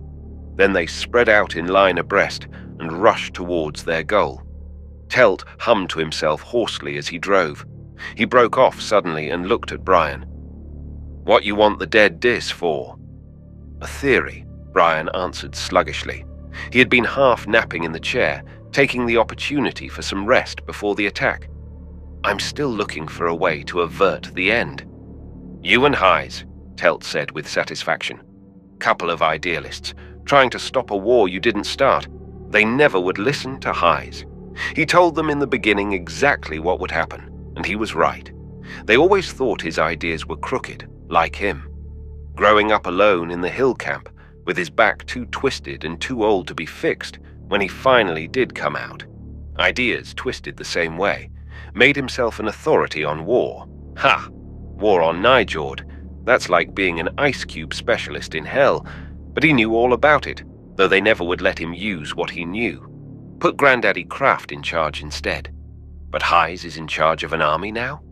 All volunteers. Too few of them and too little money. Too little and too damned late to do any good. I'll tell you we did our best, but it could never be good enough. And for this, we get called butchers. There was a catch in Telt's voice now, an undercurrent of emotion he couldn't suppress. At home, they think we like to kill. Think we're insane. They can't understand we're doing the only thing that has to be done. He broke off as he quickly locked on the brakes and killed the engine. The line of sand cars had come to a stop. Ahead, just visible over the dunes, was the summit of a dark tower. "We walk from here," Telt said, standing and stretching. "We can take our time, because the other boys go in first, soften things up. Then you and I head for the sub-cellar for a radiation check and find you a handsome corpse." Walking at first, then crawling when the dunes no longer shielded them, they crept up on the Dizen Keep. Dark figures moved ahead of them, stopping only when they reached the crumbling black walls. They didn't use the ascending ramp, but made their way up the sheer outside face of the ramparts. "Line throwers," Telt whispered. "Anchor themselves when the missile hits. Have some kind of quick-setting goo. Then we go up the filament with a line-climbing motor. Hayes invented them." "Is that the way you and I are going in?" Brion asked. "No, we get out of the climbing. I told you we hit this rock once before. I know the layout inside." He was moving while he talked, carefully pacing the distance around the base of the tower. "Should be right about here." High-pitched keening sliced the air, and the top of the Magda building burst into flame. Automatic weapons hammered above them. Something fell silently through the night and hit heavily on the ground near them. "Attack started!" Telt shouted. "We have to get through now, while all the creepies are fighting it out on top." He pulled a plate-shaped object from one of his bags and slapped it hard against the wall. It hung there. He twisted the back of it, pulled something, and waved Brion to the ground. "Shaped charge. Should blow straight in, but you never can tell." The ground jumped under them, and the ringing thud was a giant fist punching through the wall. A cloud of dust and smoke rolled clear, and they could see the dark opening in the rock, a tunnel driven into the wall by the directional force of the explosion. Telt shone a light through the hole at the crumbled chamber inside. "Nothing to worry about from anybody who was leaning against this wall, but let's get in and out of this black beehive before the ones upstairs come down to investigate." Shattered rock was thick on the floor, and they skidded and tumbled over it. Telt pointed the way with his light down a sharply angled ramp. "Underground chambers in the rock. They always store their stuff down there." A smoking black sphere arced out of the tunnel's mouth, hitting at their feet. Telt just gaped, but even as it hit the floor, Brion was jumping forward. He caught it with the side of his foot, kicking it back into the dark opening of the tunnel. Telt hit the ground next to him as the orange flame of an explosion burst below. Bits of shrapnel rattled from the ceiling and wall behind them. "Grenades!" Telt gasped. "They've only used them once before. Can't have many. Gotta warn Hayes." He plugged a throat mic into the transmitter on his tack and spoke quickly into it. There was a stirring below, and Brion poured a rain of fire into the tunnel. "They're catching it bad on top too. We gotta pull out. Go first and I'll cover you." "I came for my Dizen. I'm not leaving until I get one." "You're crazy. You're dead if you stay." Telt was scrambling back towards the crumbled entrance as he talked. His back was turned when Brion fired. The Magda had appeared silently as the shadow of death. They charged without a sound, running with expressionless faces into the bullets. Two died at once, curling and folding. The third one fell at Brion's feet, shot, pierced, dying, but not yet dead. Leaving a crimson track, it hunched closer, lifting its knife to Brion. He didn't move. How many times must you murder a man? Or was it a man? His mind and body rebelled against the killing, and he was almost ready to accept death himself rather than kill again. Telt's bullets tore through the body, and it dropped with grim finality. "There's your corpse. Now get it out of here," Telt screeched. Between them, they worked the sodden weight of the dead Magda through the hole, their exposed backs crawling with the expectation of instant death. No further attack came as they ran from the tower, other than a grenade that exploded too far behind them to do any harm. One of the armored sandcars circled the keep, headlights blazing, keeping up a steady fire from its heavy weapons. The attackers climbed into it as they beat a retreat. Telt and Brion dragged the Dizen behind them, struggling through the loose sand towards the circling car. Telt glanced over his shoulder and broke into a shambling run. "They're following us," he gasped. "The first time they ever chased us after a raid." "They must know we have the body," Brion said. "Leave it behind." Telt choked. "Too heavy to carry, anyway." "I'd rather leave you," Brion said sharply. "Let me have it." He pulled the corpse away from the unresisting Telt and heaved it across his own shoulders. "Now use your gun to cover us!" Telt threw a rain of slugs back towards the dark figures following them.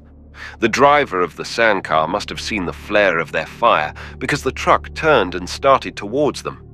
It braked in a choking cloud of dust, and ready hands reached to pull them up.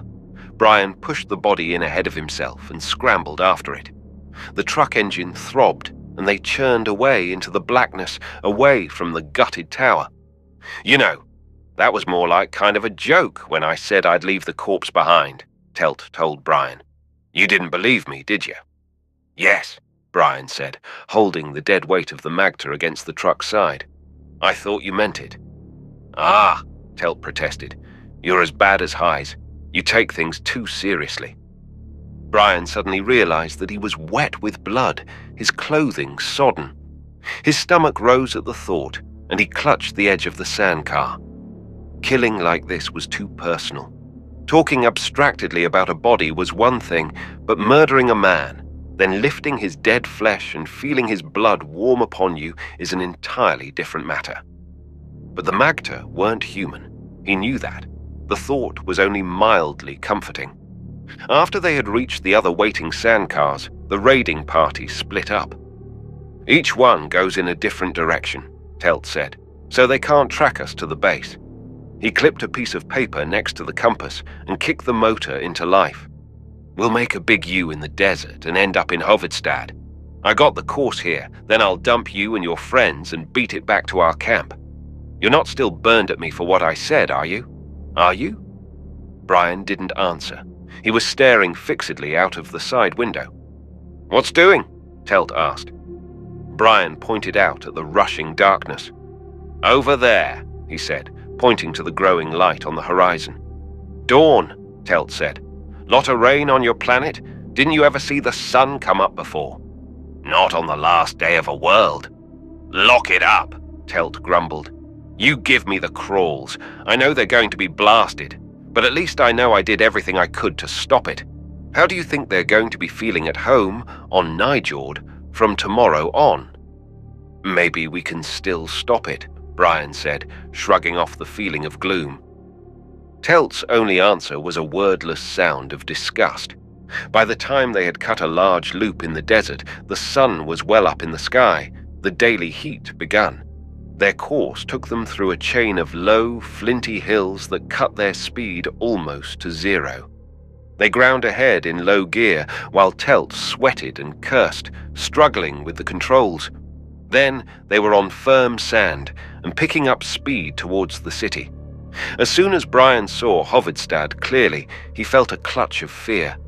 From somewhere in the city, a black plume of smoke was rising. It could have been one of the deserted buildings aflame, a minor blaze. Yet the closer they came, the greater his tension grew.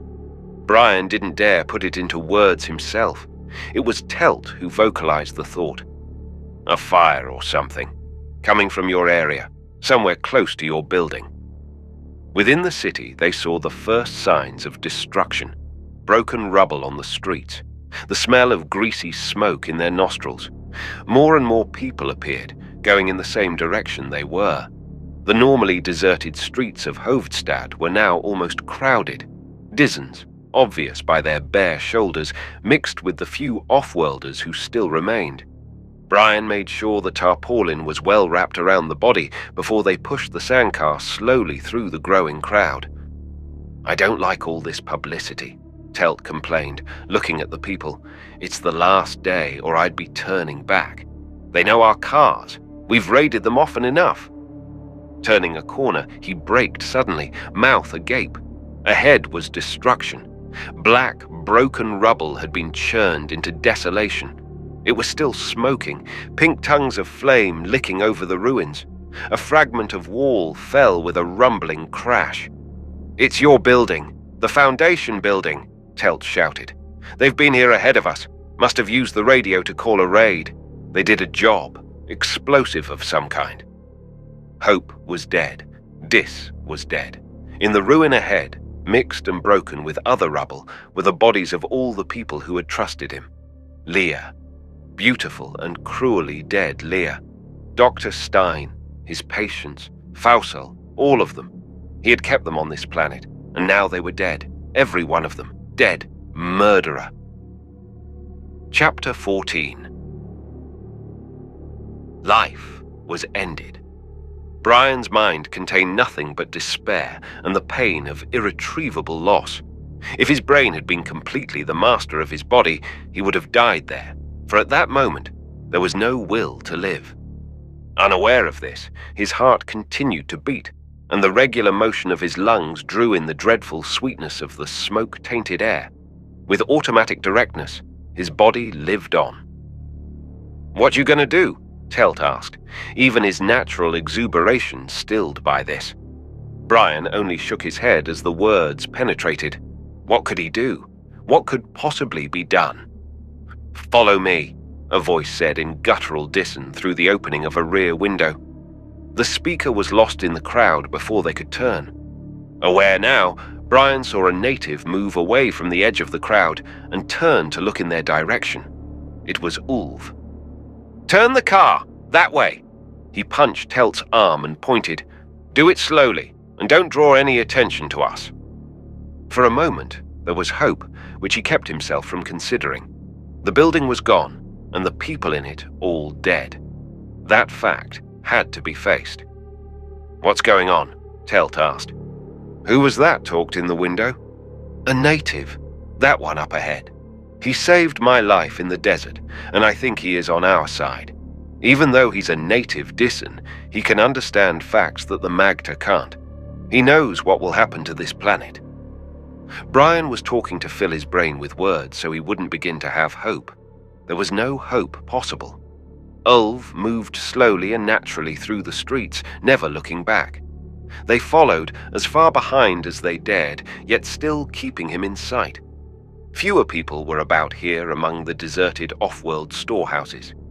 Ulf vanished into one of these. Light Metals Trust Ltd. The sign read above the door. Telt slowed the car. "Don't stop here," Brion said. "Drive around the corner and pull up." Brion climbed out of the car with an ease he did not feel. No one was in sight now, in either direction. Walking slowly back to the corner, he checked the street they had just left. Hot, silent, and empty. A sudden blackness appeared where the door of the warehouse had been, and the sudden flickering motion of a hand. Brion signaled Telt to start and jumped into the already moving sandcar. "Into that open door! Quickly, before anyone sees us!" The car rumbled down a ramp into the dark interior, and the door slid shut behind them. "Ulf, what is it? Where are you?" Brion called, blinking in the murky interior. A grey form appeared beside him. "I am here." "Did you—" There was no way to finish the sentence. "I heard of the raid. The Magter called together all of us they could to help them carry explosive. I went along. I could not stop them, and there was no time to warn anyone in the building. Then they are all dead." "Yes," Ulf nodded. "All except one. I knew I could perhaps save one. I was not sure who. So I took the woman you were with in the desert. She is here now. She was hurt, but not badly when I brought her out." Guilty relief flooded through Brion. He shouldn't exult, not with the death of everyone in the Foundation still fresh in his mind. But at that instant, he was happy. "Let me see her," he said to Ulf. He was seized by the sudden fear that there might be a mistake. Perhaps Ulf had saved a different woman. Ulf led the way across the empty loading bay. Brion followed closely, fighting down the temptation to tell him to hurry. When he saw that Ulf was heading towards an office in the far wall, he could control himself no longer and ran on ahead. It was Leah, lying unconscious on a couch. Sweat beaded her face, and she moaned and stirred without opening her eyes. "I gave her Sova, then wrapped her in cloth so no one would know," Ulf said. Telt was close behind them, looking in through the open door. "Sova is a drug they take from one of their plants," he said. "We got a lot of experience with it. A little makes a good knockout drug, but it's deadly poison in large doses. I got the antidote in the car. Wait, and I'll get it." He went out. Brion sat next to Leah and wiped her face clean of dirt and perspiration.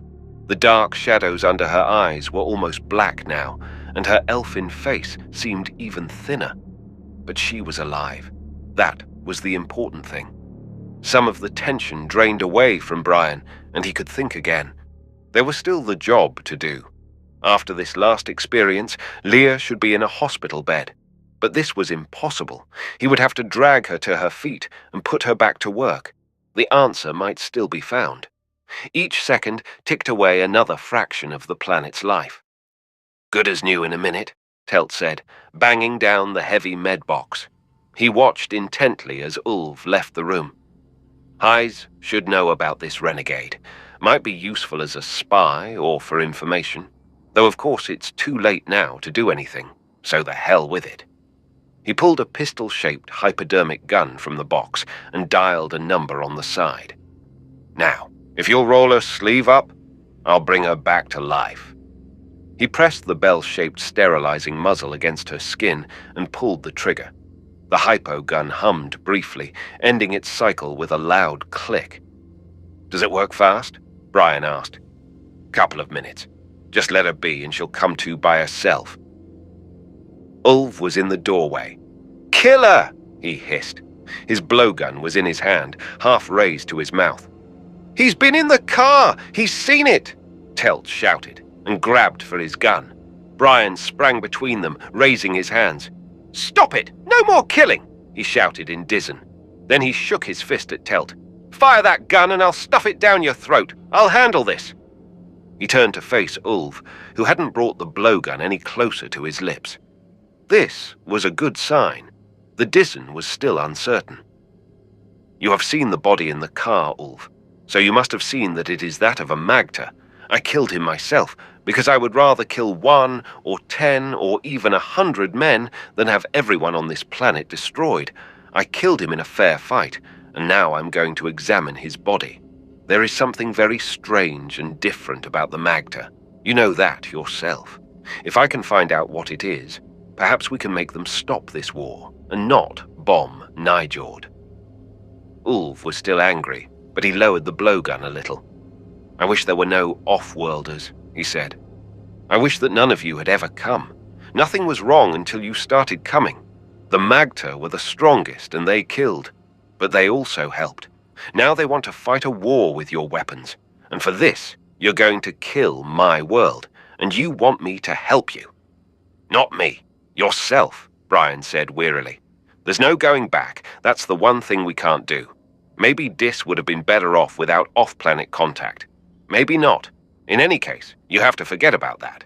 You have contact now with the rest of the galaxy, for better or for worse. You've got a problem to solve, and I'm here to help you solve it."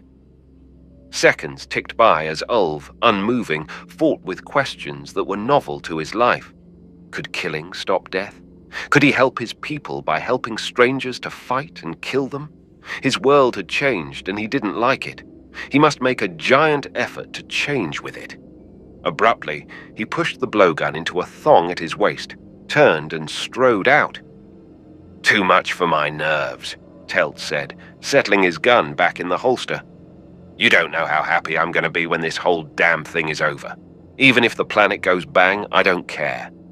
I'm finished."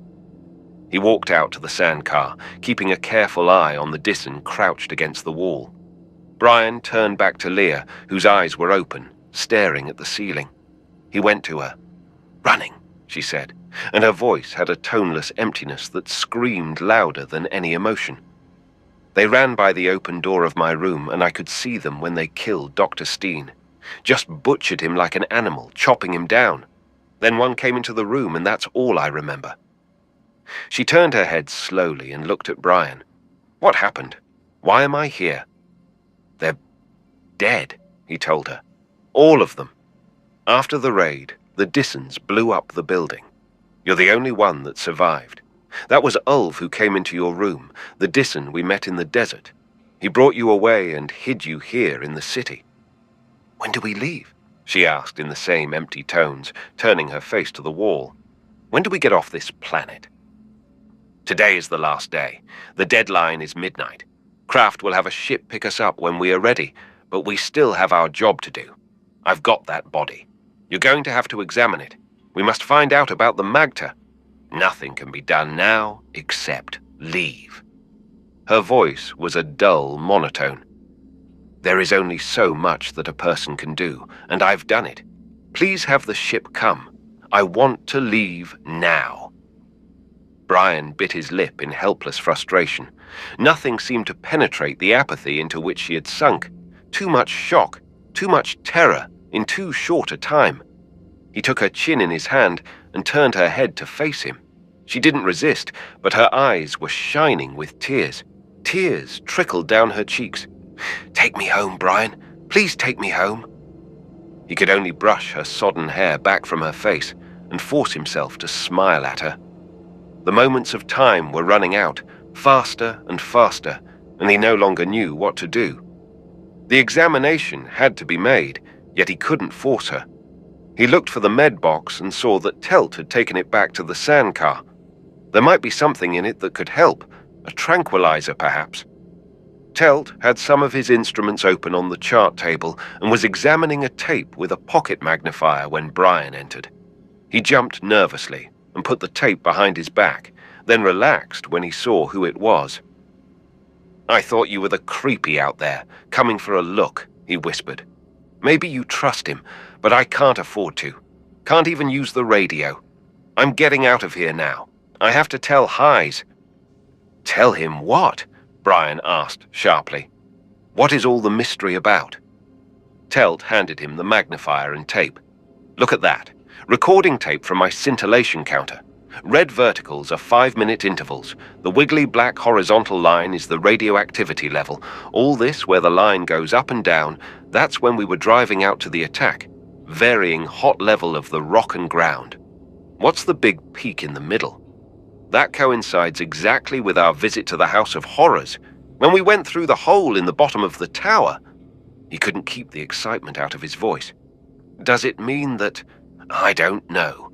I'm not sure. I have to compare it with the other tapes back at base. It could be the stone of the tower. Some of these heavy rocks have got a high natural count. There maybe could be a box of instruments there with fluorescent dials. Or it might be one of those tactical atom bombs they threw at us already. Some arms runner sold them a few. Or it could be the cobalt bombs?" "It could be," Telt said, packing his instruments swiftly. "A badly shielded bomb, or an old one with a crack in the skin, could give a trace like that. Just a little radon leaking out would do it. Why don't you call Hayes on the radio and let him know? I don't want Granddaddy Kraft's listening post to hear about it. This is our job, if I'm right, and I have to check my old tapes to make sure. But it's going to be worth a raid. I can feel that in my bones. Let's unload your corpse." He helped Brion with the clumsy wrapped bundle, then slipped into the driver's seat. "Hold it," Brion said. "Do you have anything in the med box I can use for Leah? She seems to have cracked. Not hysterical, but withdrawn. Won't listen to reason. Won't do anything but lie there and ask to go home." "Got the potion here," Telt said, cracking the med box. "Slaughter syndrome is what our medic calls it. Hit a lot of our boys. Grow up all your life hating the idea of violence, and it goes rough when you have to start killing people. Guys break up, break down, go to pieces lots of different ways. The medic mixed up this stuff. Don't know how it works, probably tranquilizers and some of the cortex drugs, but it peels off recent memories. Maybe for the last 10, 12 hours. You can't get upset about what you don't remember. He pulled out a sealed package. Directions on the box. Good luck. Luck, Brion said, and shook the technician's calloused hand. Let me know if the traces are strong enough to be bombs. He checked the street to make sure it was clear, then pressed the door button. The sandcar churned out into the brilliant sunshine and was gone, the throb of its motor dying in the distance. Brion closed the door and went back to Leah. Ulf was still crouched against the wall. There was a one-shot disposable hypodermic in the box. Leah made no protest when he broke the seal and pressed the needle against her arm. She sighed, and her eyes closed again. When he saw she was resting easily, he dragged in the tarpaulin-wrapped body of the Magda. A workbench ran along one wall, and he struggled the corpse up onto it. He unwrapped the tarpaulin, and the sightless eyes stared accusingly up into his. Using his knife, Brion cut away the loose, blood-soaked clothing. Strapped under the clothes, around the man's waist, was the familiar collection of Dizzen artifacts. This could have significance either way. Human or humanoid, the creature would still have to live on Dis. Brion threw it aside, along with the clothing. Nude, pierced, bloody, the corpse lay before him. In every external physical detail, the man was human. Brion's theory was becoming more preposterous with each discovery.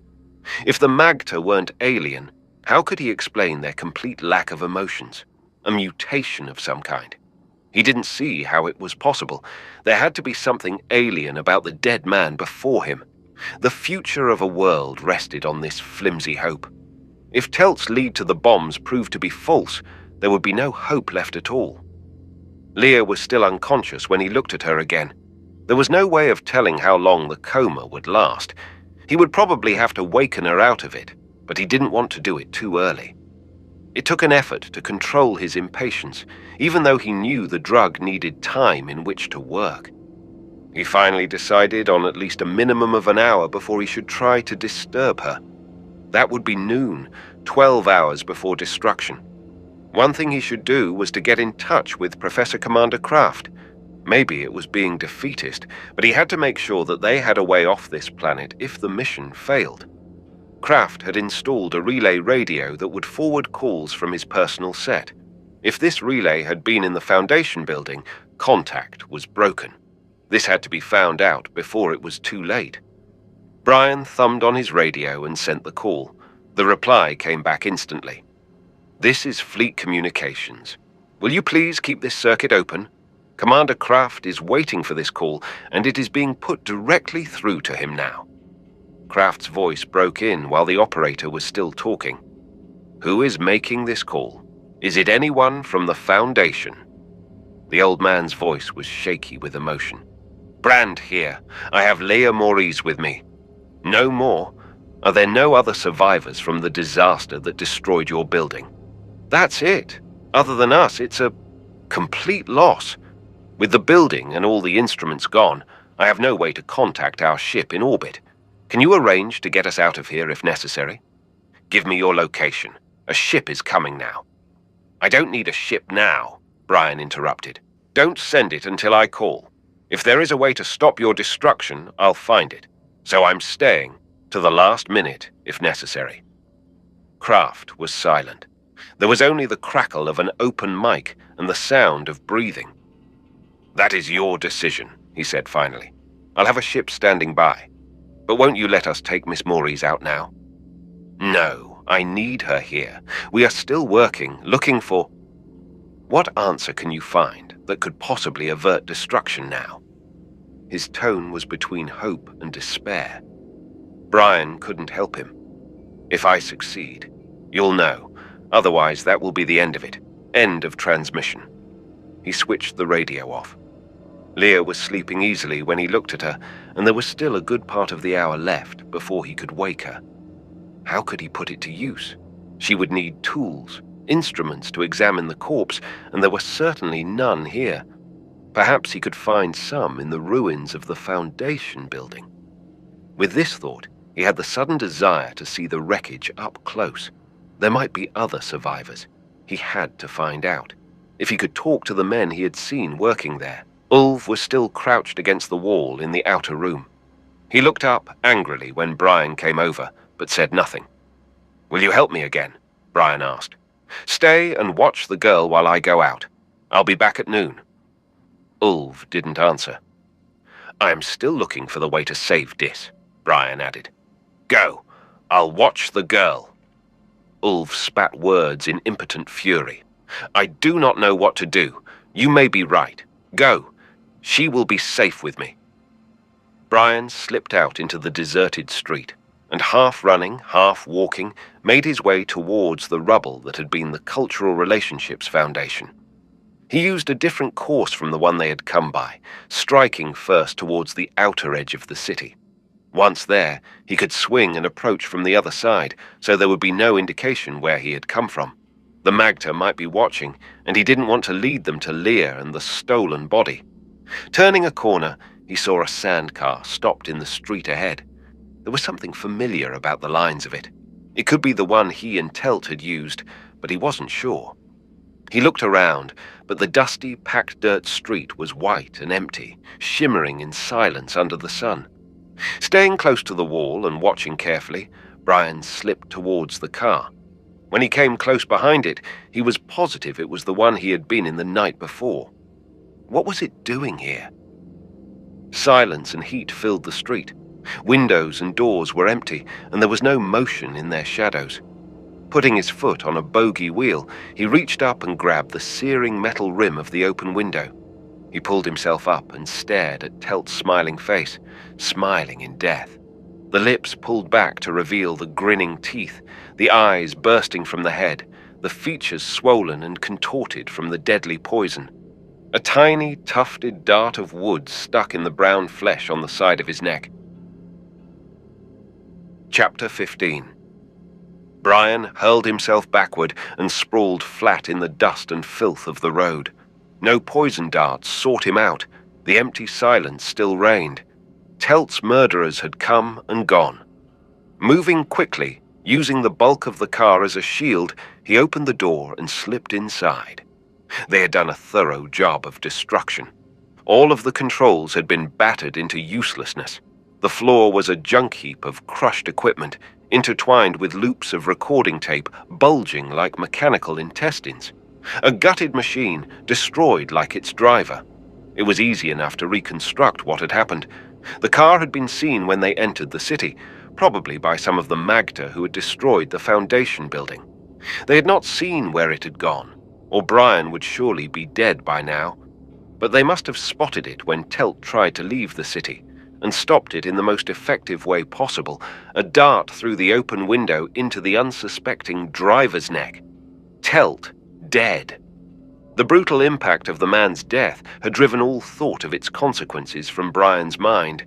Now he began to realize. Telt had never sent word of his discovery of the radioactive trace to the Nijord army. He had been afraid to use the radio, and had wanted to tell Heise in person and to show him the tape. Only now the tape was torn and mixed with all the others, the brain that could have analyzed it dead. Brion looked at the dangling entrails of the radio and spun for the door. Running swiftly and erratically, he fled from the sandcar. His own survival and the possible survival of Dis depended on his not being seen near it. He must contact Heise and pass on the information. Until he did that, he was the only off-worlder on Dis who knew which Magter tower might contain the world-destroying bombs. Once out of sight of the sandcar, he went more slowly, wiping the sweat from his streaming face. He hadn't been seen leaving the car, and he wasn't being followed. The streets here weren't familiar, but he checked his direction by the sun and walked at a steady, fast pace towards the destroyed building. More of the native Dizens were in the streets now. They all noticed him.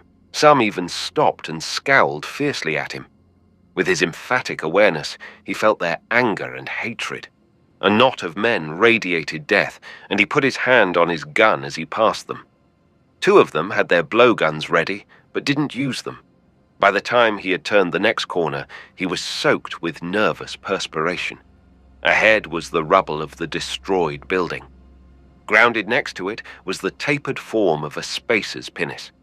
Two men had come from the open lock and were standing at the edge of the burnt area. Brion's boots grated loudly on the broken wreckage. The men turned quickly towards him, guns raised. Both of them carried iron rifles. They relaxed when they saw his off-world clothes. "Bloody damned savages," one of them growled.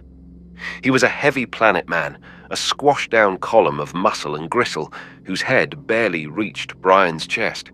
A pushed-back cap had the crossed slide rule symbol of ship's computer man. "Can't blame them, I guess," the second man said. He wore Purser's insignia. His features were different, but with the same compacted body, the two men were as physically alike as twins, probably from the same home planet. "They're gonna get their whole world blown out from under them at midnight. Looks as if the poor slob in the streets finally realized what is happening. Hope we're in jump space by then. I saw Estrada's world get it, and I don't want to see that again, not twice in one lifetime." The computer man was looking closely at Brion, head tilted sideways to see his face. "You need transportation off-world?" he asked. "We're the last ship at the port, and we're going to boil out of here as soon as the rest of our cargo is aboard. We'll give you a lift if you need it." Only by a tremendous effort at control did Brion conceal the destroying sorrow that overwhelmed him when he looked at that shattered wasteland, the graveyard of so many. "No," he said. "That won't be necessary. I'm in touch with the blockading fleet, and they'll pick me up before midnight." "You from Nijord?" the purser growled. "No," Brion said, still only half aware of the men. "But there is trouble with my own ship." He realized that they were looking intently at him, that he owed them some kind of explanation. "I thought I could find a way to stop the war. Now, I'm not so sure." He hadn't intended to be so frank with the spaceman, but the words had been uppermost in his thoughts and had simply slipped out. The computer man started to say something, but his shipmate speared him in the side with his elbow. "We blast soon, and I don't like the way these dizzens are looking at us. The captain said to find out what caused the fire, then get the hell back. So let's go." "Don't miss your ship," the computer man said to Brion, and he started for the pinnace. Then he hesitated and turned. "Sure there's nothing we can do for you?" Sorrow would accomplish nothing. Brion fought to sweep the dregs of emotion from his mind and to think clearly. "You can help me," he said. "I could use a scalpel or any other surgical instrument you might have. Leah would need those." Then he remembered Telt's undelivered message. "Do you have a portable radio transceiver? I can pay you for it." The computer man vanished inside the rocket and reappeared a minute later with a small package. "There's a scalpel and a magnetized tweezers in here, all I could find in the med kit. Hope they'll do." He reached inside and swung out the metal case of a self-contained transceiver. "Take this. It's got plenty of range, even on the longer frequencies." He raised his hand at Brion's offer to pay. "My donation," he said. "If you can save this planet, I'll give you the whole pinnace as well. We'll tell the captain we lost the radio in some trouble with the natives. Isn't that right, Moneybags?" He prodded the purser in the chest with a finger that would have punched a hole through a weaker man. "I read you loud and clear," the purser said. "I'll make out an invoice so stating, back in the ship." They were both in the pinnace then, and Brion had to move fast to get clear of the takeoff blast. A sense of obligation. The spaceman had felt it too. The realization of this raised Brion's spirits a bit as he searched through the rubble for anything useful. He recognized part of a wall still standing as a corner of the laboratory. Poking through the ruins, he unearthed broken instruments and a single battered case that had barely missed destruction. Inside was the binocular microscope, the right tube bent, its lenses cracked and obscured. The left eyepiece still seemed to be functioning. Brion carefully put it back in the case. He looked at his watch. It was almost noon. These few pieces of equipment would have to do for the dissection. Watched suspiciously by the onlooking Dissons, he started back to the warehouse. It was a long, circuitous walk, since he didn't dare give any clues to his destination. Only when he was positive he had not been observed or followed did he slip through the building's entrance, locking the door behind him. Leah's frightened eyes met his when he went into the office. "A friendly smile here among the cannibals," she called. Her strained expression gave the lie to the cheeriness of her words. "What has happened? Since I woke up, the great stone face over there," she pointed to Ulf, "has been telling me exactly nothing." "What's the last thing you can remember?" Brion asked carefully. He didn't want to tell her too much, lest this bring on the shock again. Ulf had shown great presence of mind in not talking to her.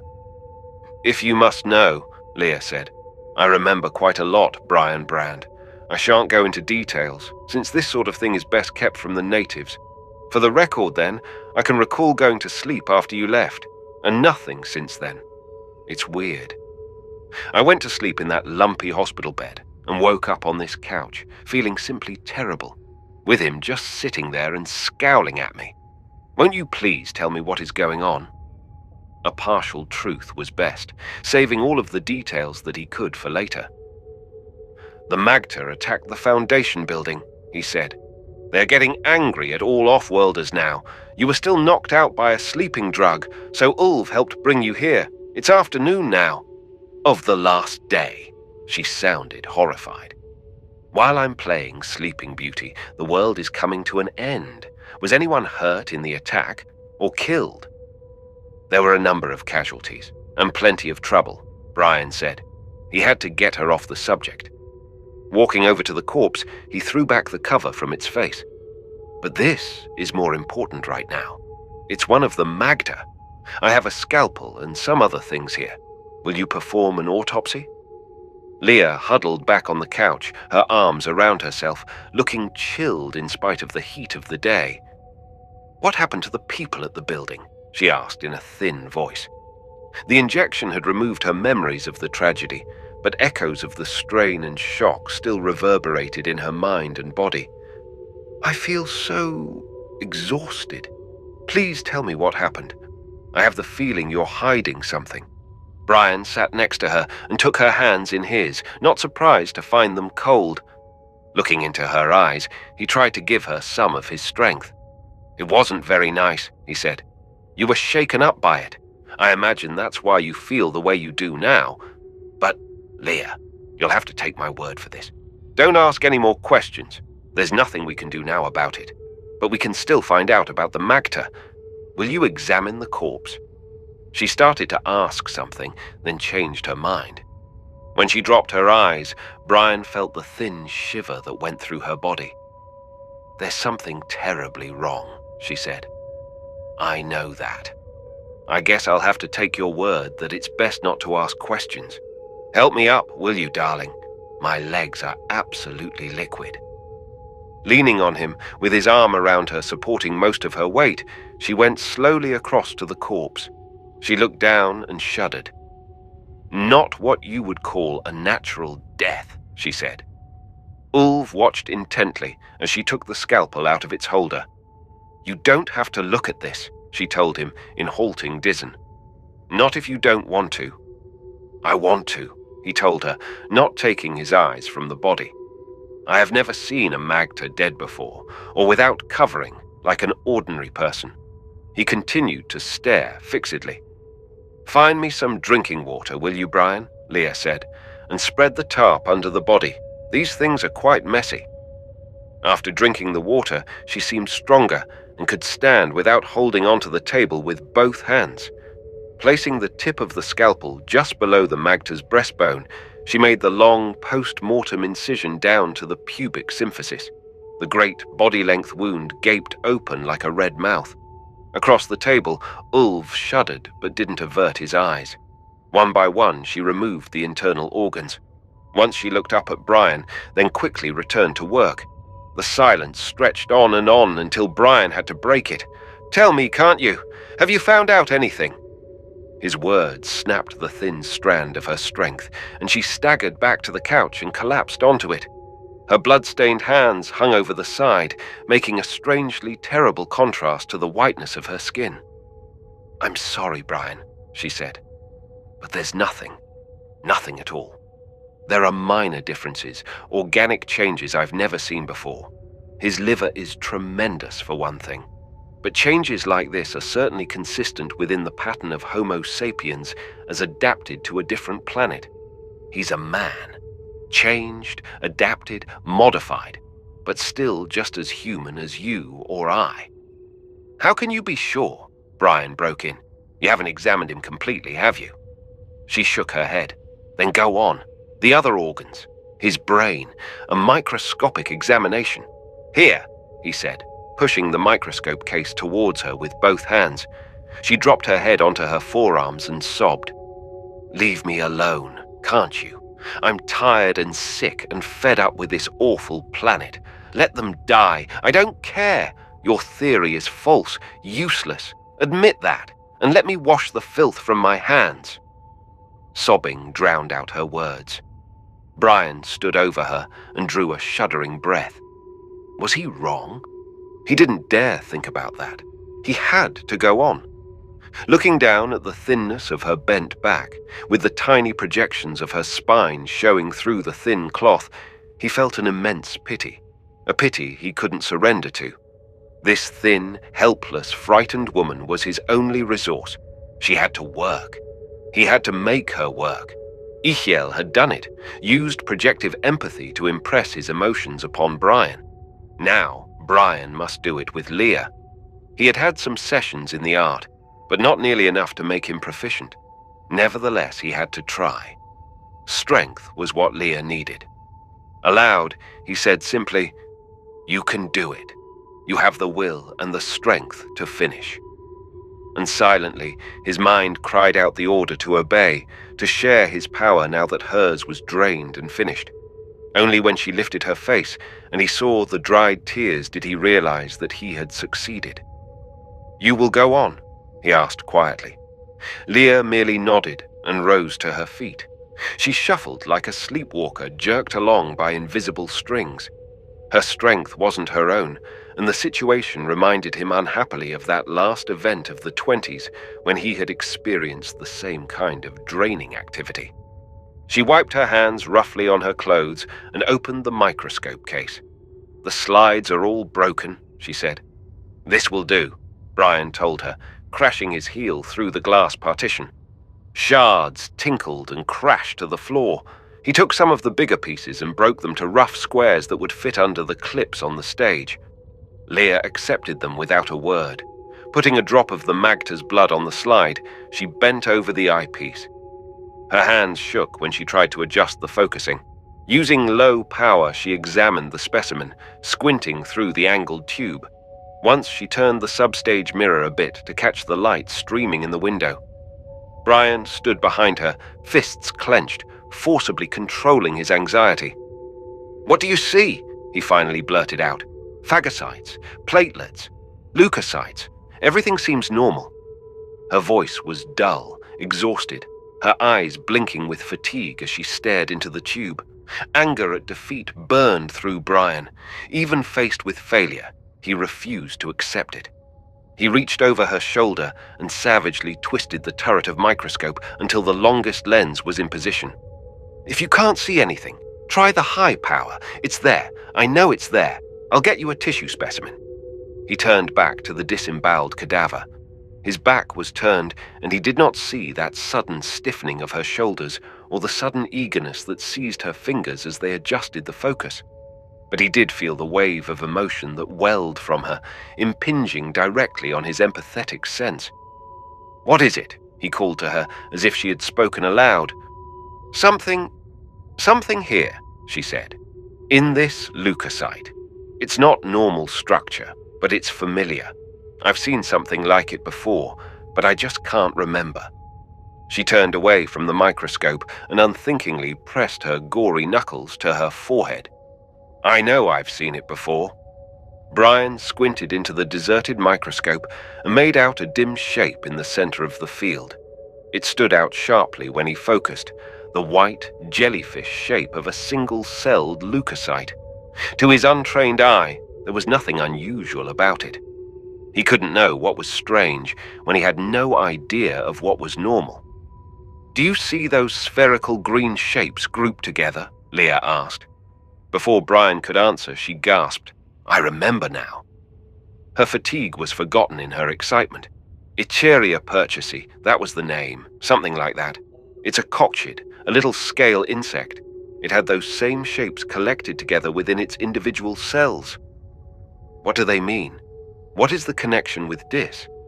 "I don't know," she said. "It's just that they look so similar, and I never saw anything like this in a human cell before. In the cockshids, the green particles grow into a kind of yeast that lives within the insect. Not a parasite, but a real symbiote." Her eyes opened wide as she caught the significance of her own words. A symbiote. And Dis was the world where symbiosis and parasitism had become more advanced and complex than on any other planet. Leah's thoughts spun around this fact and chewed at the fringes of the logic. Brion could sense her concentration and absorption. He did nothing to break the mood. Her hands were clenched, her eyes staring unseeingly at the wall as her mind raced. Brion and Ulf were quiet, watching her, waiting for her conclusions. The pieces were falling into shape at last. Leah opened her clenched hands and smoothed them on her sodden skirt. She blinked and turned to Brion. "Is there a toolbox here?" she asked. Her words were so unexpected that Brion could not answer for a moment. Before he could say anything, she spoke again. "Not hand tools. That would take too long. Could you find anything like a power saw? That would be ideal." She turned back to the microscope, and he didn't try to question her. Ulf was still looking at the body of the magter and had understood nothing of what they had said. Brion went out into the loading bay. There was nothing he could use on the ground floor, so he took the stairs to the floor above. A corridor here passed by a number of rooms. All of the doors were locked, including one with the hopeful sign, "Tool Room" on it. He battered at the metal door with his shoulder without budging it. As he stepped back to look for another way in, he glanced at his watch. 2 o'clock. In 10 hours, the bombs would fall on Dis. The need for haste tore at him, yet there could be no noise. Someone in the street might hear it. He quickly stripped off his shirt and wrapped it in a loose roll around the barrel of his gun, extending it in a loose tube in front of the barrel. Holding the rolled cloth in his left hand, he jammed the gun up tight against the door, the muzzle against the lock. The single shot was only a dull thud, inaudible outside of the building. Pieces of broken mechanism jarred and rattled inside the lock, and the door swung open. When he came back, Leah was standing by the body. He held the small power saw with a rotary blade. "Will this do?" he asked. "Runs on its own battery, almost fully charged too." "Perfect," she answered. "You're both going to have to help me." She switched into the Dizen language. "Ulf, would you find some place where you can watch the street without being seen? Signal me when it is empty. I'm afraid this saw is going to make a lot of noise." Ulf nodded and went out into the bay, where he climbed a heap of empty crates so he could peer through the small windows set high in the wall. He looked carefully in both directions, then waved to her to go ahead. "Stand to one side and hold the cadaver's chin, Brion," she said. "Hold it firmly so the head doesn't shake around when I cut. This is going to be a little gruesome. I'm sorry, but it'll be the fastest way to cut the bone." The saw bit into the skull. Once Ulf waved them into silence and shrank back himself into the shadows next to the window. They waited impatiently until he gave them the sign to continue again. Brion held steady while the saw cut a circle completely around the skull. "Finished," Leah said, and the saw dropped from her limp fingers to the floor. She massaged life back into her hands before she finished the job. Carefully and delicately, she removed the cap of bone from the magter's head, exposing his brain to the shaft of light from the window. "You were right all the time, Brion," she said. "There is your alien." Chapter 16. Ulf joined them as they looked down at the exposed brain of the magter. The thing was so clearly evident that even Ulf noticed it. I have seen dead animals and my people dead with their heads open, but I have never seen anything like that before, he said. What is it? Brion asked. The invader, the alien you were looking for, Leah told him. The magter's brain was only 2/3 of what would have been its normal size. Instead of filling the skull completely, it shared the space with a green, amorphous shape. This was ridged somewhat like a brain, but the green shape had still darker nodules and extensions. Leah took her scalpel and gently prodded the dark, moist mass. It reminds me very much of something that I've seen before on Earth, she said. The green fly, Drepanocyphum platanoides, and an unusual organ it has, called the pseudova. Now that I have seen this growth in the magter's skull, I can think of a positive parallel. The fly Drepanocyphum also had a large green organ, only it fills half of the body cavity instead of the head. Its identity puzzled biologists for years, and they had a number of complex theories to explain it. Finally, someone managed to dissect and examine it. The pseudova turned out to be a living plant, a yeast-like growth that helps with the green fly's digestion. It produces enzymes that enable the fly to digest the great amounts of sugar it gets from plant juice. That's not unusual, Brion said, puzzled. Termites and human beings are a couple of other creatures whose digestion is helped by internal flora. What's the difference in the green fly? Reproduction, mainly. All the other gut-living plants have to enter the host and establish themselves as outsiders, permitted to remain as long as they are useful. The green fly and its yeast plant have a permanent symbiotic relationship that is essential to the existence of both. The plant's spores appear in many places throughout the fly's body, but they are always in the germ cells. Every egg cell has some, and every egg that grows to maturity is infected with the plant spores. The continuation of the symbiosis is unbroken and guaranteed. Do you think those green spheres in the magter's blood cells could be the same kind of thing? Brion asked. I'm sure of it, Leah said. It must be the same process. There are probably green spheres throughout the magter's bodies, spores or offspring of those things in their brains. Enough will find their way to the germ cells to make sure that every young magter is infected at birth. While the child is growing, so is the symbiote. Probably a lot faster, since it seems to be a simpler organism. I imagine it is well established in the brain pan within the first 6 months of the infant's life. But why? Brion asked. What does it do?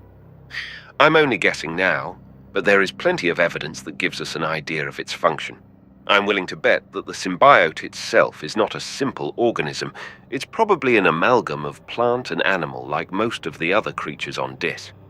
The thing is just too complex to have developed since mankind has been on this planet. The magter must have caught the symbiotic infection eating some Disan animal. The symbiote lived and flourished in its new environment, well protected by a bony skull in a long-lived host. In exchange for food, oxygen, and comfort, the brain symbiote must generate hormones and enzymes that enable the magter to survive. Some of these might aid digestion, enabling the magter to eat any plant or animal life they can lay their hands on. The symbiote might produce sugars, scavenge the blood of toxins. There are so many things it could do. Things it must have done, since the magter are obviously the dominant life form on this planet. They paid a high price for the symbiote, but it didn't matter to race survival until now. Did you notice that the magter's brain is no smaller than normal? It must be. Or how else could that brain symbiote fit inside the skull with it? Brion said. If the magter's total brain were smaller in volume than normal, it could fit into the remaining space in the cranial hollow. But the brain is full-sized. It is just that part of it is missing, absorbed by the symbiote. The frontal lobes, Brion said with sudden realization. This hellish growth has performed a prefrontal lobotomy. It's done even more than that, Leah said, separating the convolutions of the grey matter with her scalpel to uncover a green filament beneath. These tendrils penetrate further back into the brain, but always remain in the cerebrum. The cerebellum appears to be untouched. Apparently just the higher functions of mankind have been interfered with selectively. Destruction of the frontal lobes made the magter creatures without emotions or ability for really abstract thought. Apparently they survived better without these.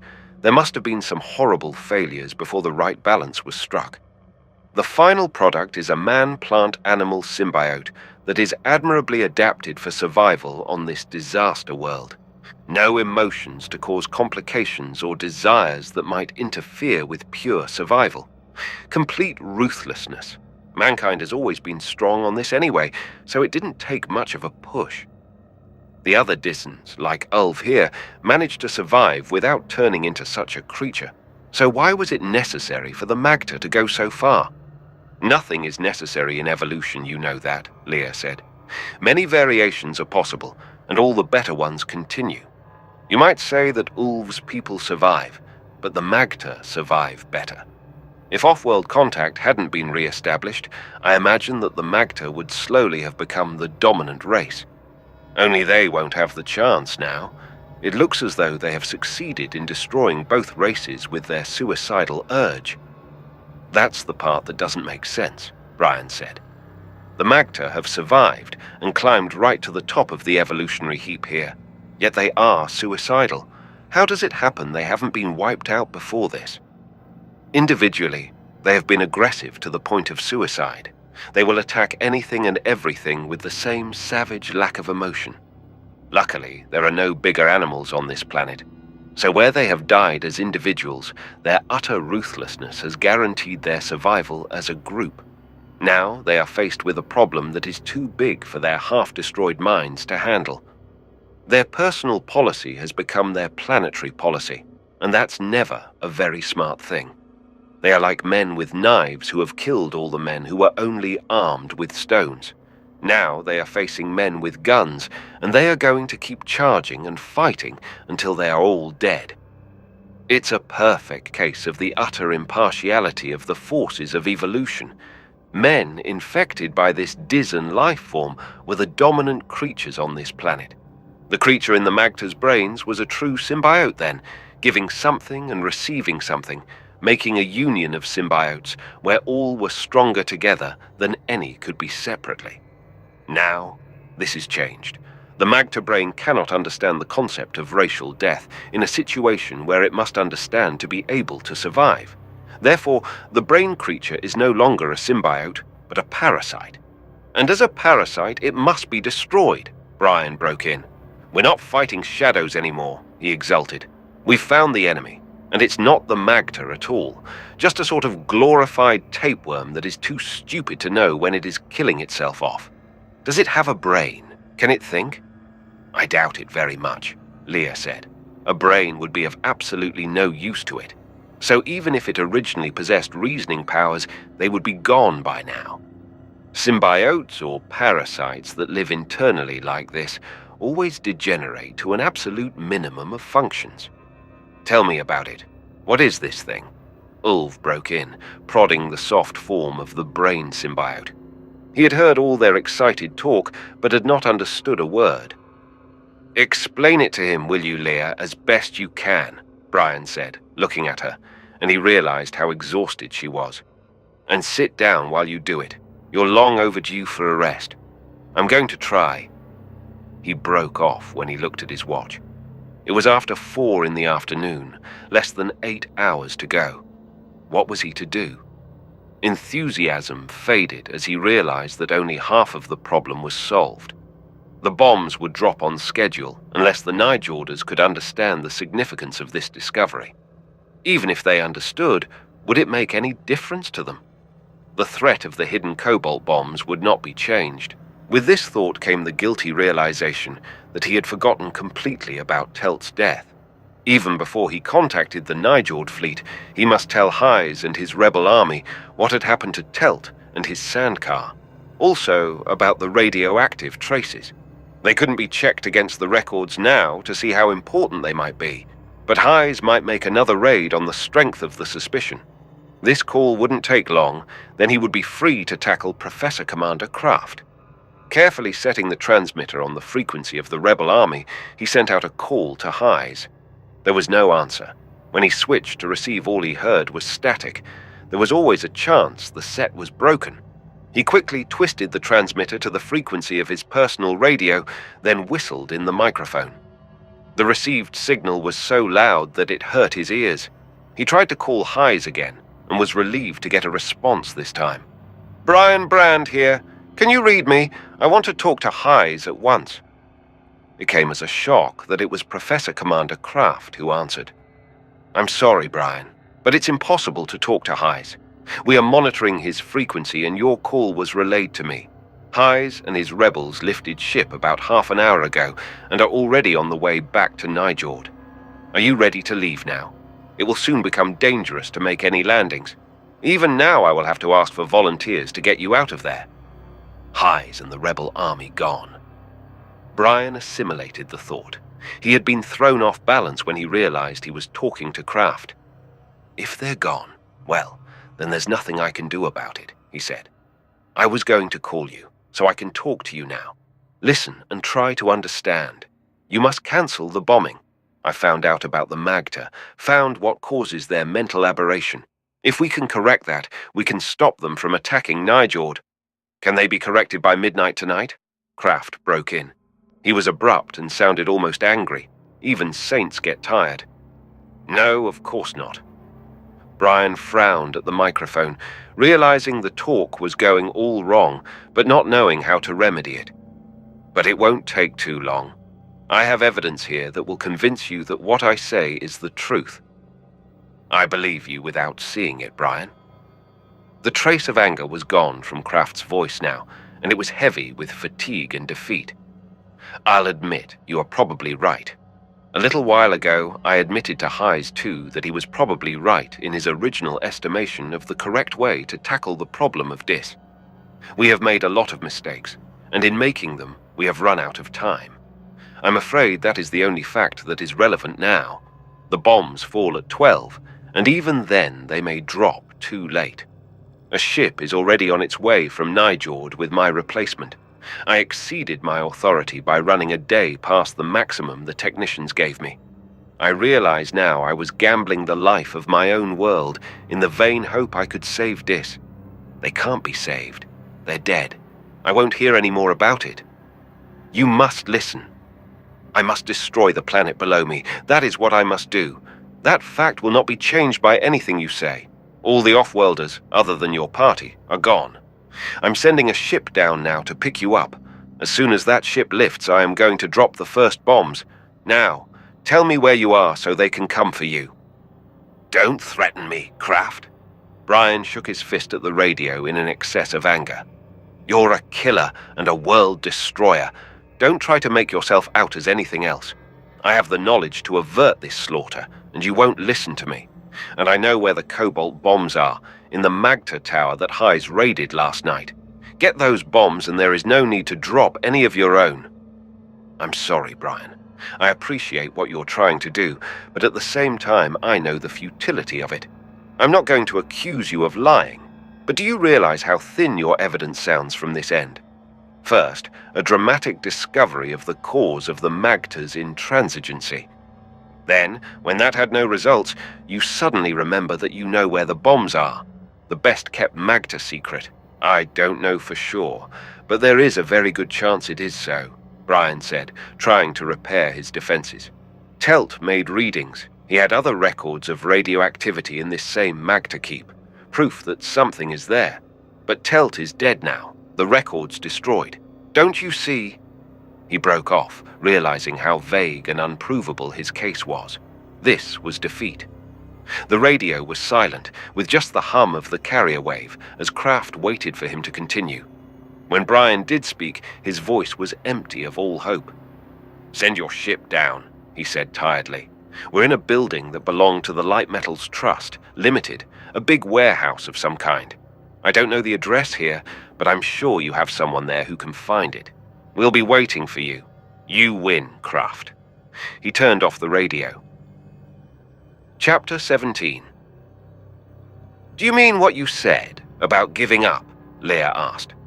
Brion realized that she had stopped talking to Ulf some time ago and had been listening to his conversation with Kraft. He shrugged, trying to put his feeling into words. "We've tried. and almost succeeded. But if they won't listen, what can we do? What can one man possibly do against a fleet loaded with H-bombs? As if in answer to the question, Ulf's voice drowned him out, the harsh, Dizen words slashing the silence of the room. "Kill you, the enemy!" he said. "Kill you, Umedverk!" He shouted the last word, and his hand flashed to his belt. In a single, swift motion, he lifted his blowgun and placed it to his lips. A tiny dart quivered in the already dead flesh of the creature in the Magter's skull. The action had all the symbolism of a broken lance, the declaration of war. "Ulf understands it a lot better than you might think," Leah said. "He knows things about symbiosis and mutualism that would get him a job as a lecturer in any university on Earth. He knows just what the brain symbiote is and what it does. They even have a word for it, one that never appeared in our Dizen language lessons. A life form that you can live with or cooperate with is called Medverk. One that works to destroy you is Umedverk. He also understands that life forms can change and be Medverk or Umedverk at different times. He has just decided that the brain symbiote is Umedverk, and he is out to kill it. So will the rest of the Dissons as soon as he can show them the evidence and explain." "You're sure of this?" Brion asked, interested in spite of himself. "Positive. The Dissons have an absolute attitude towards survival. You should realize that. Not the same as the Magter, but not much different in the results. They will kill the brain symbiotes, even if it means killing every Magter who harbors one." "If that is the case, we can't leave now," Brion said. With these words, it suddenly became clear what he had to do. "The ship is coming down now from the fleet. Get in it and take the body of the Magter. I won't go." "Where will you be?" she asked, shocked. "Fighting the Magter. My presence on the planet means that Kraft won't keep his threat to drop the bombs any earlier than the midnight deadline. That would be deliberately murdering me. I doubt if my presence past midnight will stop him, but it should keep the bombs away at least until then." "What will you accomplish besides committing suicide?" Leah pleaded. "You just told me how a single man can't stop the bombs. What will happen to you at midnight?" "I'll be dead, but in spite of that I can't run away. Not now. I must do everything possible right up until the last instant. Ulf and I will go to the Magter Tower, try to find out if the bombs are there. He will fight on our side now. He may even know more about the bombs, things that he didn't want to tell me before. We can get help from his people. Some of them must know where the bombs are, being native to this planet." Leah started to say something, but he rushed on, drowning out her words. "You have just as big a job. Show the Magter to Kraft. Explain the significance of the brain parasite to him. Try to get him to talk to Hayes about the last raid. Try to get him to hold off the attack.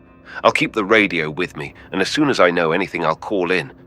This is all last resort, finger in the dike kind of stuff, but it is all we can do, because if we do nothing, it means the end of Dis." Leah tried to argue with him, but he wouldn't listen to her. He only kissed her, and with a lightness he did not feel tried to convince her that everything would be all right. In their hearts, they both knew it wouldn't be, but they left it that way because it was the least painful solution. A sudden rumbling shook the building, and the windows darkened as a ship settled in the street outside. The Nijord crew came in with guns pointed, alert for anything. After a little convincing, they took the cadaver, as well as Leah, when they lifted ship. Brion watched the spacer become a pinpoint in the sky and vanish. He tried to shake off the feeling that this was the last time he would see any of them. "Let's get out of here fast," he told Ulf, picking up the radio, "before anyone comes around to see why the ship landed." "What will you do?" Ulf asked as they went down the street towards the desert. "What can we do in the few hours we have left?" He pointed at the sun, nearing the horizon. Brion shifted the weight of the radio to his other hand before replying. "Get to the Magter Tower we raided last night. That's the best chance. The bombs might be there. Unless you know where the bombs are." Ulf shook his head. "I do not know, but some of my people may. We will capture a Magter, then kill him, so they can all see the Umedverk. Then they will tell us everything they know." The tower first then, for bombs or a sample magter. What's the fastest way we can get there? Ulv frowned in thought. If you can drive one of the cars the off-worlders use, I know where there are some locked in buildings in this city. None of my people know how they are made to move. I can work them. Let's go. Chance was with them this time. The first sandcar they found still had the keys in the lock. It was battery-powered, but contained a full charge. Much quieter than the heavy atomic cars, it sped smoothly out of the city and across the sand. Ahead of them, the sun sank in a red wave of color. It was 6 o'clock. By the time they reached the tower, it was 7, and Brion's nerves felt as if they were writhing under his skin. Even though it looked like suicide, attacking the tower brought blessed relief. It was movement and action, and for moments at a time he forgot the bombs hanging over his head. The attack was nerve-wrackingly anticlimactic. They used the main entrance, Ulv ranging soundlessly ahead. There was no one in sight. Once inside, they crept down towards the lower rooms where the radiation had been detected. Only gradually did they realize that the magter tower was completely empty. "Everyone gone?" Ulv grunted, sniffing the air in every room that they passed. "Many magter were here earlier, but they are gone now." "Do they often desert their towers?" Brion asked. "Never.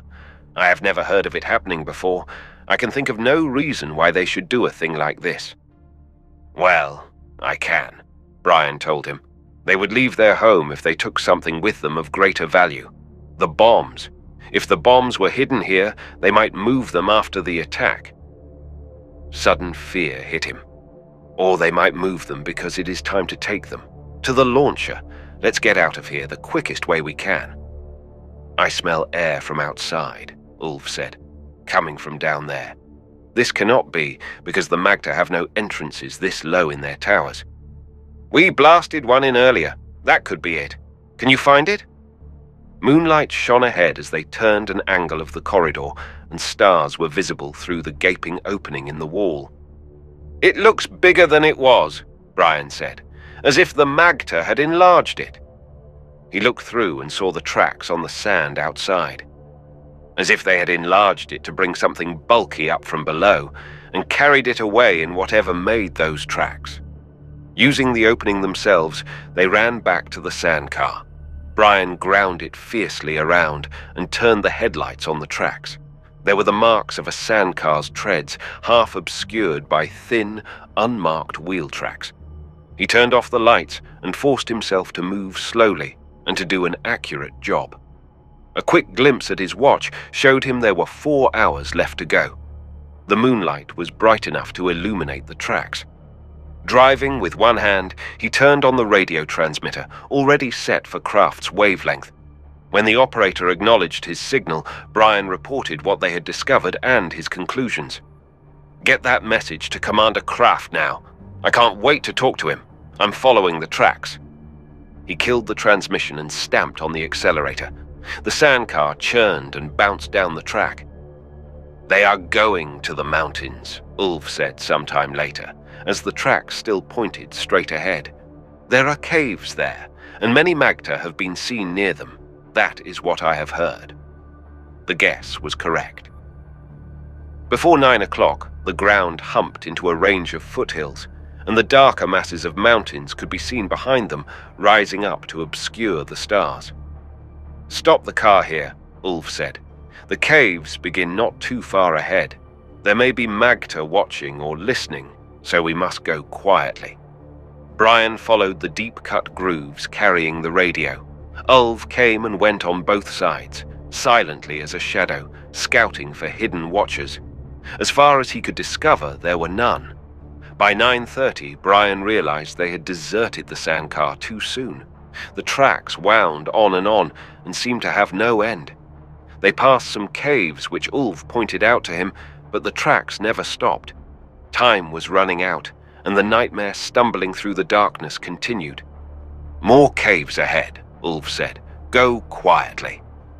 They came cautiously to the crest of a hill, as they had done so many times already, and looked into the shallow valley beyond. Sand covered the valley floor, and the light of the setting moon shone over the tracks at a flat angle, marking them off sharply as lines of shadow. They ran straight across the sandy valley and disappeared into the dark mouth of a cave on the far side. Sinking back behind the hilltop, Brion covered the pilot light with his hand and turned on the transmitter. Ulv stayed above him, staring at the opening of the cave. "This is an important message," Brion whispered into the mic. "Please record." He repeated this for 30 seconds, glancing at his watch to make sure of the time, since the seconds of waiting stretched to minutes in his brain. Then, as clearly as possible, without raising his voice above a whisper, he told of the discovery of the tracks and the cave. "The bombs may or may not be in here, but we are going in to find out. I'll leave my personal transmitter here with the broadcast power turned on, so you can home on its signal. That will give you a directional beacon to find the cave. I'm taking the other radio in. It has more power. If we can't get back to the entrance, I'll try a signal from inside. I doubt if you will hear it because of the rock, but I'll try. End of transmission. Don't try to answer me because I have the receiver turned off. There are no earphones on this set and the speaker would be too loud here." He switched off, held his thumb on the button for an instant, then flicked it back on. "Goodbye, Leah," he said, and killed the power for good. They circled and reached the rocky wall of the cliff. Creeping silently in the shadows, they slipped up on the dark entrance of the cave. Nothing moved ahead, and there was no sound from the entrance of the cave. Brion glanced at his watch and was instantly sorry. 10:30. The last shelter concealing them was 5 meters from the cave. They started to rise, to rush the final distance, when Ulv suddenly waved Brion down. He pointed to his nose, then to the cave. He could smell the magter there. A dark figure separated itself from the greater darkness of the cave mouth. Ulv acted instantly. He stood up, and his hand went to his mouth. Air hissed faintly through the tube in his hand. Without a sound, the magter folded and fell to the ground. Before the body hit, Ulv crouched low and rushed in. There was the sudden scuffling of feet on the floor, then silence. Brion walked in, gun ready and alert, not knowing what he would find. His toe pushed against a body on the ground, and from the darkness, Ulv whispered, "There were only 2. We can go on now." Finding their way through the cave was a maddening torture. They had no light, nor would they dare use one if they had. There were no wheel marks to follow on the stone floor. Without Ulv's sensitive nose, they would have been completely lost. The cave branched and rejoined, and they soon lost all sense of direction. Walking was almost impossible. They had to grope with their hands before them like blind men. Stumbling and falling against the rock, their fingers were soon throbbing and raw from brushing against the rough walls. Ulv followed the scent of the magter that hung in the air where they had passed. When it grew thin, he knew they had left the frequently used tunnels and entered deserted ones.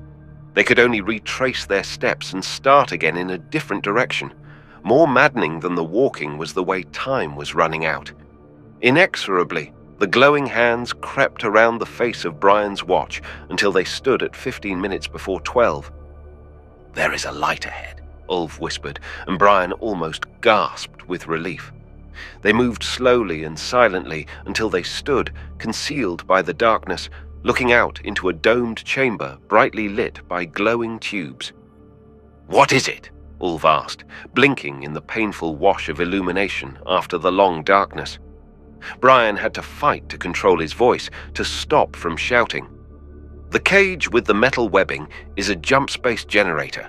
The pointed, silver shapes next to it are bombs of some kind, probably the cobalt bombs. We've found it." His first impulse was to instantly send the radio call that would stop the waiting fleet of H-bombers. But an unconvincing message would be worse than no message at all. He had to describe exactly what he saw here, so the Nijorders would know he wasn't lying. What he told them had to fit exactly with the information they already had about the launcher and the bombs. The launcher had been jury-rigged from a ship's jump space generator. That was obvious. The generator and its controls were neatly cased and mounted. Cables ran from them to a roughly constructed cage of woven metal straps, hammered and bent into shape by hand. 3 technicians were working on the equipment. Brion wondered what sort of bloodthirsty war lovers the Magter had found to handle the bombing for them. Then he saw the chains around their necks and the bloody wounds on their backs. He still found it difficult to have any pity for them. They had obviously been willing to accept money to destroy another planet, or they wouldn't have been working here. They had probably rebelled only when they had discovered how suicidal the attack would be. 13 minutes to midnight. Cradling the radio against his chest, Brion rose to his feet. He had a better view of the bombs now. There were 12 of them, alike as eggs from the same deadly clutch. Pointed like the bow of a spacer, each one swept smoothly back for its 2 meters of length to a sharply chopped-off end. They were obviously incomplete, the warheads of rockets. One had its base turned towards him, and he saw 6 projecting studs that could be used to attach it to the missing rocket. A circular inspection port was open in the flat base of the bomb. This was enough. With this description, the Nijorders would know he couldn't be lying about finding the bombs. Once they realized this, they couldn't destroy Dis without first trying to neutralize them.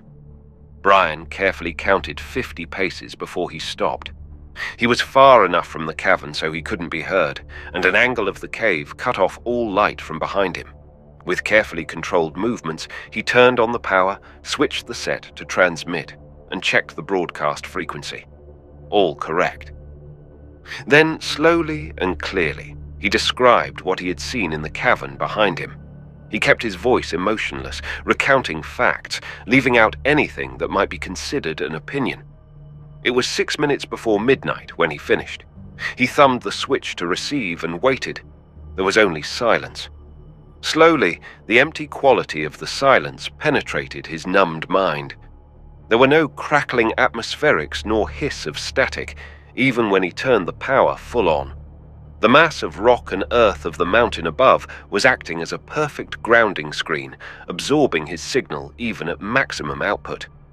They hadn't heard him. The Nijord fleet didn't know that the cobalt bombs had been discovered before their launching. The attack would go ahead as planned. Even now, the bomb bay doors were opening. Armed H-bombs hung above the planet, held in place only by their shackles. In a few minutes, the signal would be given, and the shackles would spring open, the bombs drop clear. "Killers!" Brion shouted into the microphone. "You wouldn't listen to reason. You wouldn't listen to Highs or me, or to any voice that suggested an alternative to complete destruction. You are going to destroy Dis, and it's not necessary. There were a lot of ways you could have stopped it. You didn't do any of them, and now it's too late. You'll destroy Dis, and in turn, this will destroy Nijord. Ishil said that, and now I believe him. You're just another damn failure in a galaxy full of failures." He raised the radio above his head and sent it crashing into the rock floor. Then he was running back to Ulf, trying to run away from the realization that he too had tried and failed. The people on the surface of Dis had less than 2 minutes left to live.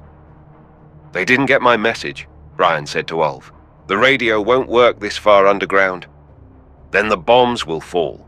Ulf asked, looking searchingly at Brion's face in the dim reflected light from the cavern. "Unless something happens that we know nothing about, the bombs will fall." They said nothing after that. They simply waited. The 3 technicians in the cavern were also aware of the time. They were calling to each other and trying to talk to the Magter. The emotionless, parasite-ridden brains of the Magter saw no reason to stop work, and they attempted to beat the men back to their tasks. In spite of the blows, they didn't go. They only gaped in horror as the clock hands moved remorselessly towards 12. Even the Magter dimly felt some of the significance of the occasion. They stopped too and waited. The hour hand touched 12 on Brion's watch, then the minute hand. The second hand closed the gap, and for a tenth of a second, the 3 hands were one. Then the second hand moved on. Brion's immediate sensation of relief was washed away by the chilling realization that he was deep underground. Sound and seismic waves were slow, and the flare of atomic explosions couldn't be seen here. If the bombs had been dropped at 12, they wouldn't know it at once. A distant rumble filled the air. A moment later, the ground heaved under them, and the lights in the cavern flickered. Fine dust drifted down from the roof above. Ulv turned to him, but Brion looked away. He could not face the accusation in the Dizen's eyes. Chapter 18. One of the technicians was running and screaming. The Magter knocked him down and beat him into silence. Seeing this, the other two men returned to work with shaking hands. Even if all life on the surface of the planet was dead, this would have no effect on the Magter. They would go ahead as planned, without emotion or imagination enough to alter their set course. As the technicians worked, their attitude changed from shocked numbness to anger. Right and wrong were forgotten. They had been killed. The invisible death of radiation must already be penetrating into the caves, but they also had the chance for vengeance. Swiftly, they brought their work to completion with a speed and precision they had concealed before. "What are those off-worlders doing?" Ulv asked.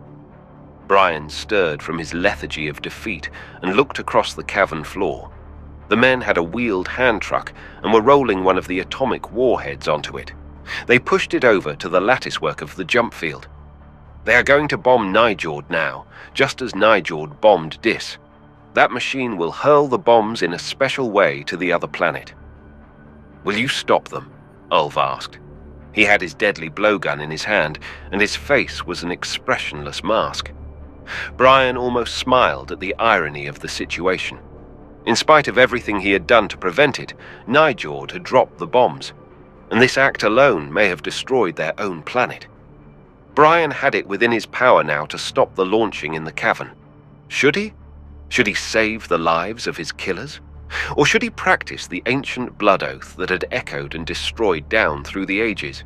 An eye for an eye, a tooth for a tooth. It would be so simple. He literally had to do nothing. The score would be even, and his and the Dizen's death avenged. Did Ulv have his blowgun ready to kill Brion with, if he should try to stop the launchings? Or had he misread the Dizen entirely? "Will you stop them, Ulv?" he asked. How large was mankind's sense of obligation? The caveman first had this feeling for his mate, then for his family. It grew until men fought and died for the abstract ideas of cities and nations, then for whole planets. Would the time ever come when men might realize that the obligation should be to the largest and most encompassing reality of all, mankind, and beyond that, to life of all kinds? Brion saw this idea, not in words but as a reality. When he posed the question to himself in this way, he found that it stated clearly its inherent answer. He pulled his gun out, and as he did, he wondered what Ulv's answer might be. "Nijord is Medverk," Ulv said, raising his blowgun and sending a dart across the cavern. It struck one of the technicians, who gasped and fell to the floor. Brion's shots crashed into the control board, shorting and destroying it, removing the menace to Nijord for all time. Medverk, Ulv had said, a life form that cooperates and aids other life forms. It may kill in self-defense, but it is essentially not a killer or destroyer. Ulv had a lifetime of knowledge about the interdependency of life. He grasped the essence of the idea and ignored all the verbal complications and confusions. He had killed the Magter, who were his own people, because they were Umedverk, against life, and he had saved his enemies because they were Medverk. With this realization came the painful knowledge that the planet and the people that had produced this understanding were dead. In the cavern, the Magter saw the destruction of their plans and the cave mouth from which the bullets had come. Silently, they rushed to kill their enemy, a concerted wave of emotionless fury. Brion and Ulv fought back.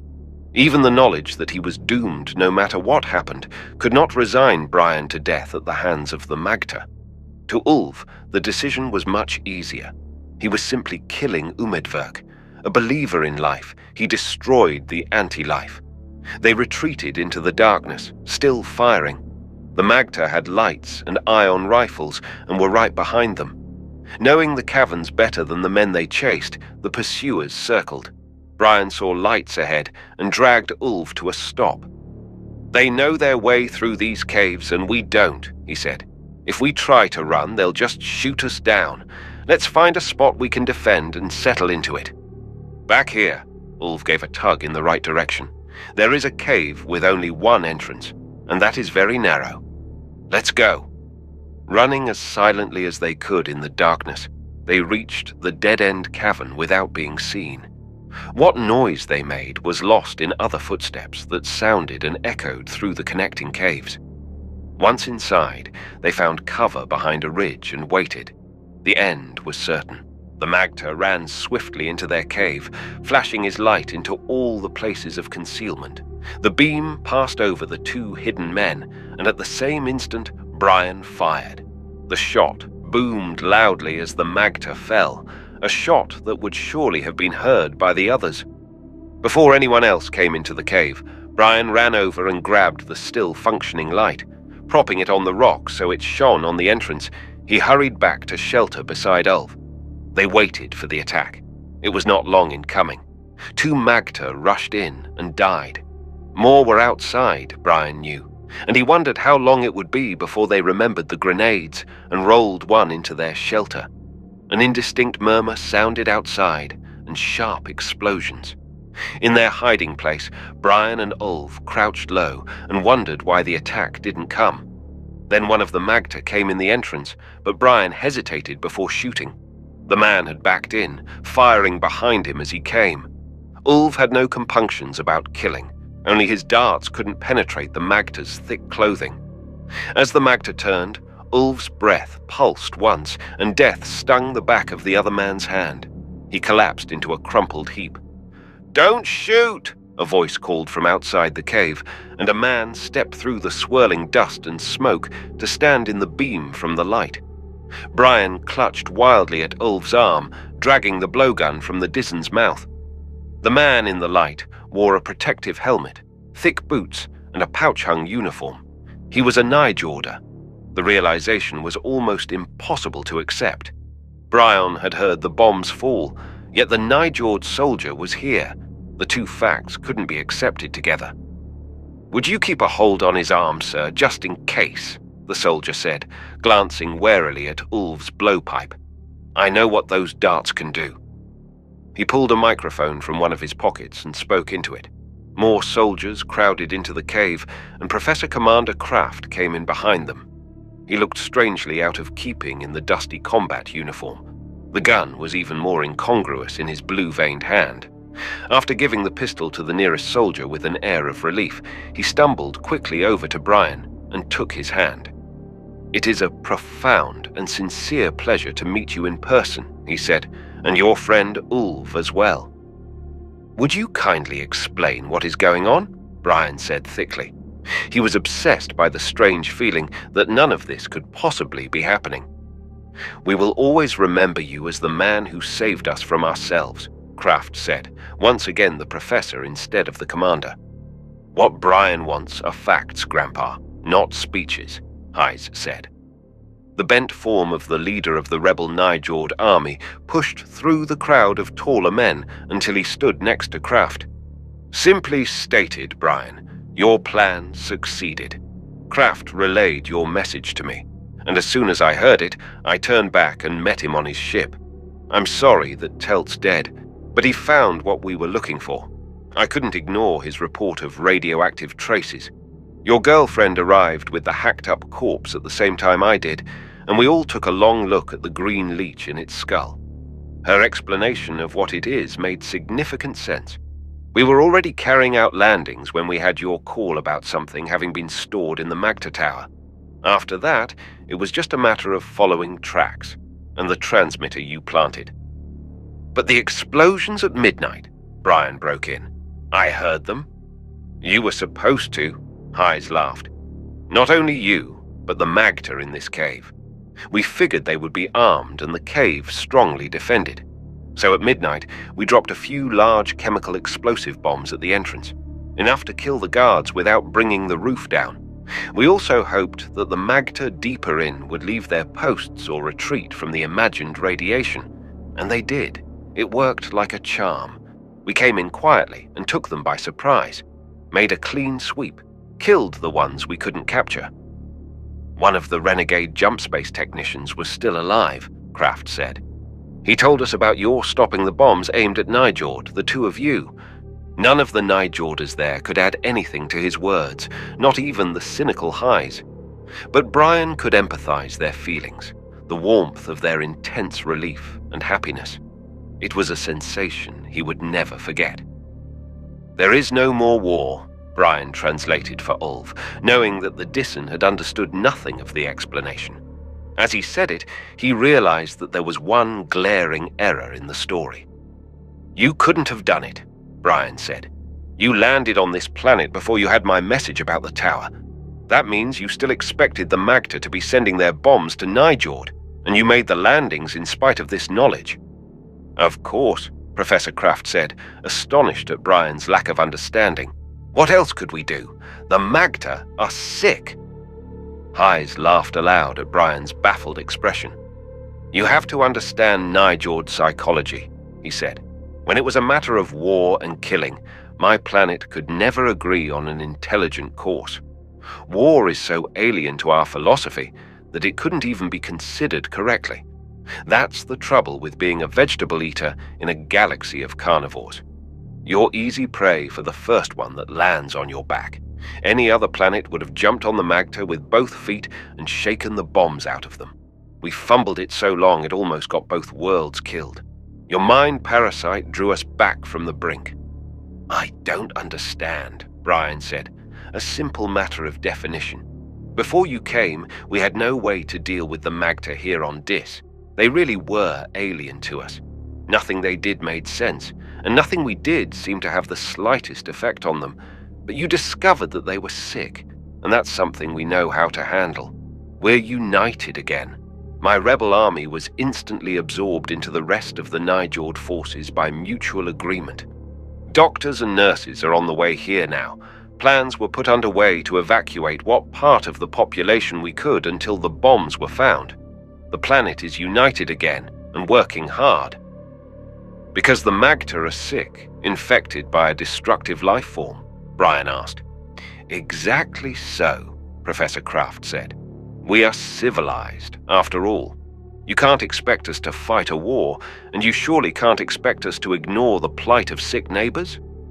"No, you surely can't," Brion said, sitting down heavily.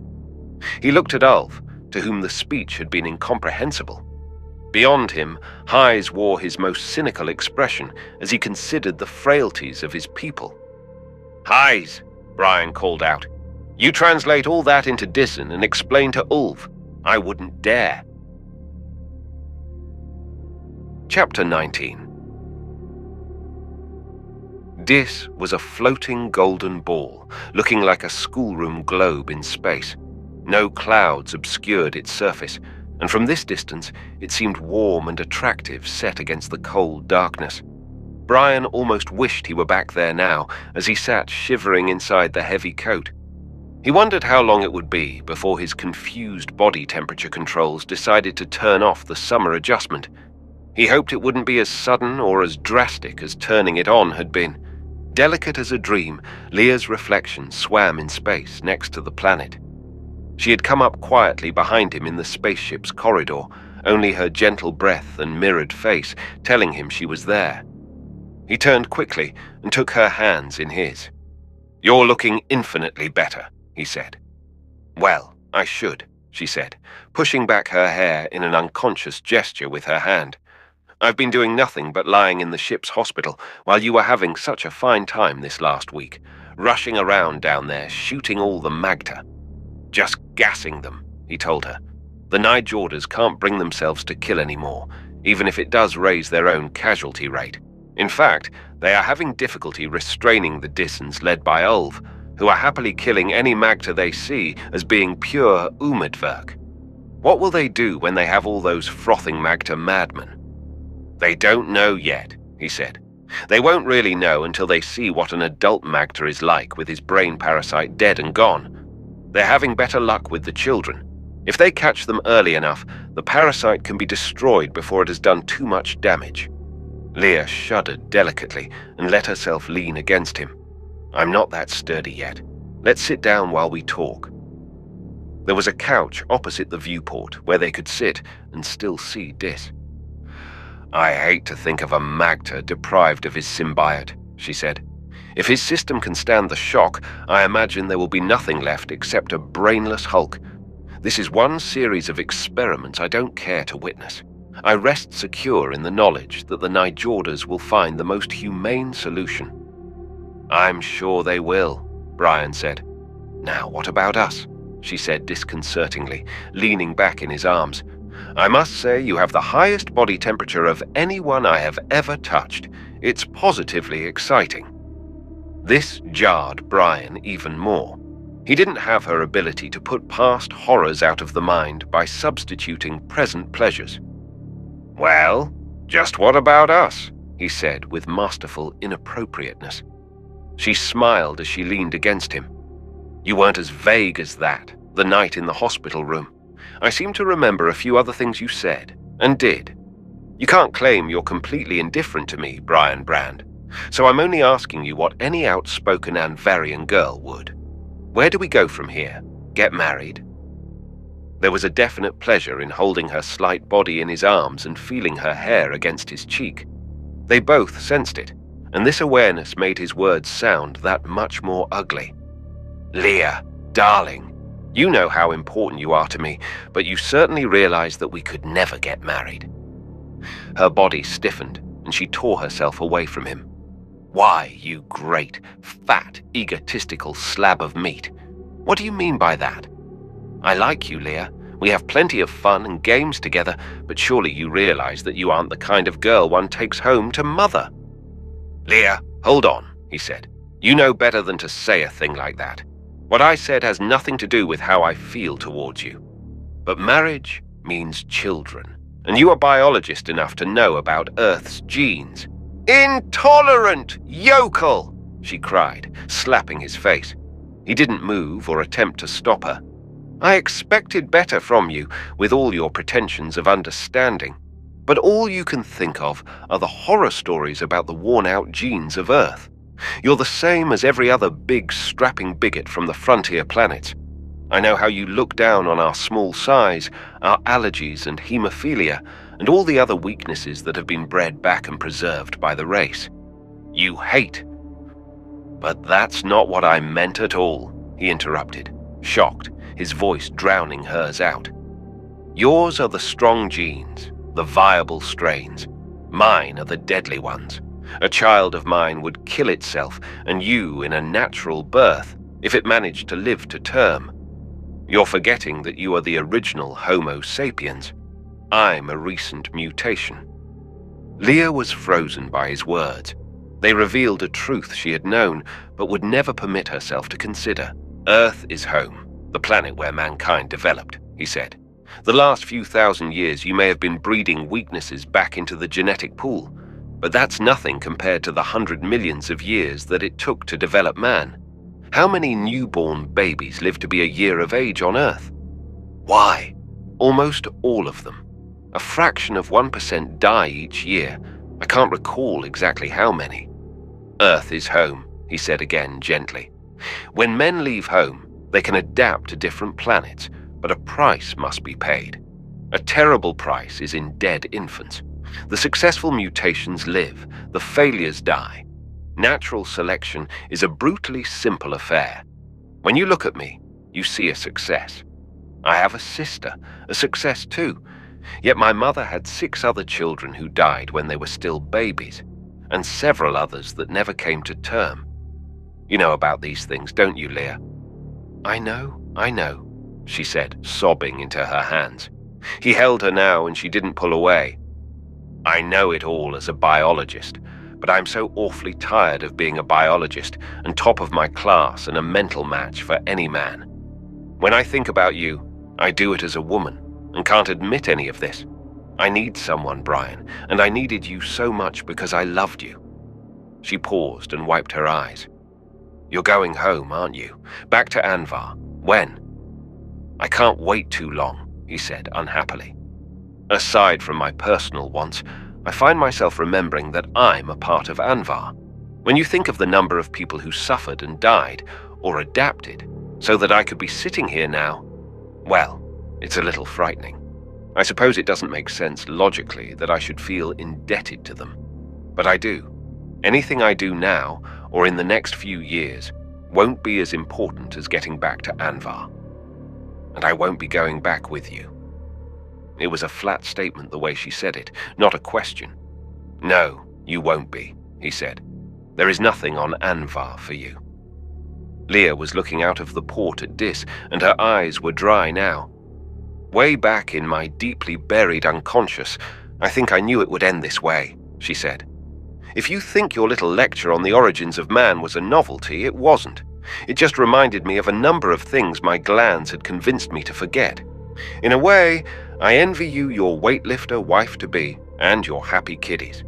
But not very much.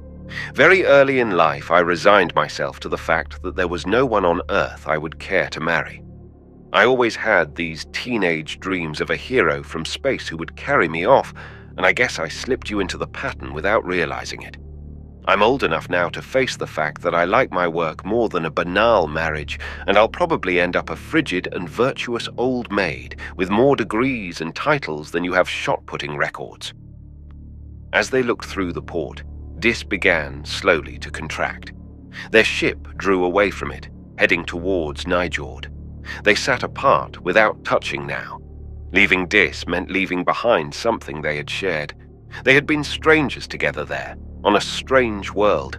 For a brief time, their lifelines had touched. That time was over now. "Don't we look happy?" Heise said, shambling towards them. "Fall dead and make me even happier then," Leah snapped bitterly. Heise ignored the acid tone of her words and sat down on the couch next to them. Since leaving command of his rebel Nijord army, he seemed much mellower. "Going to keep on working for the Cultural Relationships Foundation, Brion?" he asked. "You're the kind of man we need." Brion's eyes widened as the meaning of the last words penetrated. "Are you in the CRF?" "Field agent for Nijord," he said. "I hope you don't think those helpless office types like Fausel or Merv really represented us there. They just took notes and acted as a front and cover for the organization. Nijord is a fine planet, but a gentle guiding hand behind the scenes is needed to help them find their place in the galaxy before they are pulverized." "What's your dirty game, Heise?" Leah asked, scowling. "I've had enough hints to suspect for a long time that there was more to the CRF than the sweetness and light part I have seen. Are you people egomaniacs, power-hungry, or what?" "That's the first charge that would be leveled at us if our activities were publicly known," Heise told her. "That's why we do most of our work undercover. The best fact I can give you to counter the charge is money.